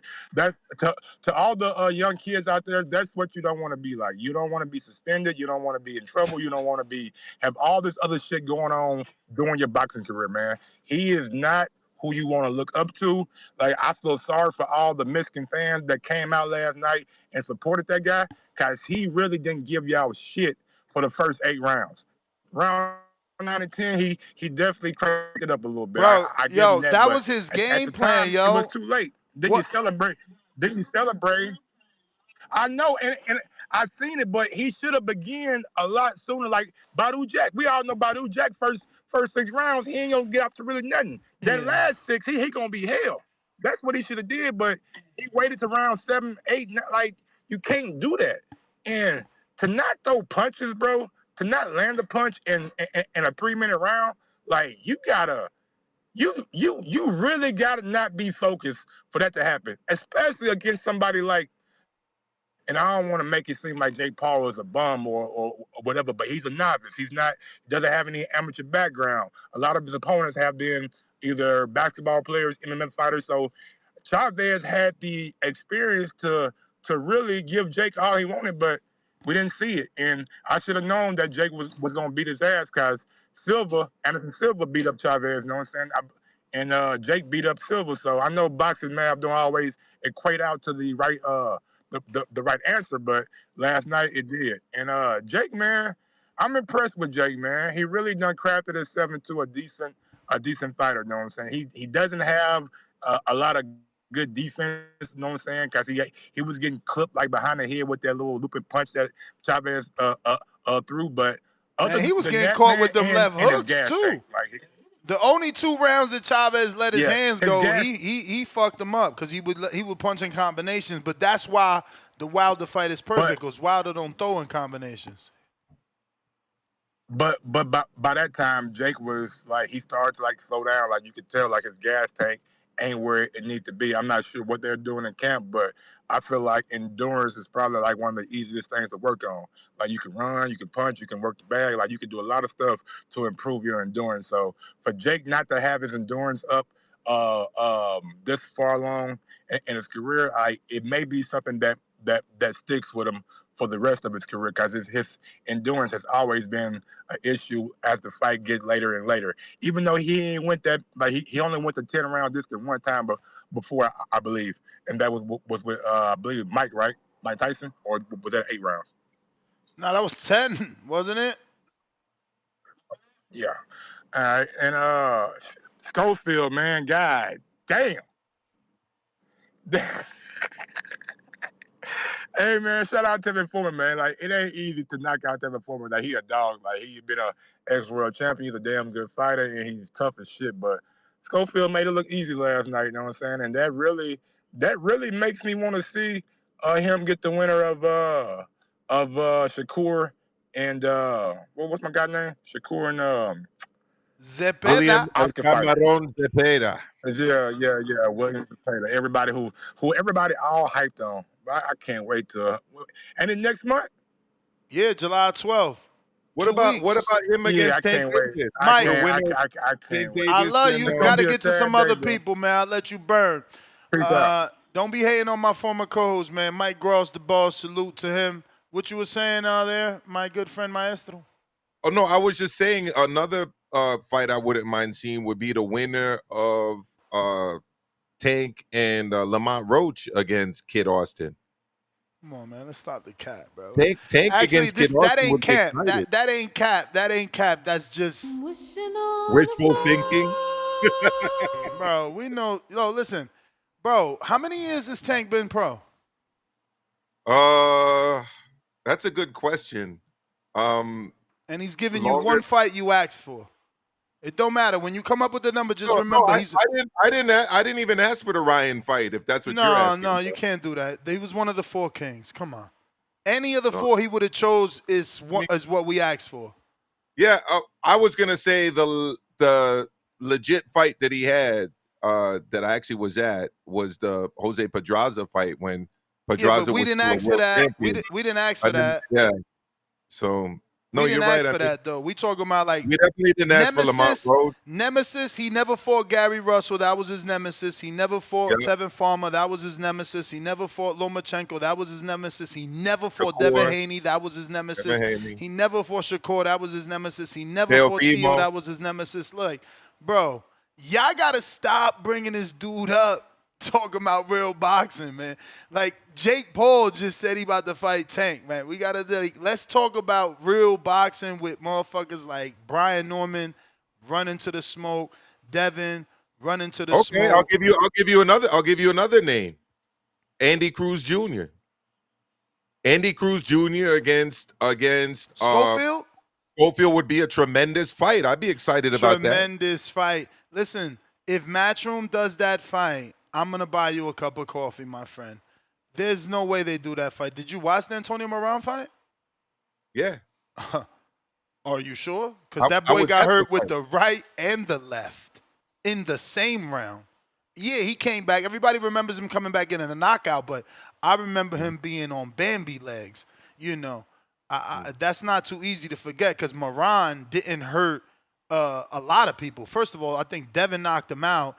And Jermaine had a tight fight with him, but he wasn't hurt. He didn't get hurt. Like, you get hurt. So let me ask you this. If he doesn't get the winner of Shakur versus Zepeda, which is not a guarantee, who would you like to see him fight? Schofield, Lucas Body. Yeah. Lucas Body. There's no rush for him, bro. He's 22. You knew that? Yeah, he's young. He's young. fucking. He's Abdullah's age. He could wait Abdullah out. He could wait for Abdullah. Like, you know what I'm saying? Like, there's no rush for that kid. He's 22. We trying to put him in with Devin. Well, no longer because Devin moved up. But he had beef with Devin, then Shakur and Tank. It's like he might be better off targeting Tank. These are also all names that his father's mentioned too. For it's sure, not like because that's how you build your fighter up. But he might as well target Tank. Tank is like mentally 1 foot out and 30. Everyone else is younger. Tio's 27. But again, it's hence why I said it. That's a big name. But when you name the puncher Tank's been in with. Can't do it. Oh, Ryan Garcia. Exactly. The one fight he's given us.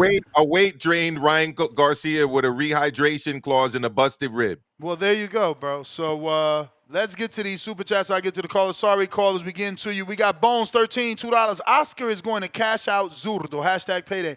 A unification isn't a cash out. There's no shame in losing in a 3-belt unification. We got to stop using these words. It's so weird. It's nasty work, bro. Bob Saget, $5. Pound for pound number 1 on the chat. Let's go. Time to drop a bomb for that pound for pound. Respect to the Normans and Kid Austin. I had doubts about both watching them early, but actually seeing them get better and better fight by fight has been fire. KL Chapo, $2. Jake Broner. He don't throw when you let your hands go. Yeah, but what weight would that happen? Broner's way too short. It won't even look right. Jake's too heavy. There's no weight they can meet at. Jeffrey, pound for pound number 2 on the chat. $5 super chat. Wilder isn't ready for anybody in the top 30 right now, in my opinion. I'm with you on that. We got Pistol Parkway Mozzie, $2. Supermex beats Wilder in the 3-rounder. Nasty work, but maybe. Nah, you crazy.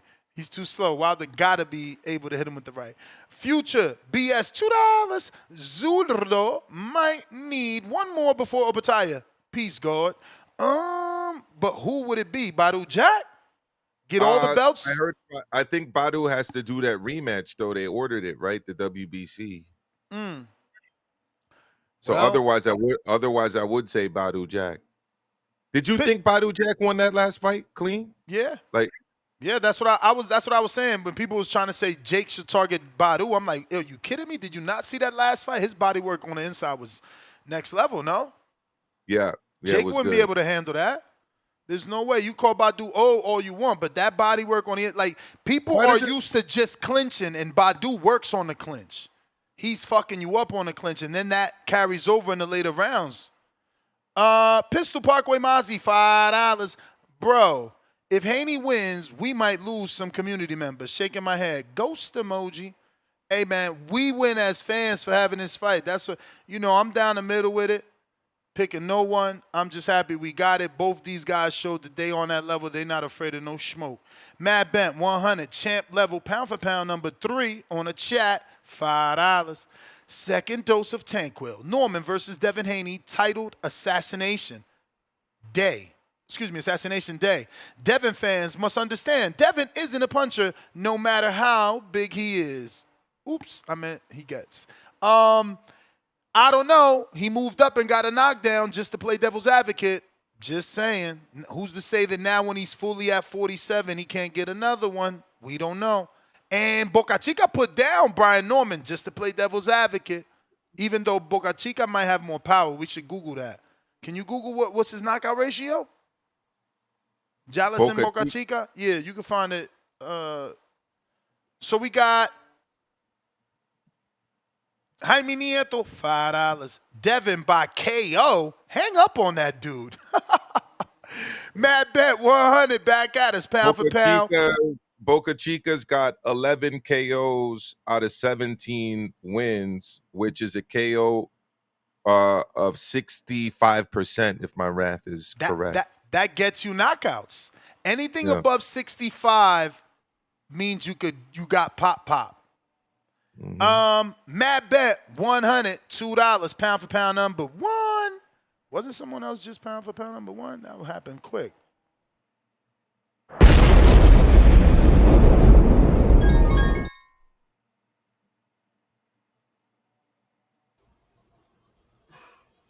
What up, Marco? My man Marco. Tip Ballas with the $2. Damn, man. I hate this. Who is that? Is that who I think it is? It is. What's up, man? I'm good. How are you doing, bro? Say his name. He forgot Maestro. your name. Oh, shut me up. Damn it. What you mean? We know each other in person, not on this internet shit. Oh. My man, what's up, man? Marco be out at all the NYC. So if you know him in person, how many inches shorter are you? Oh, he's about 6'3". So what? Right? You're crazy, bro. You're 6'4". You're crazy. That's Hell an yeah. off. What you mean? No. And listen, I think he's being modest, bro. You actually big as hell. I feel like you and Tone don't know your own height. Nah, I've been around him. He's about, I would say 6'4". That's good. Nah, I could give him 6'5" too. I feel like he could be 6'5". You're trying to give yourself 6'5". Get out of here. I mean, he stood next to me, but yeah, I think he's tall as hell. Good dude too. The Bronx. Appreciate it. By way of Canada, my man. Oh, I didn't know that. You originally from Canada? What the fuck? Yep. Yeah, I lived in Toronto before I moved over to New York long time ago. But you was born in Canada. Correct. And shit, nice. Not sure, so the Bronx, I mean, when did you come over? Because you're totally Americanized. What happened was my grandparents immigrated to the Bronx from the Caribbean. My mom was over here and then moved up there. Well, you're Cuban, right?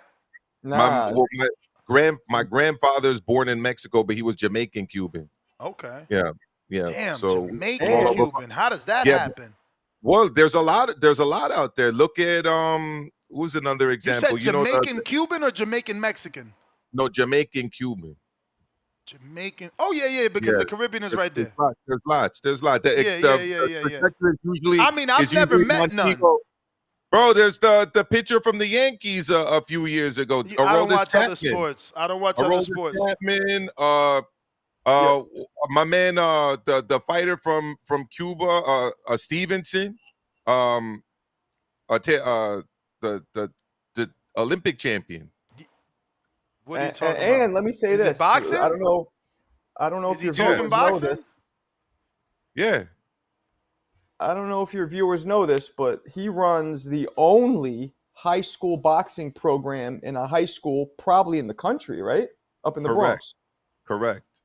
The only boxing program which is funded and sponsored by the high school, by the Department of Education itself. That's huge. Correct.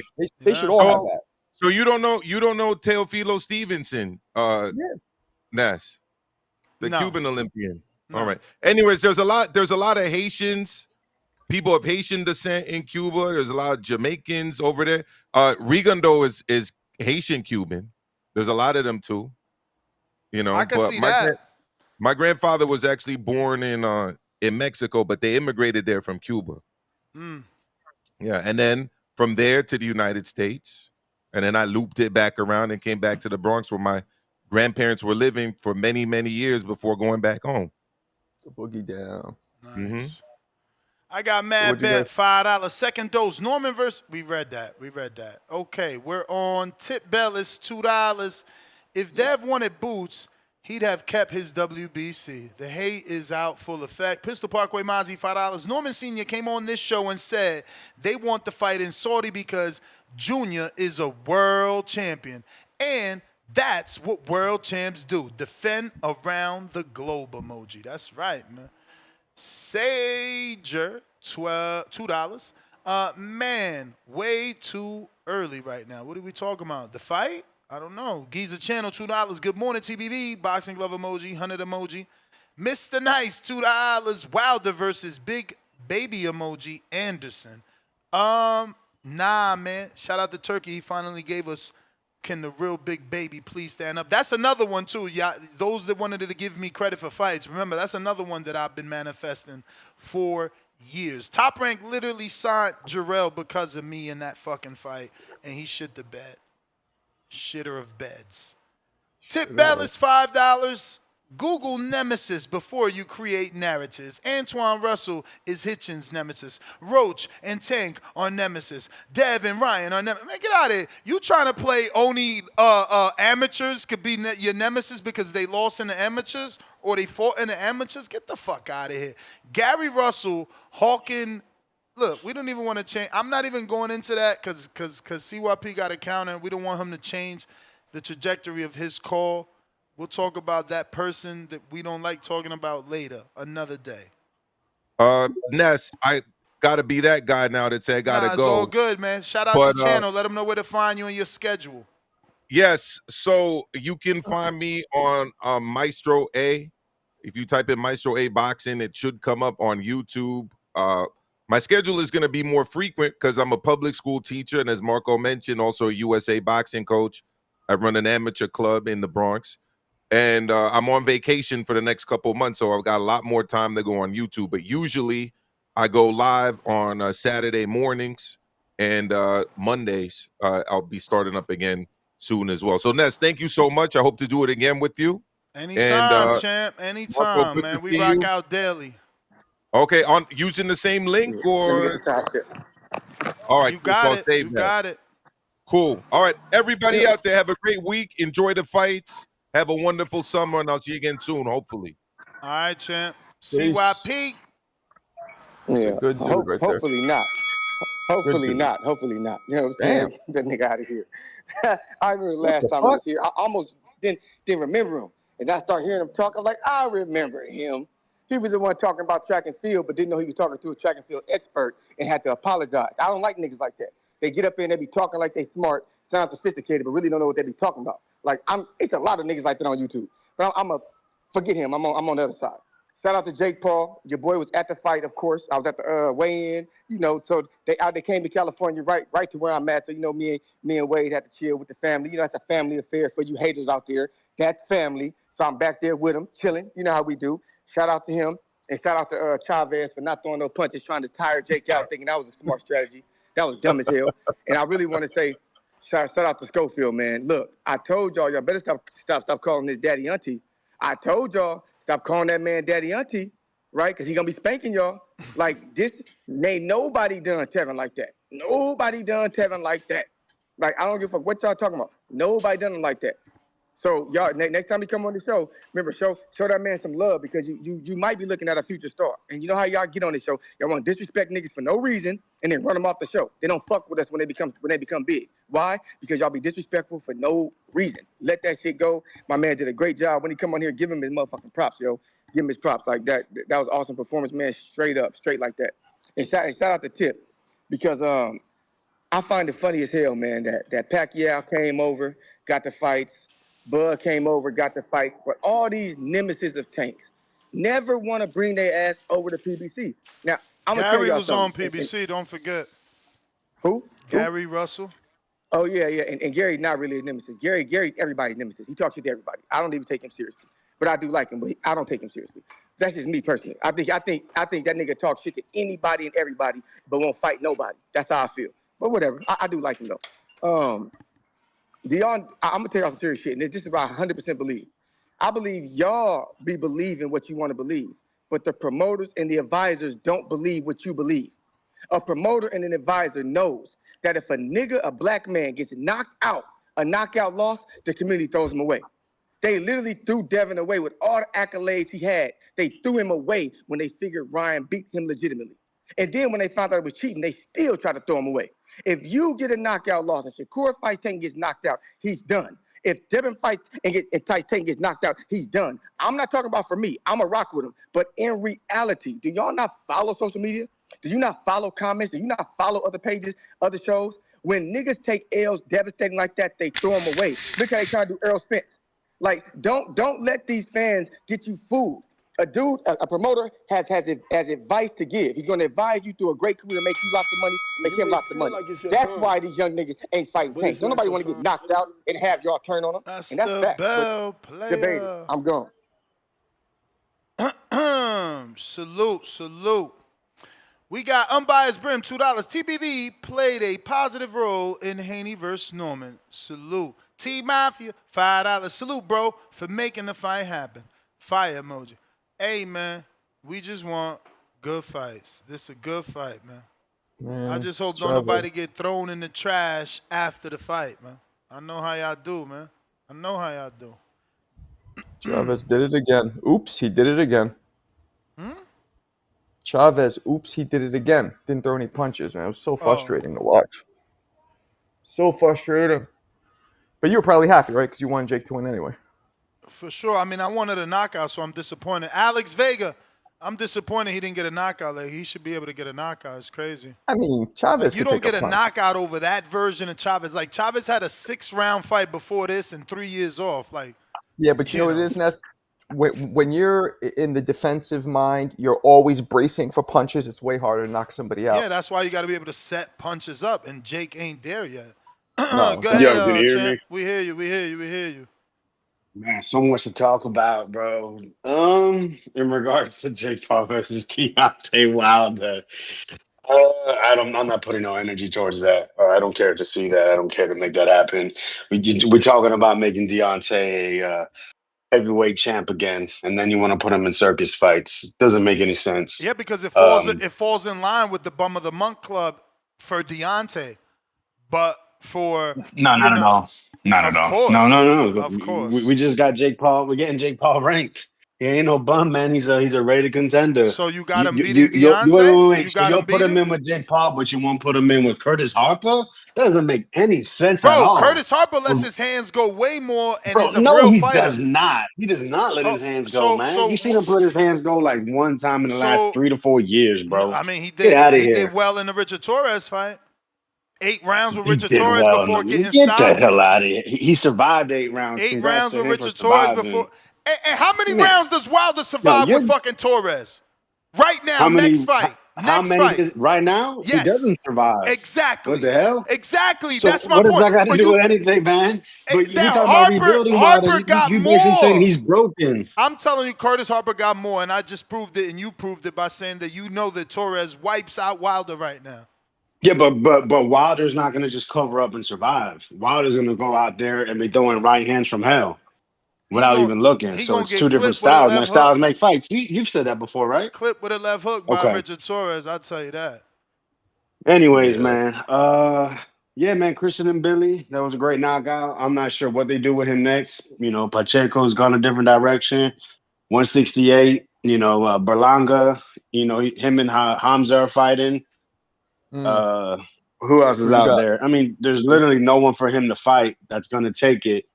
So expect it to be someone ranked in the top 10 that you've never heard of. I mean, just to be real, it's probably going to be this guy named Luka Pantic from Croatia, who was actually expected to face Haney Munguia, but then Munguia, has his issues, his challenges to get over with the failed drug test.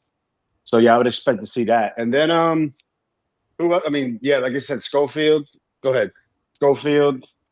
Great knockout. It's going to be interesting what to do with him.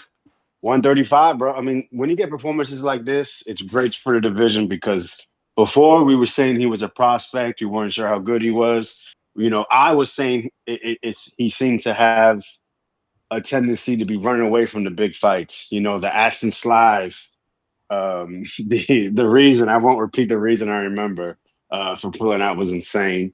Then the Shakur, and I feel like there was another fight that didn't go through because of an injury or something else. But for him to do that to Tevin, that was a very heartfelt post fight. He's human, like we all are, right? We forget that because they're athletes. He said he didn't want to do that to Tevin, but he said that, and then when he got in the ring, he was a monster in there. So yeah, we'll see. I think a lot of people are now going to want to see the Shakur fight. If Shakur can beat Zepeda, which I think he will. And now I think there's a lot of pressure on Shakur. Yep. Yo, big fight announced. Big fight. Wow. Didn't expect that. And they announced, I think they have another fight announced. Turkey is letting it go on Sunday. But yeah, man, you have to give these guys credit. I'm What sorry. other fight? What's What his other name? fight? Norman. What's announced? Connor Ben and Eubank rematch. Connor Ben and who? Oh, the rematch? Who gives? Yeah. They said I think it's like September 20th or something. Now that's certainly the welterweight, middleweight fight we didn't ask for. Yeah, that's a British. That's the England's kind of present for England. Yeah, man. Shout out to them. That's they fight. No, now listen, man. With Boots leaving the division, you got Pacquiao Barrios matching up in July. Haney and Norman, man, they're fighting for number 1, number 2, possibly. Because people, whoever wins Pac-Man Barrios, the people are going to put them number 1 most likely. The casuals or the fair weather fans, whatever, however you want to say it. Whoever's that's going to be the bigger name. But I mean, to me, Norman Haney is for number 1. Hey, one guy leaves, the seat is empty. So it's a great fight. If you don't want to see this fight, I think you're very strange. And please let me know your name so I can block you because I don't want to have conversations with people like you. Yeah, man. I guess that's all I got. Appreciate the time, and yeah, it is. Boxing's moving forward, man. Good weekend. Good weekend, and we got more to look forward to. Appreciate you. I really love the new fighters we got coming up. Norman and Schofield. They're bringing knockouts, excitement. I like the new crop, man. I hope there's more. You forgot to say Haney. Well, he's already been up. These guys are. Well, he's just only now 26 and Norman's 24. Yeah, but he's been at a higher level, longer. So you're only saying he's been giving you what you want for longer, and you're still not giving him credit. I don't find him exciting. That's what I'm saying. He's been winning, but So Kambosos 2 wasn't exciting? It was okay. It was like a hurricane of right hands. Yeah, no, it was okay. It was okay. It wasn't boring. Lomachenko wasn't exciting? Not really. Not to me. What? Not really. A back and forth fight. And what about the ass kicking he gave Linares for 7 straight rounds, then gets clipped to give you excitement for real? Because he was going for the knockout for 7 straight rounds. So for me, it's not all or nothing. I'm not saying he's dead fucking boring. I'm just saying he's not exciting. Yo, find Marcos and hold them accountable, guys. Hold them accountable. Yeah, definitely. Nasty work. Nasty work. Fats, what up?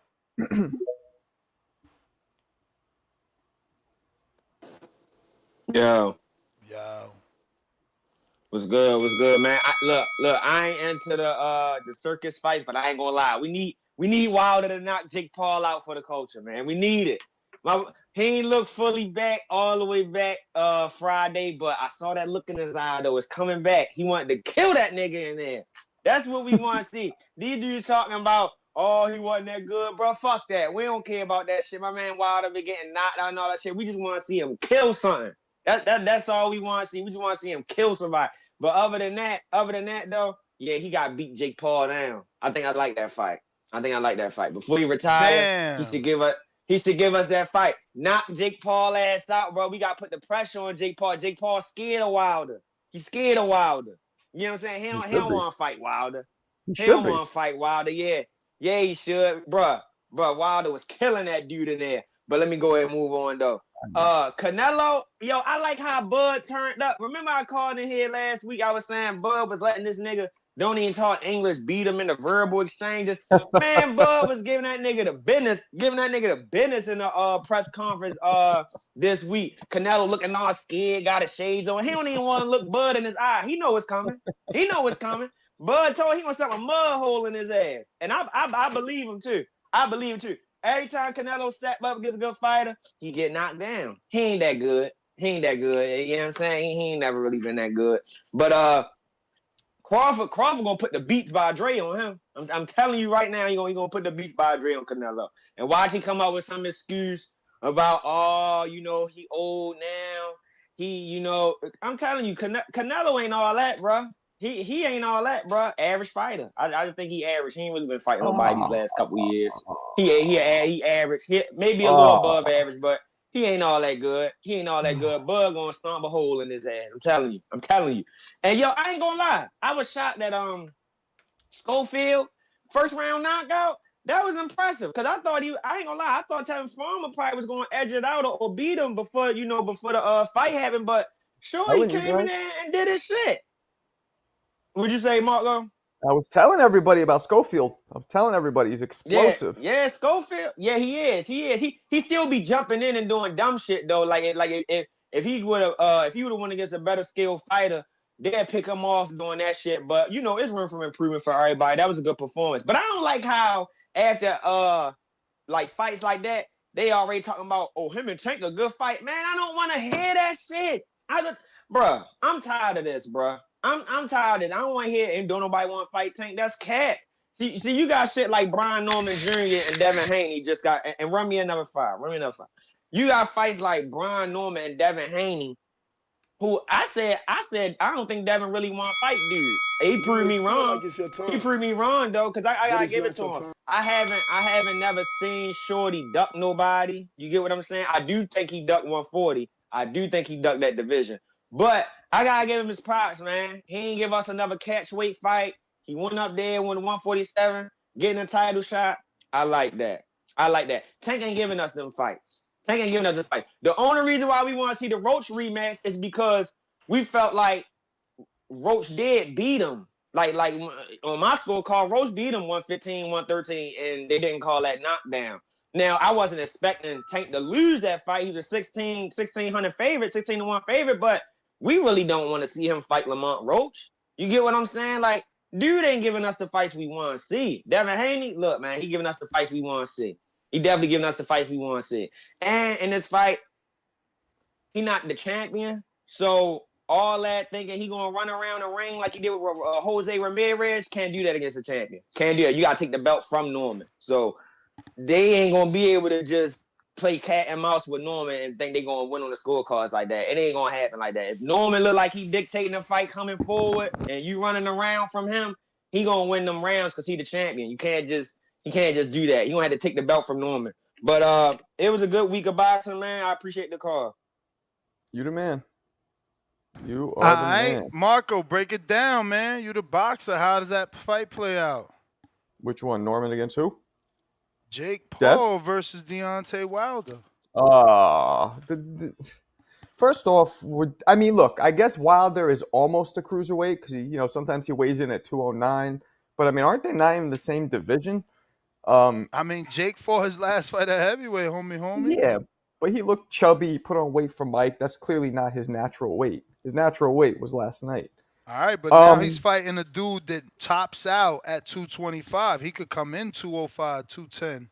instead of 246. Would he weigh for the Tyson fight, or 224, whatever they weigh? We can do it. I mean, he's Jake's about 6 feet. Deontay's 6'7". There's a pretty big can difference. he beat him though? That's weight and all that shit don't matter if he can't beat him. Then you stay away from Wilder. Well, that's why I'm calculating. I'm throwing everything into the pot and stirring it, to finish up the product. And I'm thinking of all these things.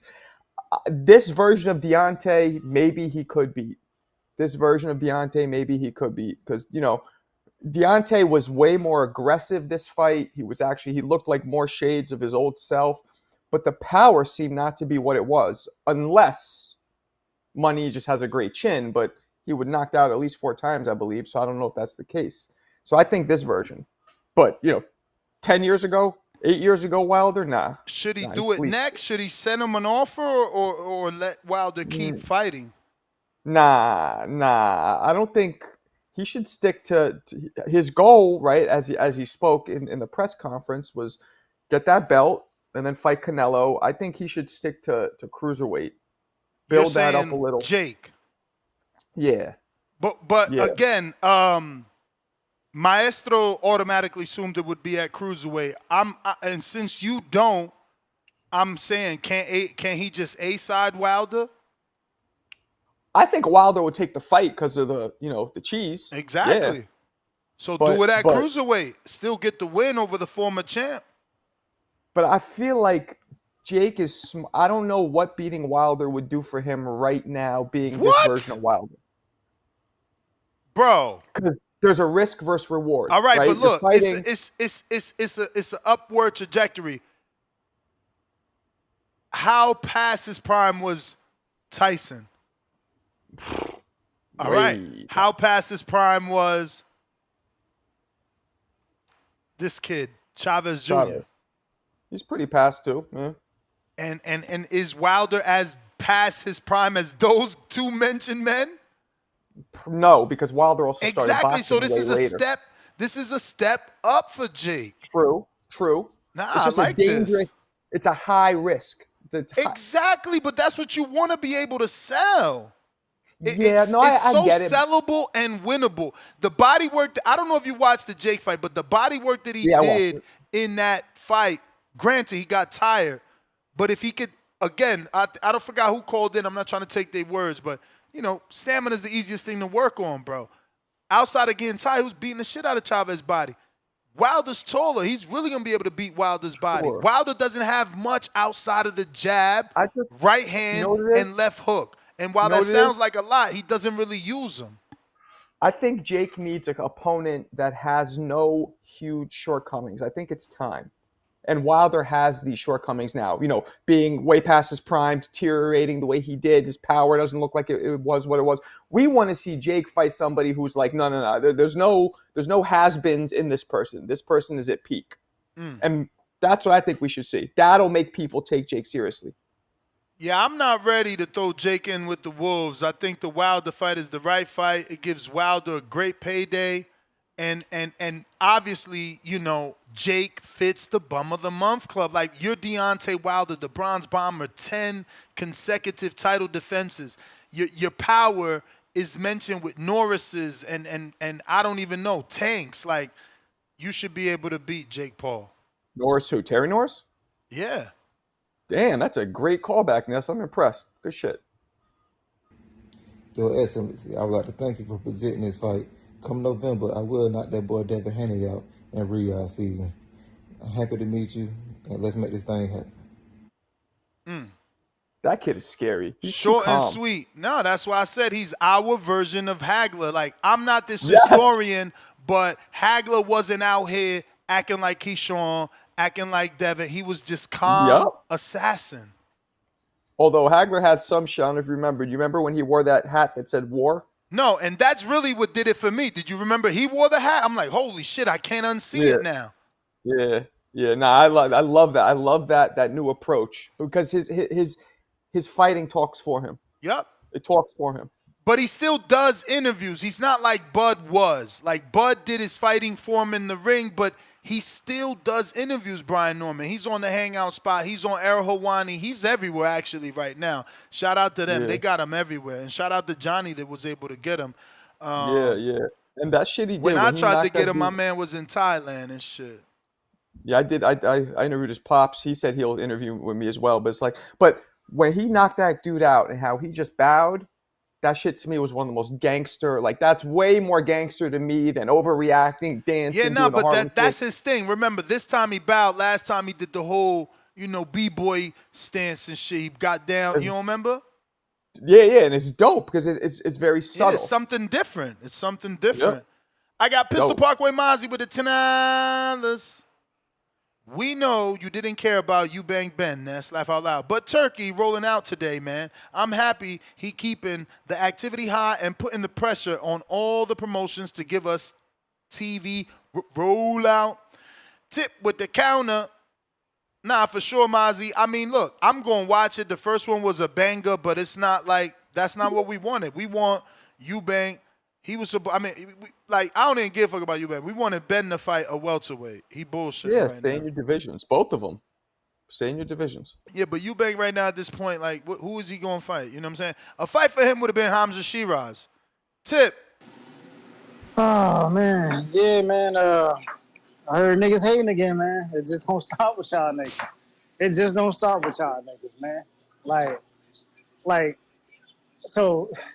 So I just want to know, man. Like, what are these fights? You know what I'm saying that Devin's been giving us? You know what I'm saying? Like, did we ask for Regis Prograde? Like, chat, does anybody in the chat verify me whether or not we asked for Regis Prograde? Did anybody ask for that shit? I don't think a single person in the world asked for Devin Haney to move up and fight Regis Prograde. Respectfully, bro. No one asked for that shit. I don't think anybody in the world asked for Devin Haney to go and fight George Kambosos. No, I guess I sat around. What Don't the interrupt fuck? me, bro. Of Don't course interrupt we me. wanted I guess that, I sat bro. around. I guess I Get the sat around fuck for outta 3 here, years. bro. I sat around for 3 years asking, oh wasting our man, time, Devin Haney, That was for a belt. Devin Haney, please fight George Kambosos. Devin Haney, please fight George Kambosos. I waited three whole years for Devin Haney to fight George Kambosos because that's the fight I was asking for. Like, no, you're not understanding what I'm saying, bro. You're not understanding what I'm saying. Niggas get on here and say Tank not giving us the fights we've been asking for. Who the fuck asked for George Kambosos? Who the fuck asked for Regis Prograde? Who the fuck asked for Jose Ramirez? No one asked for any of these fucking fights. But yeah, y'all sit on here and keep lying. Then at the same time, y'all niggas don't understand. This nigga was forced to take that Brian Norman Jr. fight. Respectfully. He was forced to take that Brian Norman Jr. fight. He wasn't going to get anybody else on that list. He wasn't going to get Keyshawn. He wasn't going to get Shakur. You heard what whatchamacallit said. Tay Jones said on the call. He said they was going to go back and look for Shakur. They was going to get that fight, man. Come on, bro. Like, niggas already had matchmaking plans in set. They was forced to get the Brian Norman Jr. fight, especially because Teofimo wasn't taking it and Boo Sanders moved up. Respectfully, bro. Y'all better wake up and open your eyes, man. These niggas was forced into this fight. They talked themselves into some shit that they couldn't got out of. I told y'all this. Not now. Now the nigga about to be put on the motherfucking bench after Brian Norman Jr. beat his ass, bro. Respectfully, man. It's up, man. It's up. Y'all can't get yourselves out of this. This is going to be a dog day of hell, man, come November, bro. It's going to be a dog day. It's going to be a dog day. And y'all talking about stop it. No, I'm just giving you the truth. I'm just giving you the truth. Yeah, and then this whole narrative, then this whole narrative thing about niggas not fighting Nemesis. Yo, my man. Hold on. And remember, I still got 2 counters left. You're gonna need them. Trust me, I will. Because you want to create this whole narrative about niggas fighting Nemesis and shit. Time out. Did this nigga not dead Gary Antoine at 140 pounds? Why wasn't Gary Antoine on the list? Why we out here letting people talk about, oh man, Gary Antoine lost, that's why he not on the list. But Conor Benn and Ryan Garcia lost and they on the list. And yeah, here it is, Conor Benn about to take another fight at 168 pounds. Why that nigga still on the list? I told niggas we should update that list. But y'all don't want to listen to Tip. Y'all don't want to listen to Tip. You mad at a man that's actually fighting someone on his list, but backing someone that changes the list. Every week, I'm going to expose this nut-ass list, man. Every week, I'm going to expose this You're going to expose the list that he's actually fighting. When you say nut-ass list, you mean Tank's list, right? He got niggas on the list that he not even going to fight. You mean Tank's list? You mean Tank's list? What? Tank ain't give you no list. Oh, Tank of just course said he he got a did. list. They Tank just all said he on the got a list. list. They all on the Tank list. just You Tank forgot? ain't They Tank ain't all give on the you a list. list. You Tank forgot? ain't give you a list. You forgot? We got audio of him saying they all on the list. So Tip, what route you think Dev should go then? I'm gone, Marcos. They paid $50 to get me off the line. I can't tell you no more. They're weirdos. They want to protect Haney. I mean, you could answer it real quick. Oh, they kicked you off, bruh. Get up out of here, man. That's what you get, bro. Nobody want to hear that shit. Cut it. Only dude to call in and hate on a fight that got made that everybody A wants. dangerous fight. Bro, is something wrong with that dude, bro? He doesn't like Haney, obviously. There's something wrong with that dude, bro. You defending a dude that's fighting dudes on an actual list that could be seen versus defending. I mean, you're going at a dude for fighting at dudes that's on a list that could be seen. So he's fighting the people he's telling you, and defending a dude that got a mythical fucking imaginary unicorn list. Mr. Perfect Counter. Oh shit. Yo. Yo. You really can't go at Tip, man. You got niggas on the panel. Don't know nothing about no motherfucking boxing. Nigga talking about Devin and Loma wasn't exciting.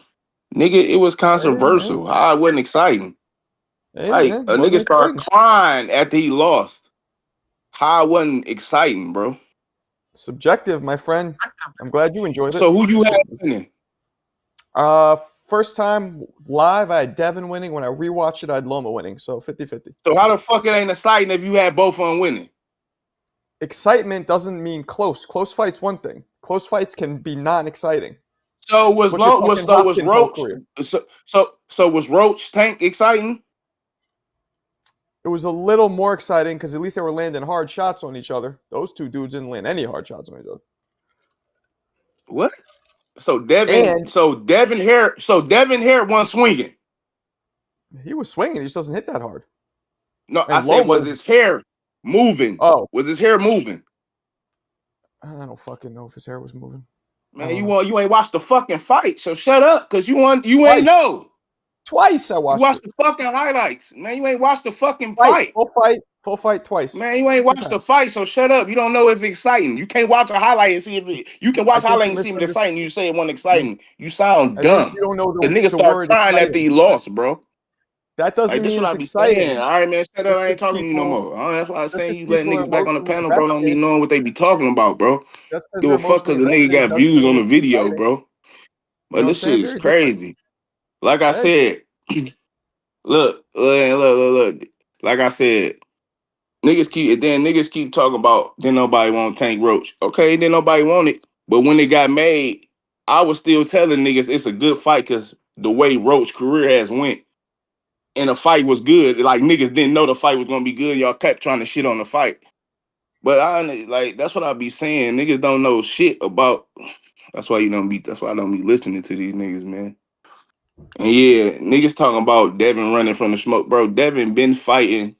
Devin been having exciting fights. I don't know what niggas talking about. Like, and then niggas keep talking about he really didn't want to fight. How the fight get made if he really didn't want to fight? Like, I don't understand this shit. He was pushing for the fight, right?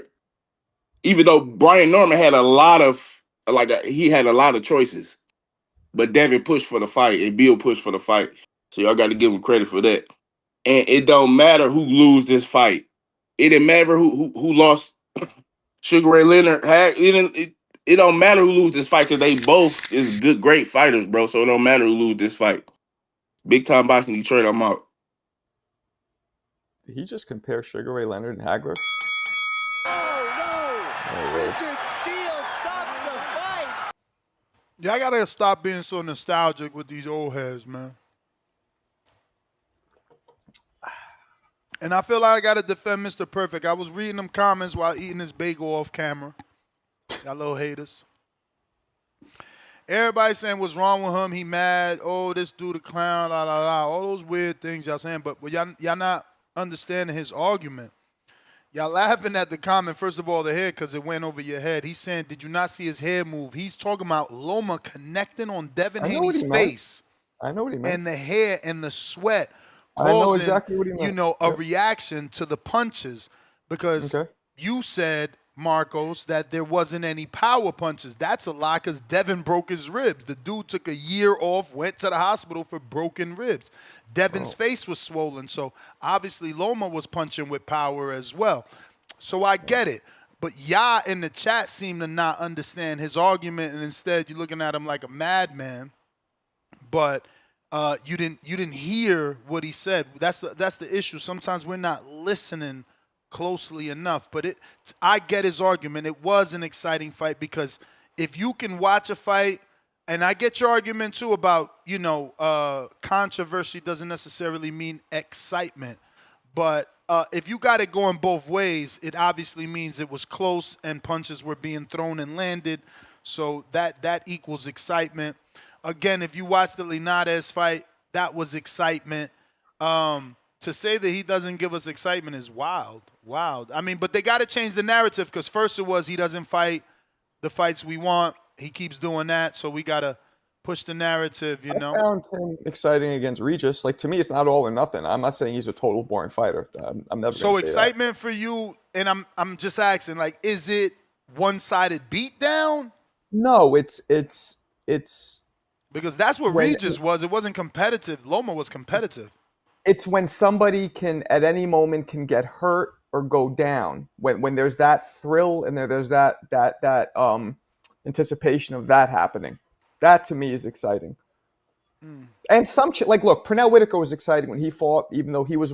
But I usually don't get really excited watching dudes who don't have that much power or score knockouts or knockdowns fight. But there's exceptions. So yeah. So I thought the Regis fight was good. Chasers. Actually, stock chasers, give me a minute. Let me drop this bomb for, who was that? Adrian, for the $50 cut, because he cut tip. Tip not allowed to talk no more. Stock chasers with the counter. What up? Yo, what's good? You hear me? Loud and clear. Hey, yo. Shout out to Adrian, bro. I'm not going to lie. Adrian got to be the most clutch, goddamn community member in the world. Because every time Tip starts fucking spiraling, Adrian always come in and cut his goddamn call. So shout outs to Adrian, bro. Like, I really appreciate that shit. Just know them $50 don't go to waste, my nigga. All right, anyway. Yo, let me say something about Tip, bro. Let me start off with Tip hating ass, right? Tip just hates to hate, bro. Tip just hates to hate. Tip ain't got no quality hate. Yo, I saw Tip celebrating when he thought the fight was off. And Ness told all of you goddamn people the fight was gonna happen. Yo, it was just yesterday, bro. The other day, y'all motherfuckers sat there and started roasting Ness, shitting on him, bro. Like, and this is what y'all do, bro. Y'all talk shit, y'all make picks, and after your favorite fighter lose, the fighter you chose lose, after what you said is wrong, y'all just disappear, bro, and don't keep the same energy. So Tip now wants to argue what? That we're going to Saudi? Like, that's the argument now? When you literally, we're going to go to Saudi and beat the brakes off Devin Haney. Like, bro, at first you was talking about some Atlanta shit. And then at the end of the day, bro, look, let's be honest, bro. Tip, all of your favorite fighters, they don't do what Devin does. So you don't even have a fucking argument here anymore, bro. Like, that argument is not allowed, bro. I could go across the board from, all your fucking fighters, they ain't doing this, bro. You just got some hate in your heart. And you want to talk shit about the list, but if I'm not mistaken, Brian Norman Jr. was on that goddamn list. So what the fuck are you talking about, Tip? Brian Norman Jr. was on that goddamn list. We went for T.O. before. T.O. ain't want to fight. Talking about he want more bread. That's on him. Okay, it might not be a duck. It's business. Whatever. I don't care. But that actually happened, right? So at the end of the day, bro, listen, like I said again, and I'm going to say it one more time. What Dev does when he goes to a new goddamn weight class, he breaks the door down. He breaks the door down. We don't go up there looking for a fucking warm me up, a little layup. Never does that shit, bro. Like, he got one fight with Ramirez to get his feet under him, bro. He was off for a year plus. Like, what's the problem with that? All y'all favorite fighters do it. All y'all favorite fighters do it. So he did it one time. So what? So what? He got back in the ring. And obviously, they got a game plan and they feel good about this fight, bro, at the end of the day. Let me tell y'all something too, bro. Let's stop talking about ages. Oh, Brian Norman Jr., he the youngest champ. Bro, he got a lot of work to do, bro. That's all he's done. Haney done do a shit ton more than he ever will at this age currently. You get what I'm saying? So, and at the same time, like, I see y'all saving face already. Yo, Ness, you know what they did? They talk a bunch of shit about Haney, right? But then you know what they do in the messages? They're like, oh, no, but I got this fight 50-50. Nah, don't do that shit. Don't do that shit. Because y'all literally talk all this shit in the world about Devin Haney, and then y'all want to write in the chat, oh, I got this fight 50-50. Get the fuck out of here with that shit. Because I don't see none of you motherfuckers talking shit about Brian Norman Jr. So I see a bunch of people, oh, yeah, Devin getting knocked out, da-da-da-da-da. But then y'all want to type in the chat. Ness, I got a free call, too. Run that. Can't run that free call, champ. You got to come back for All right, that. I'm gonna send you 5. Let me burn. I got you right now. I'm gonna send you a super chat. So then, at the end of the day, this is what y'all do. So Ness, if you read the chat, oh, 50-50, Mo Brains, 50-50, self-production, 50-50 fight. Bro, but y'all talking like it ain't 50-50. Y'all talking like now it's 50-50. At the end of the day, bro, listen, I'm gonna keep it real, bro. I'm gonna keep it real. Y'all in for a fucking rude awakening, bro. Y'all in for a rude awakening. Because at the end of the day, Brian Norman Jr. been knocking out dudes. I'm not saying he been knocking down tomato cans, but he ain't never knocked down or knocked out a fighter at Devin's level. Point blank, period. He's never been in a fight like this. He ain't never, yo, bro, your boy about to catch a hell of a jab, hella body shots. Boy about to be moving and grooving in the ring, feet on A+. Bro, he's never had to deal with this. And the one time I saw him fight a fighter that was moving a lot was Quinn Randall, and that went to a decision. And it was nasty because Quinn Randall wasn't really scrapping back. But Devin punches back, bro. Like, Devin punches back. So we looking to score points. We look like Bill said, we're going to the tattoo shop, bro. So at the end of the day, like, y'all really got to stop this nonsense, bro. I see the energy. Y'all trying to save face. We don't want none of that. Oh, y'all talking all the shit. Oh, 50-50 fight. Yo, keep that shit, bro. Keep that 50-50 shit at the end of the day. And another thing, y'all ain't real Brian Norman Jr. fans. Y'all a bunch of bandwagon ass motherfuckers that just got on his bandwagon last night. Y'all literally, bro, 2 months ago, 3 months ago, y'all was not talking about this man. Now y'all all diehard fans of Brian Norman Jr. I don't know if it's that or y'all looking for Devin to get hurt in this fight, which listen, it could happen, but that's on Devin to make sure it don't happen. And I believe in his work, bro. Like, why believe that Devin just gonna get into this fight and get hurt off the rip? Like, he don't know how to block a left hook by now. Like, what the fuck? Come on, man. Y'all crazy, y'all out your mouth. Yo, bro, y'all dudes is crazy. Y'all dudes is crazy. And it continues to happen fight after fight with the Schofield fight yesterday. Y'all was running amok. Where the fuck y'all niggas at today? Like, this is what y'all do. And I already know come November, it don't matter how we win. It don't matter how we win. 12-round decision, your boy hit the ground, whatever it is, bro. It don't matter. Whoever the fuck wins, wins. Like, what y'all think? Like, bro, I'm not going to go disappear under a rock if Devin loses, bro. I'm not doing that. But at the end of the day, appreciate a brother that's running to the smoke, unlike your favorite fighter. Like, but what the funny shit is, y'all really acting like this shit a one-sided bout. Yeah, but I mean, I really got to ask y'all if y'all ever watched boxing, bro. Have y'all watched Brian Norman Jr.? Have y'all broken the tape down, bro? It don't work like that. This is going to be one hell of a fight for both. But I'm not going to lie. Experience-wise, style-wise, I got Devin, bro. I got Devin. All right, bro. You be easy. Thank you. I'm going to send you that now. You the man, champ. You the man.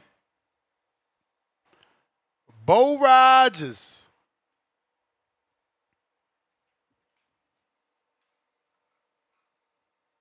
Yo. Yo. Hey, I'm happy about this. That's what I'm talking about. Hey, I love this.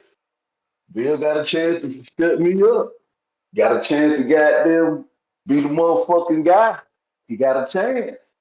You get me on your team. I'm trying to tell you, B. This what I like. This what I like from him and Brian.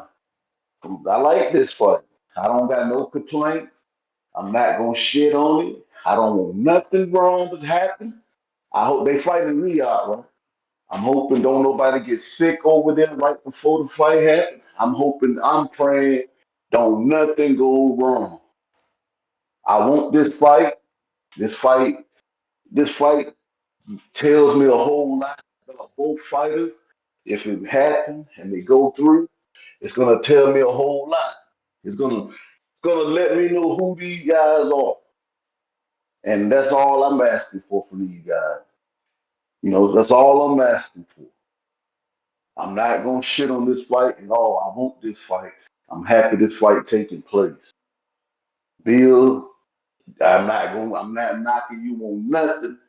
I'm gonna let this shit go. I'm not gonna put no bad energy out there. I want this fight. Shout out to Floyd Schofield for handling the test when you were thrown the test last night. Shout out to you. You did what you supposed to do. You got rid of that old motherfucker. He been running his mouth. You did what you supposed to do.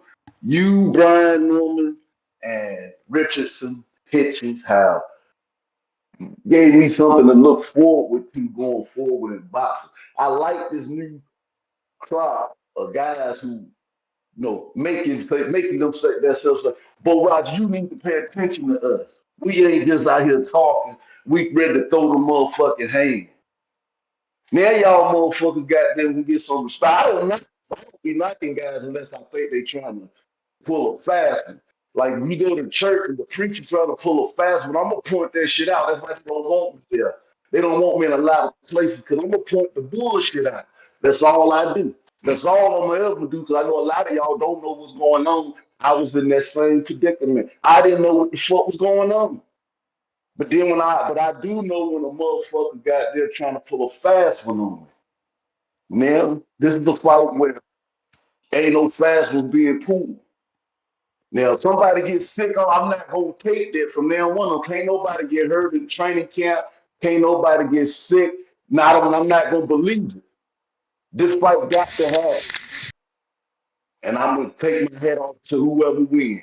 And I'm gonna take my head off to the loser for making the fight at a crucial time in their career like this. It gotta happen now.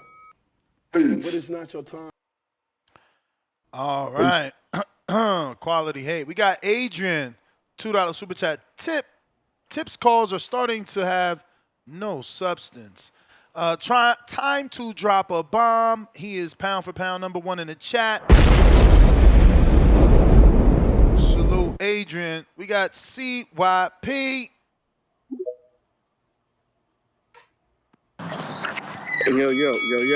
Yo. Hey, I was thinking about this, right? I remember when Mike Tyson used to fight. He used to fight a whole bunch of dudes that we didn't ask him to fight. But you know why people accepted it? Because at that time, they didn't think nobody could beat Mike Tyson. So when you don't think nobody could beat the dude, it don't matter who the fuck they fight. Because they just box off. You just want to see it fight.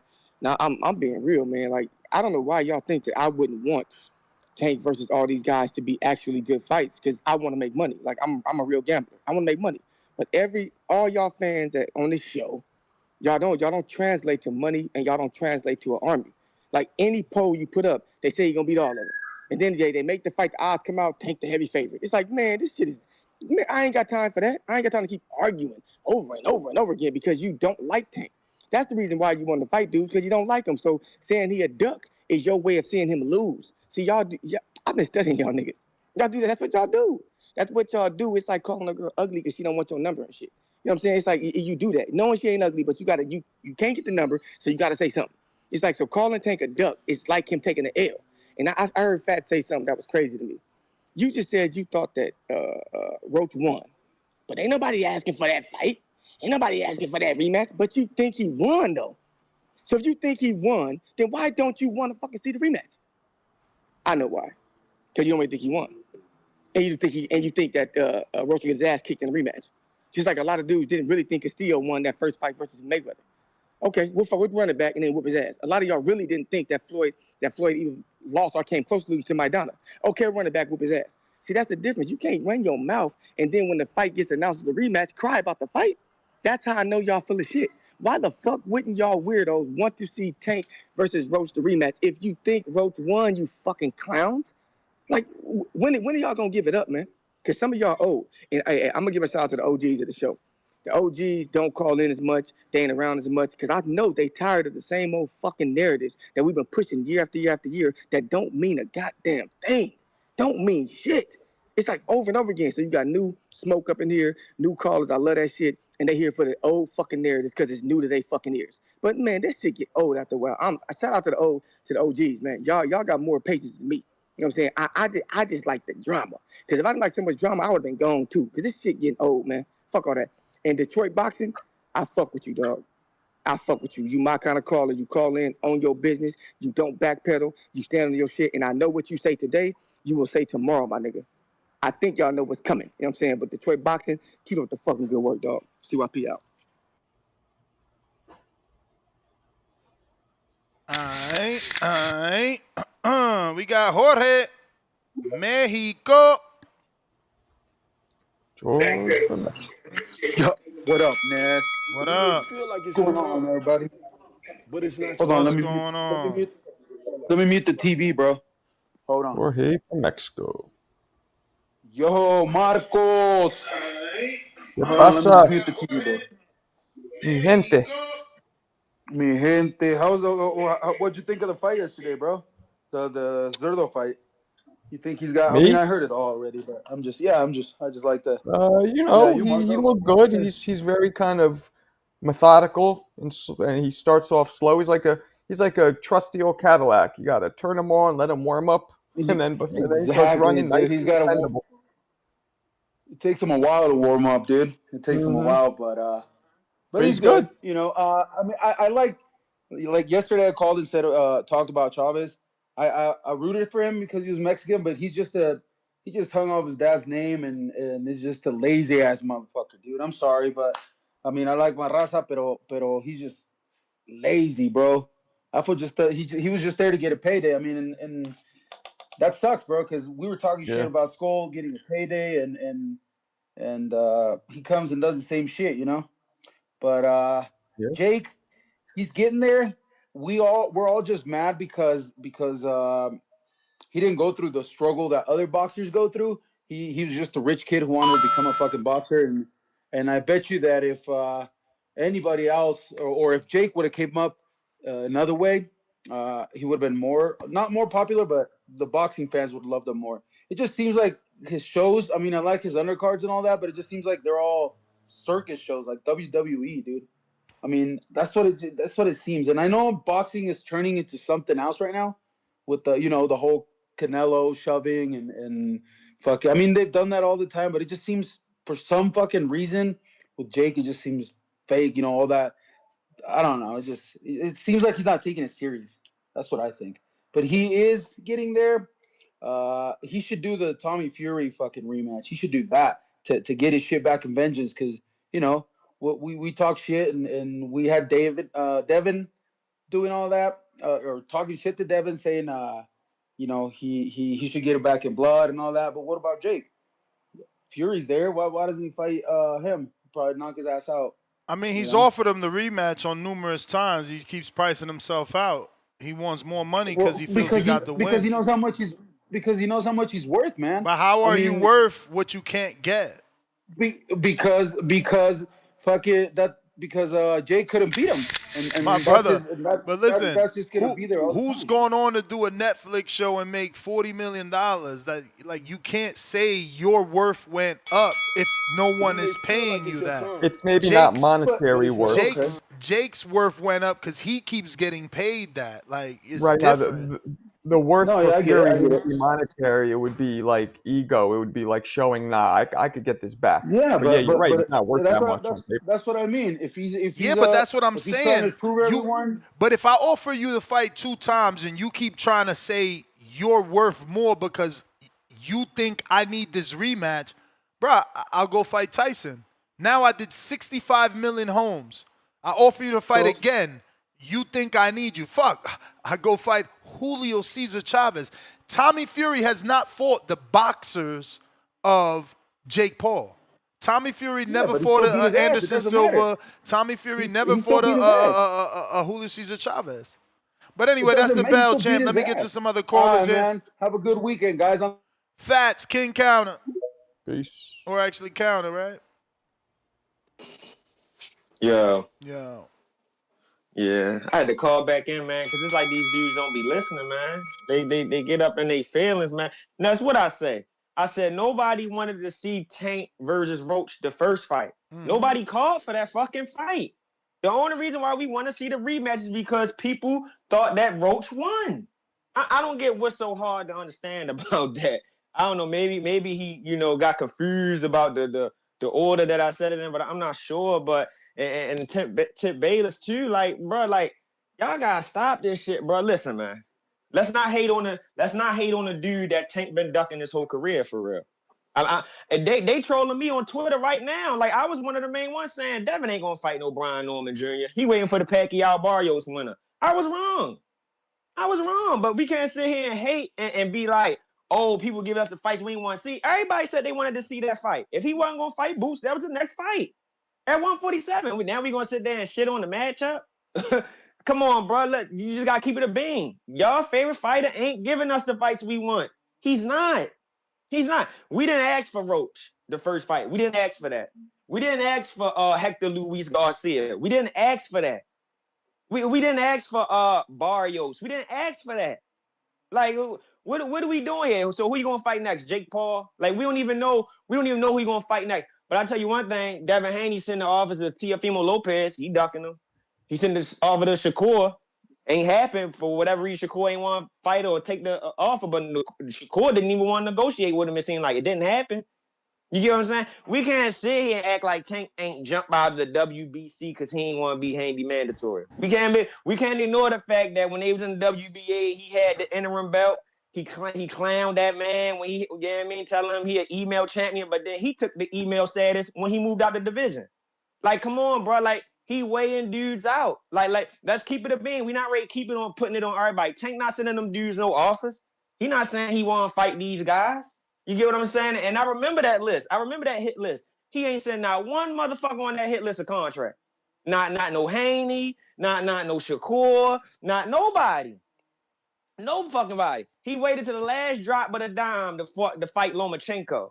You get what I'm saying? Like, Lomachenko been wanted to fight him. Like, he waited to the last drop of the dime when everybody knew he had an injury. He was on retirement, and then he wanted to fight Lomachenko. Let's be real, man. Y'all be in y'all feelings about dudes y'all like, and it's crazy. Just admit that you wrong. You can still like a motherfucker and admit that you was wrong.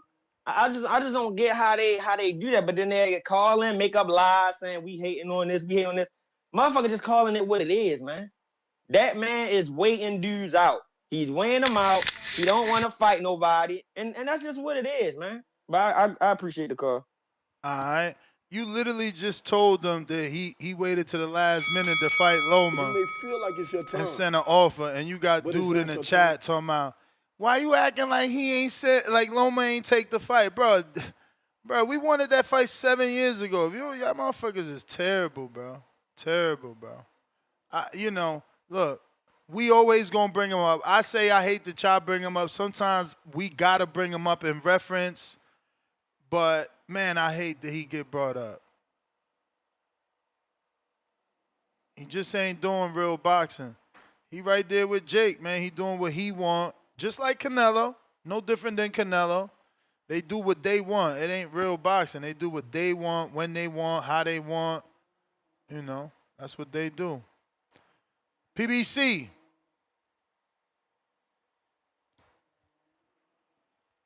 Yo, can you hear me? Yeah. Hey, is Marco there? What up? Oh, what's good, man? Welcome back. Yeah, man, Gracias. don't talk about Devin again, though. Yeah, definitely last night was a good night of boxing. Man, Floyd Schofield definitely defeated Tevin Farmer. Gilberto Ramirez, I don't think he's ready for Jay Patai, but he might be. I mean, I feel like if he gets close enough, defeat that range that Jay Patai needs, I think he can beat him. the Jake Paul fight definitely looked a little weird. I'm gonna keep it real. Either it's two things: it's staged, or what's his name just goes in there to get a check. It can be two at the same time. I don't know. That's kind of my call, man. And remember, Marco, don't talk about Devin. And we know who Ness got. He got Devin being what's his name? That's my call. I ain't got nobody, man. Who you got? Who you got, man? I think he hung up. Yeah, he's scared. Bands, what up? If you watching this on X Live streaming video, don't forget to hit that thumbs up. You watching this on YouTube, hit the thumbs up, hit the share. You ain't got to subscribe if you sharing, man. Sharing the show is just as powerful. Bands. Yo. Yo. Hey, man. Say, man.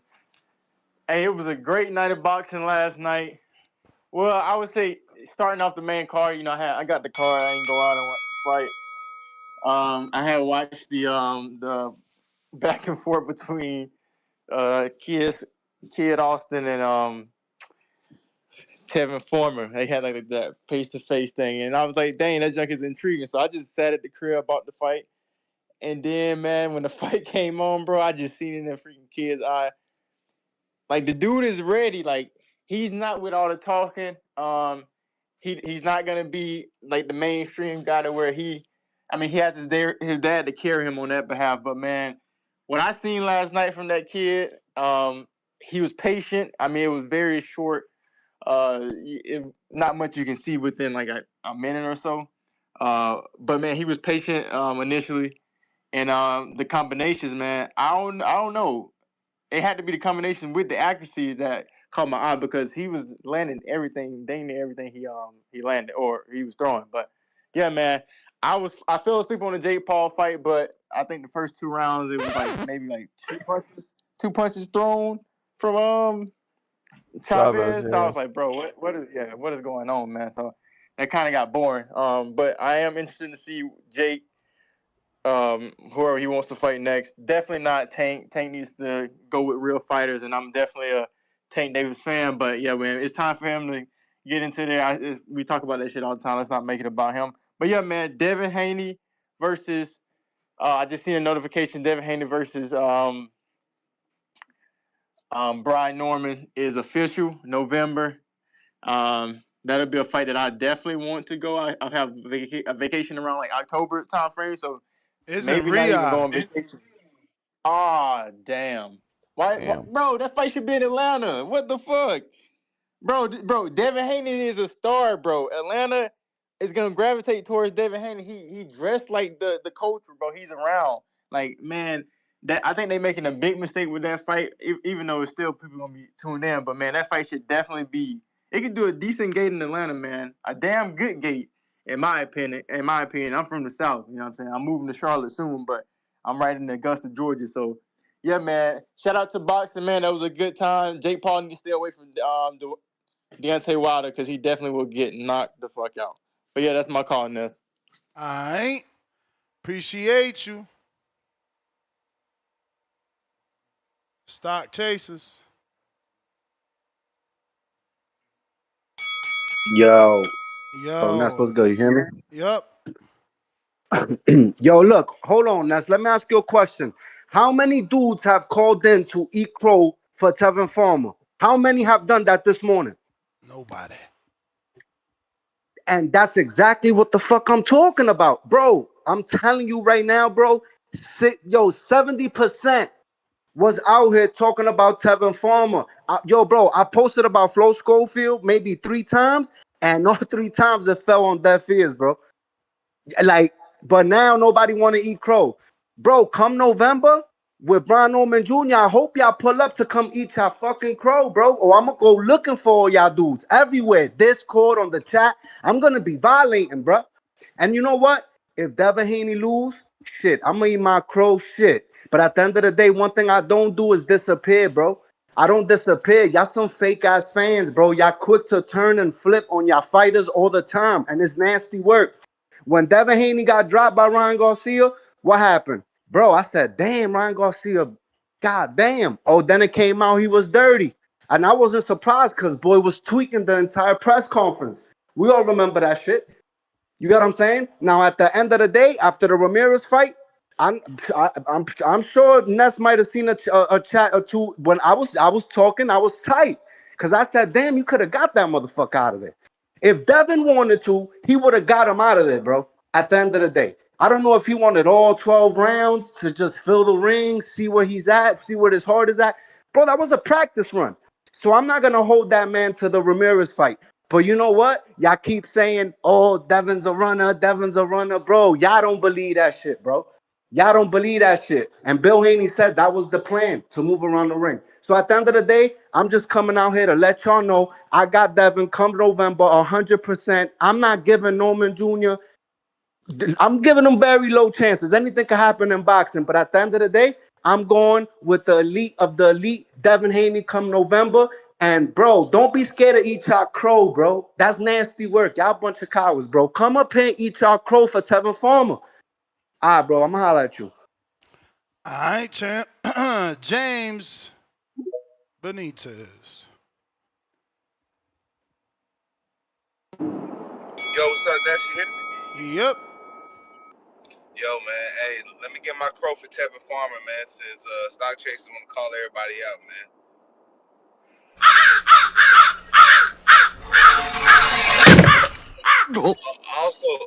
Also, Ness, man, real shit. We're gonna have a good race for Rookie of the Year this year, man, between Mandalorian and stock chasers, man. Like, I used to not like what stock chasers used to be putting in the chat and everything, but his calls and shit, man, I gotta respect it. You know, he be on point with a lot of shit he say, man. So shout out to stock chasers.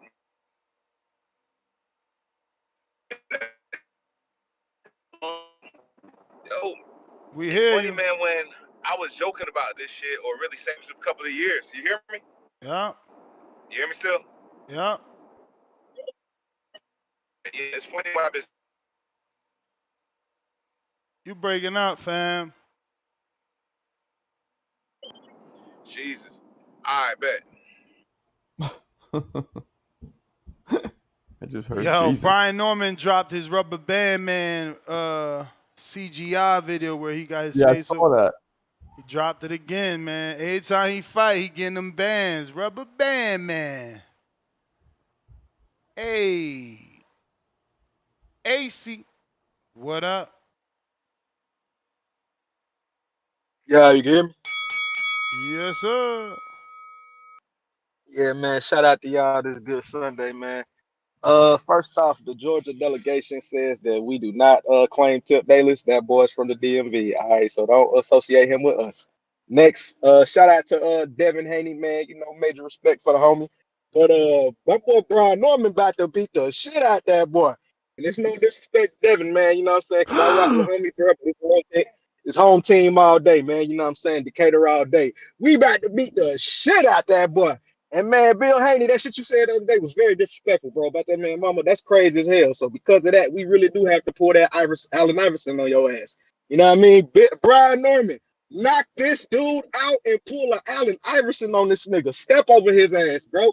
That's gonna be one of the most iconic images in boxing history if you do some shit like that, bro. It don't matter where that shit happens at, bro. Everybody gonna see that shit.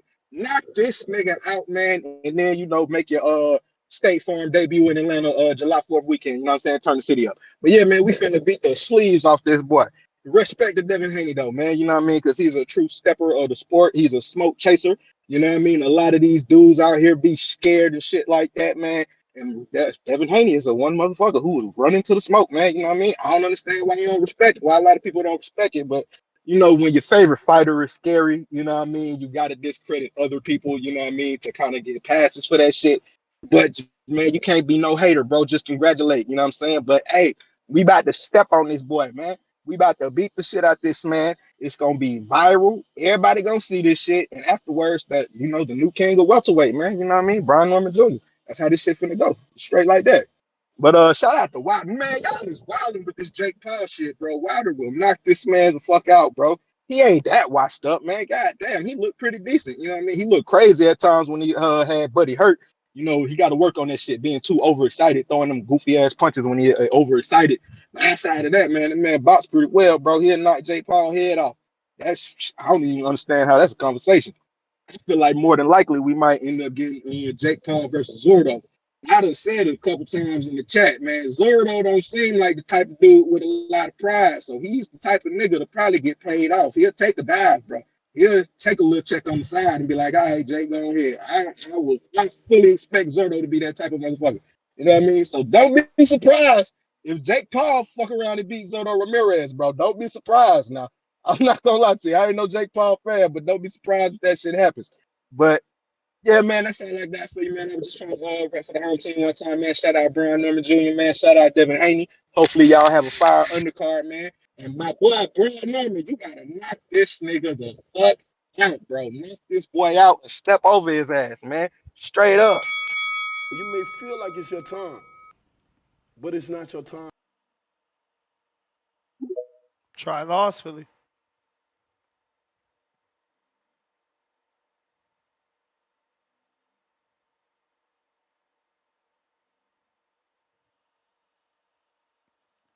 While we wait for him to connect, smash that thumbs up. Nasty work. I only see 362 thumbs up. We got 1,369 people watching. If you're watching this on YouTube, don't forget to hit that thumbs up. If you're watching this on X Live streaming video, go ahead and hit that retweet, repost, Quest the best.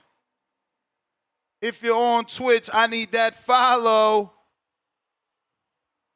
Quest the best. You gotta unmute. Yo, what's good?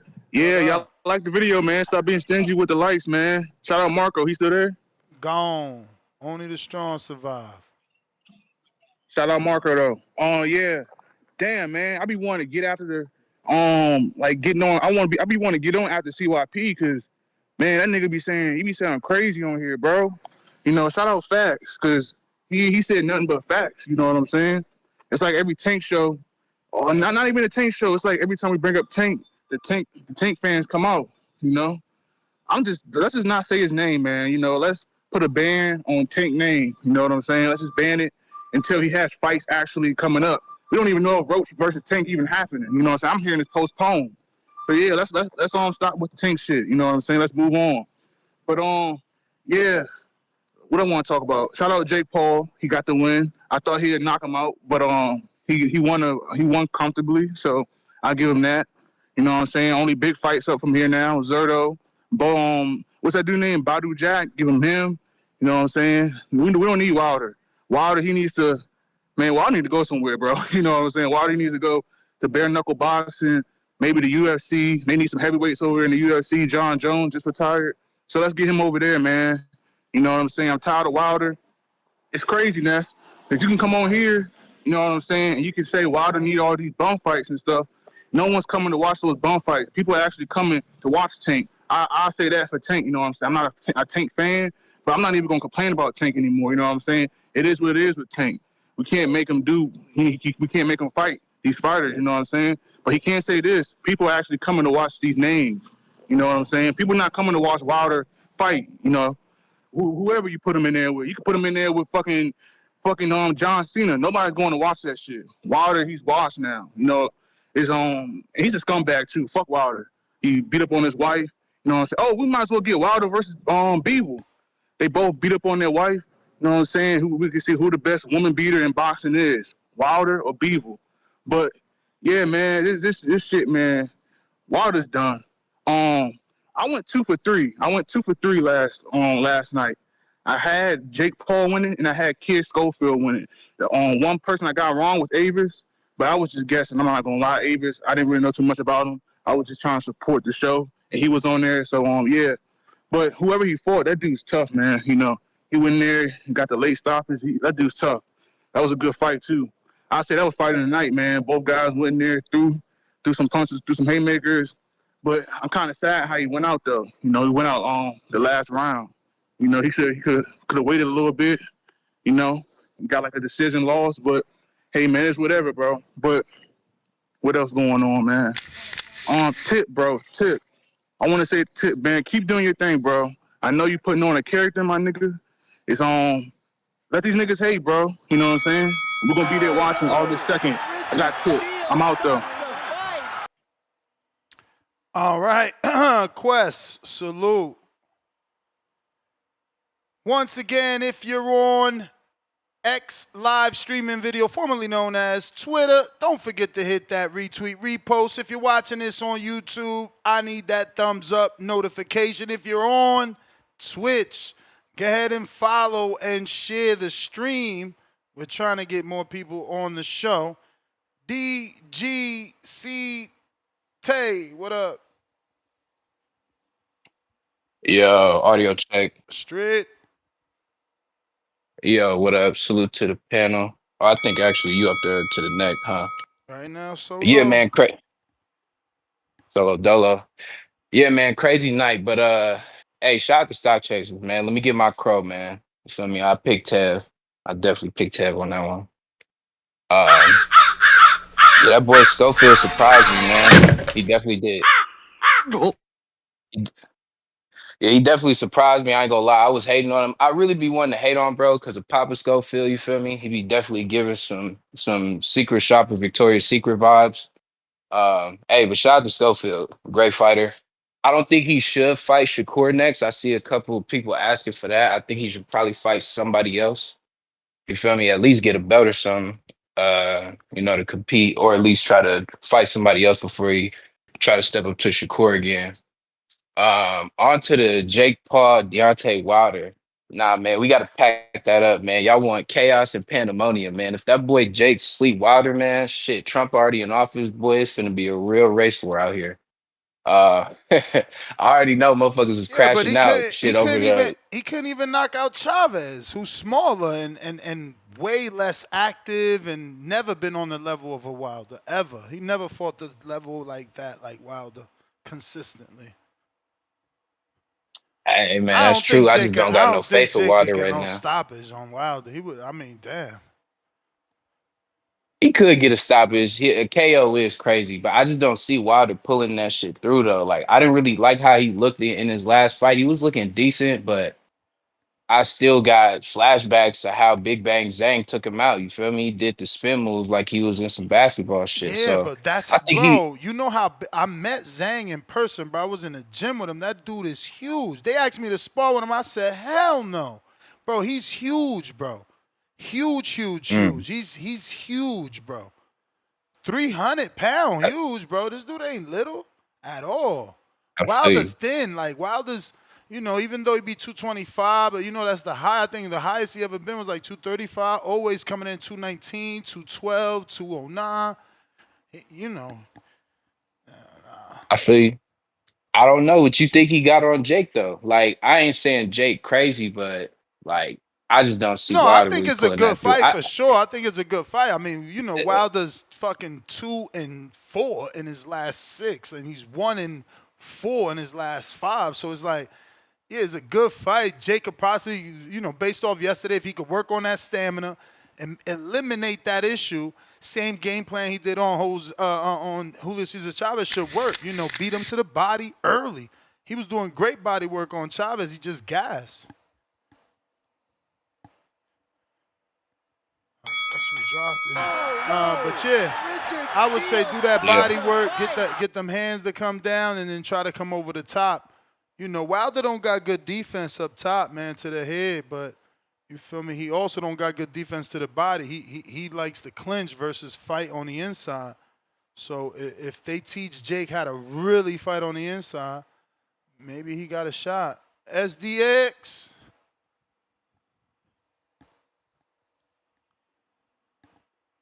Yo, Ness, shout out to you, man. Shout out TBV. Shout out TBX, man, and all our constituents. I want to say last night, man, shout out to Floyd Schofield. Ness, go ahead, give me my crow. You got it.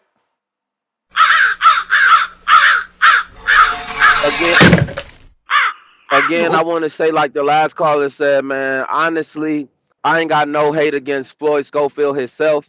It's just his dad, bro. His dad leave a real nasty taste in my mouth.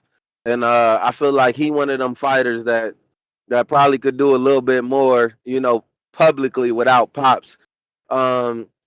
The Zerto fight, it was decent. It was like Marco said, man. He like that old caddy. He take a good minute to warm up and really execute like he need to. And depending on the fighter you put in front of him, I think if somebody start early, they might give him a lot of work to come out on the back end. As far as the Jake Paul fight, like a lot of people saying as well, man, it did look a little weird in the beginning, but I did like the body work. Now, so I think you just mentioned that too, bro. He stayed consistent at that, and it was like that had to been his game plan. No matter what, keep attacking that body and hope some shit open up on the back end. So shout out to Jake Paul. I'm interested to see what he takes next. I did want to speak on the fact, man, we keep getting Tank drug into the hate of the Devin Haney and all that. And one caller said, let's put a ban on mentioning Tank name. But I'm like, man, as far as I'm concerned, let's put a ban on non-Tank fans mentioning his name, because it seemed like them niggas, the non-Tank fans, mention his name more than the actual fans do. We don't always got to drag his name into it when we talking about other fighters, but it's always, oh, y'all fighter or this guy, at least he's doing what this guy doesn't do. Y'all the one that always bringing him up. So, like, can y'all niggas stop bringing Tank name into topics that's not related to him? And Ness, I did have a question. I had two questions for you, and you could speak more to these after my call if you need to. But one, if correct me if I'm wrong, but that quote unquote Tank's hit list, I felt like it really wasn't like the same as a Devin Haney and Bill Haney hit list. They had actual names written down that they said they would fight.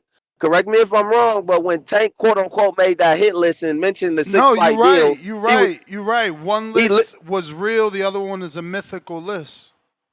Right, exactly. And if based off you saying that and knowing that I was right on that, if we recall, Tank's list came out in an interview where a guy literally asked him guys that he would fight, and he said, "You tell me the guys." And then when he went down the list, he said, "Yes."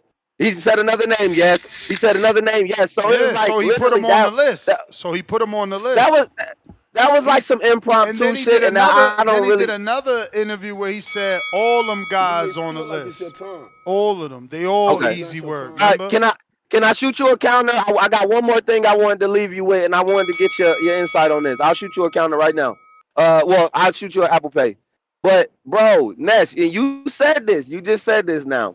You said okay, and you have been saying this, so you consistent in it that nobody wanted the Roach fight and all that, right?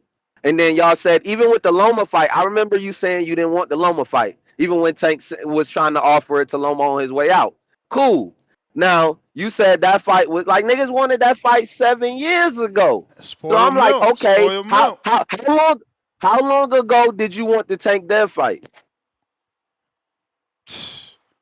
You can't. It's not the same because Dev ain't old. He's 26 and Tank is 30.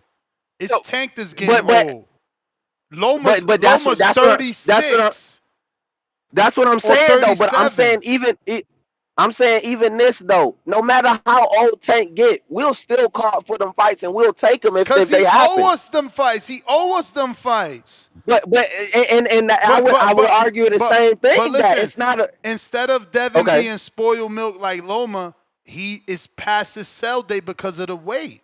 It would be up to Tank to now be daring to be great and move up the welterweight. Or do what? Some bullshit and ask for a catchweight? Like, come on, bro. And see, that's why I'm like, again, and then this is another thing that I want to leave on. It's because he waited too long. He the 30-year-old. He the 30-fucking-year-old. He's supposed to be the OG. He the big dog. He let the little dogs surpass him.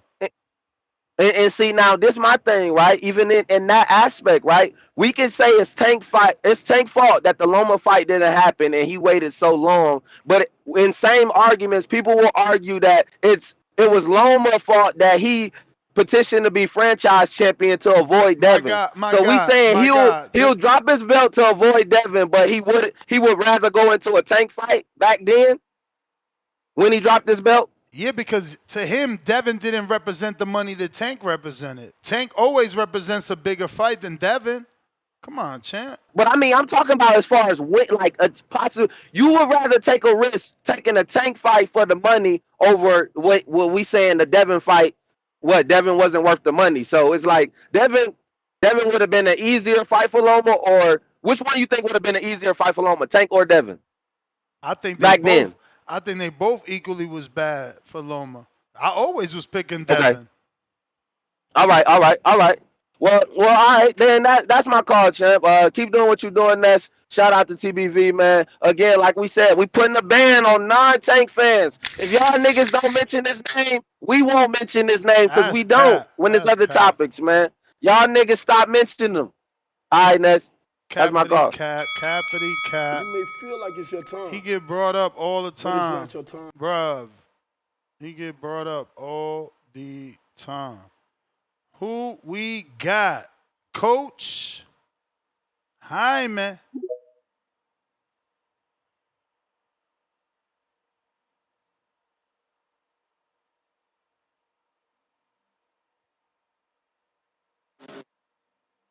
Yo, you hear me, Ness? Yeah. Yo, shout out to you, Ness. This morning when I saw the Devin Haney versus Norman, it just brought back some memories from 5 years ago when I was listening to a show, and you were just saying how professional boxers are the most accessible sports athletes, and in this show specifically, we get to reach out to them. So shout out to you for putting on that fight together. Stock Chasers, I got to eat my crow. I was a big fan of Tevin Farmer knocking out Floyd Schofield, but that's exactly why I love boxing. I did not expect that. Shout out to you. And then on the topic of last night, that fight between the guy with his dreads, what's his name? Griffin? Yes. Griffin versus Yes. Julian. Dude, I watched those interviews that you did, and it added another level of enjoyment last night. Yes. Hearing all of the backstory, I'm telling my girl, this guy has to deal with adversity. This guy got cut. I mean, he has to sell out in the last round because he's against the promoter. And then the knockout in the 10th round through the ropes. That shit is a movie. And then so shout out to you, Ness. I really want to appreciate you putting those interviews on, and everybody that watches them, I'm sure they can relate. They feel some sort of emotion attached when they're watching the fight, because I was at the edge of my seat, and I didn't think that I would be like that if I hadn't watched those interviews. And now, lastly, talk on the subject of Jake Paul. Very disappointing as a Mexican American. I really wanted Julio Cesar Chavez to stand up and fucking do what he said he was gonna do what his dad said he was gonna do. But instead, he kind of just came up with excuses and made a mockery of himself. That being said, is Jake gonna be ranked after this in any of the major ranking bodies? He's supposed to be. WBA said after this fight they would rank him. Yes. Yeah. So I mean, as a boxer, and I look at him, I'm like, Jake doesn't look like he has too much. I don't even know if he has power to knock out an elite person. He's really not setting up. The only thing that I feel that's strong that he has a double jab right hand or right hook to the body, and that looping right hand too. That it that right hand has power because he could turn it into an uppercut or just that right. I mean, again, no one's ever knocked out Chavez, including Canelo. So I don't think this is the fight to assess his power. No, but when he started getting pressed, in the 4th and 5th round, that's when all of the mistakes of an amateur boxer starts coming out. And Jake is messing up his feet. He's making these small errors in his hands and just his head movement. But that's because Julio didn't start pressing until the later rounds. I don't know if it was the game plan, the nerves, or if it was the power. But I don't see anything too special in Jake. I will give him his credit as a hater to step in the ring with the former world champion. I'm still like a lot of us waiting for someone just to put a fucking clinic on him, shut him up. Anyways, Ness, I want to appreciate you for those interviews. And again, I've been listening for a long time, and everything that you said years and years ago, it kind of resonates today. So really enjoyed last night, all the coverage. Shout out to Tone, Marco, 702, Johnny. You guys appreciate it. Appreciate you, man. Thank you for listening to those interviews and putting your wife on, man. That's what it's all about, bro. People don't get it, man. It's these little fights like that, bro, that really, bring that enjoyment, Shout out to Avius, man. I hate that it went that way. But, bro, I know Julian for so long. I've even been to his gym to cover him. Like, we go way back. He's from fucking Jersey, right? Like, so he was one of the first dudes I started interviewing on my start. And, you know, it's crazy to see this. This is a beautiful moment for him, right? You know, he was with Top Rank. That didn't go his way. He suffered his first loss, some inactivity. Now, you know, he signed a TKO. MVP has an option on him, so it's going to be another big fight. You know, maybe they do the rematch. I don't know. Maybe Bomac pushes for that rematch. I don't know. But we got Trilosphily trying you again. Moose, I see you. Just got to get to these guys that were here before you.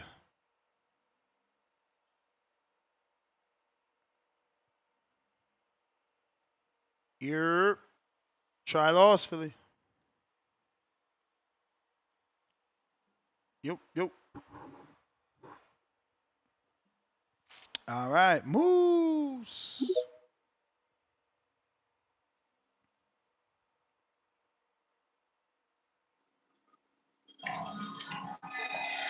Yeah, man, I didn't call in to give my opinion on the fight between Tevin Farmer and Floyd Schofield, but on the back call, I gave my opinion. And my opinion was that Tevin Farmer, he's going to come out a little too skilled for Floyd. You know, Tevin Farmer fades later in the fight, so if Floyd has a chance, it's going to come later in the fight. And I was like, it just really depends on how many rounds Tevin Farmer got in him. If he got 7 rounds, you know, he can win the fight. If they go in 12, I don't remember what they went, and I didn't watch the fight. Still need to go back and look at it, but, you know, just depends on how much he got. But you really didn't get the chance to show any of that. Floyd Schofield shut that down, and that came as a surprise to me. So shout out to Floyd Schofield. I don't want no crow because, for one, I'm not eating right now. I'm fasting. And 2, I don't eat meat. So you can save the crow. But I just wanted to come on here because old boy was talking about people eating crow. And like I said, I didn't call in to say who would win, but, you know, I had to call in and say this. So that's about all I got, man. Shout out TBV. All right, champ. Appreciate you. We got Mad Bent with the $2 super chat that says Norman stepping over an unconscious body. Edwin Martinez, $5. Haney has better legs than hands. Running emoji. Bill will get on here and find a way to sell his son trash fighting style. You a hater. New York Bullet member for 11 months on a prospect level. Chavez was KO'd by from Forat 75. Nah, he was he retired on the stool, man. He retired on the stool. Remember that fight was a catchweight fight of 171, which Chavez A-sided himself into, and you know, he took the whole he's too big for me route. Yo, we out. Peace. We right back at it tomorrow morning, Monday. And let me just tell you who's on the schedule. If you are a member or a Patreon, you have the ability to ask anyone and everyone I interview a question. And tomorrow will be no different. We got a few interviews lined up for Monday. Where is the new sketch? Monday looks like... Is that, what day is Monday? June 30th, I think? All right, so I'm going to have to find these interviews. I know we got a bunch scheduled. Okay. You may feel like it's your time. We got But it's Elia not your time. Carazon. She's going to be taking on O'Shea Jones on July 25th for O'Shea's 2 belts, WBO and the IBO. We're also gonna be having. I'm gonna go ahead and say Brian Norman, as me and him were just waiting for the fight to be announced. He didn't want to jump on since the fight almost fell apart. He didn't want to jump on without it being official. But Monday we will also have Zepeda on at 8:30 a.m., 7:30 p.m. I said a.m. I meant to say p.m. So 8:30 p.m. Eastern, 7:30 p.m. Central Time. Monday night with Zepeda. Hopefully we have a translator. We're also going to have, like I said, Elia Carazan on. She's a female boxer taking on O'Shea Jones, undefeated out of Florida. And we're still trying to hammer a date with Lester. You know, he's in camp, but we got Edgar Berlanga on July 8th. And we still got Edward Lattimore scheduled out for August 5th coming up. Yeah, man. To the next one. Peace.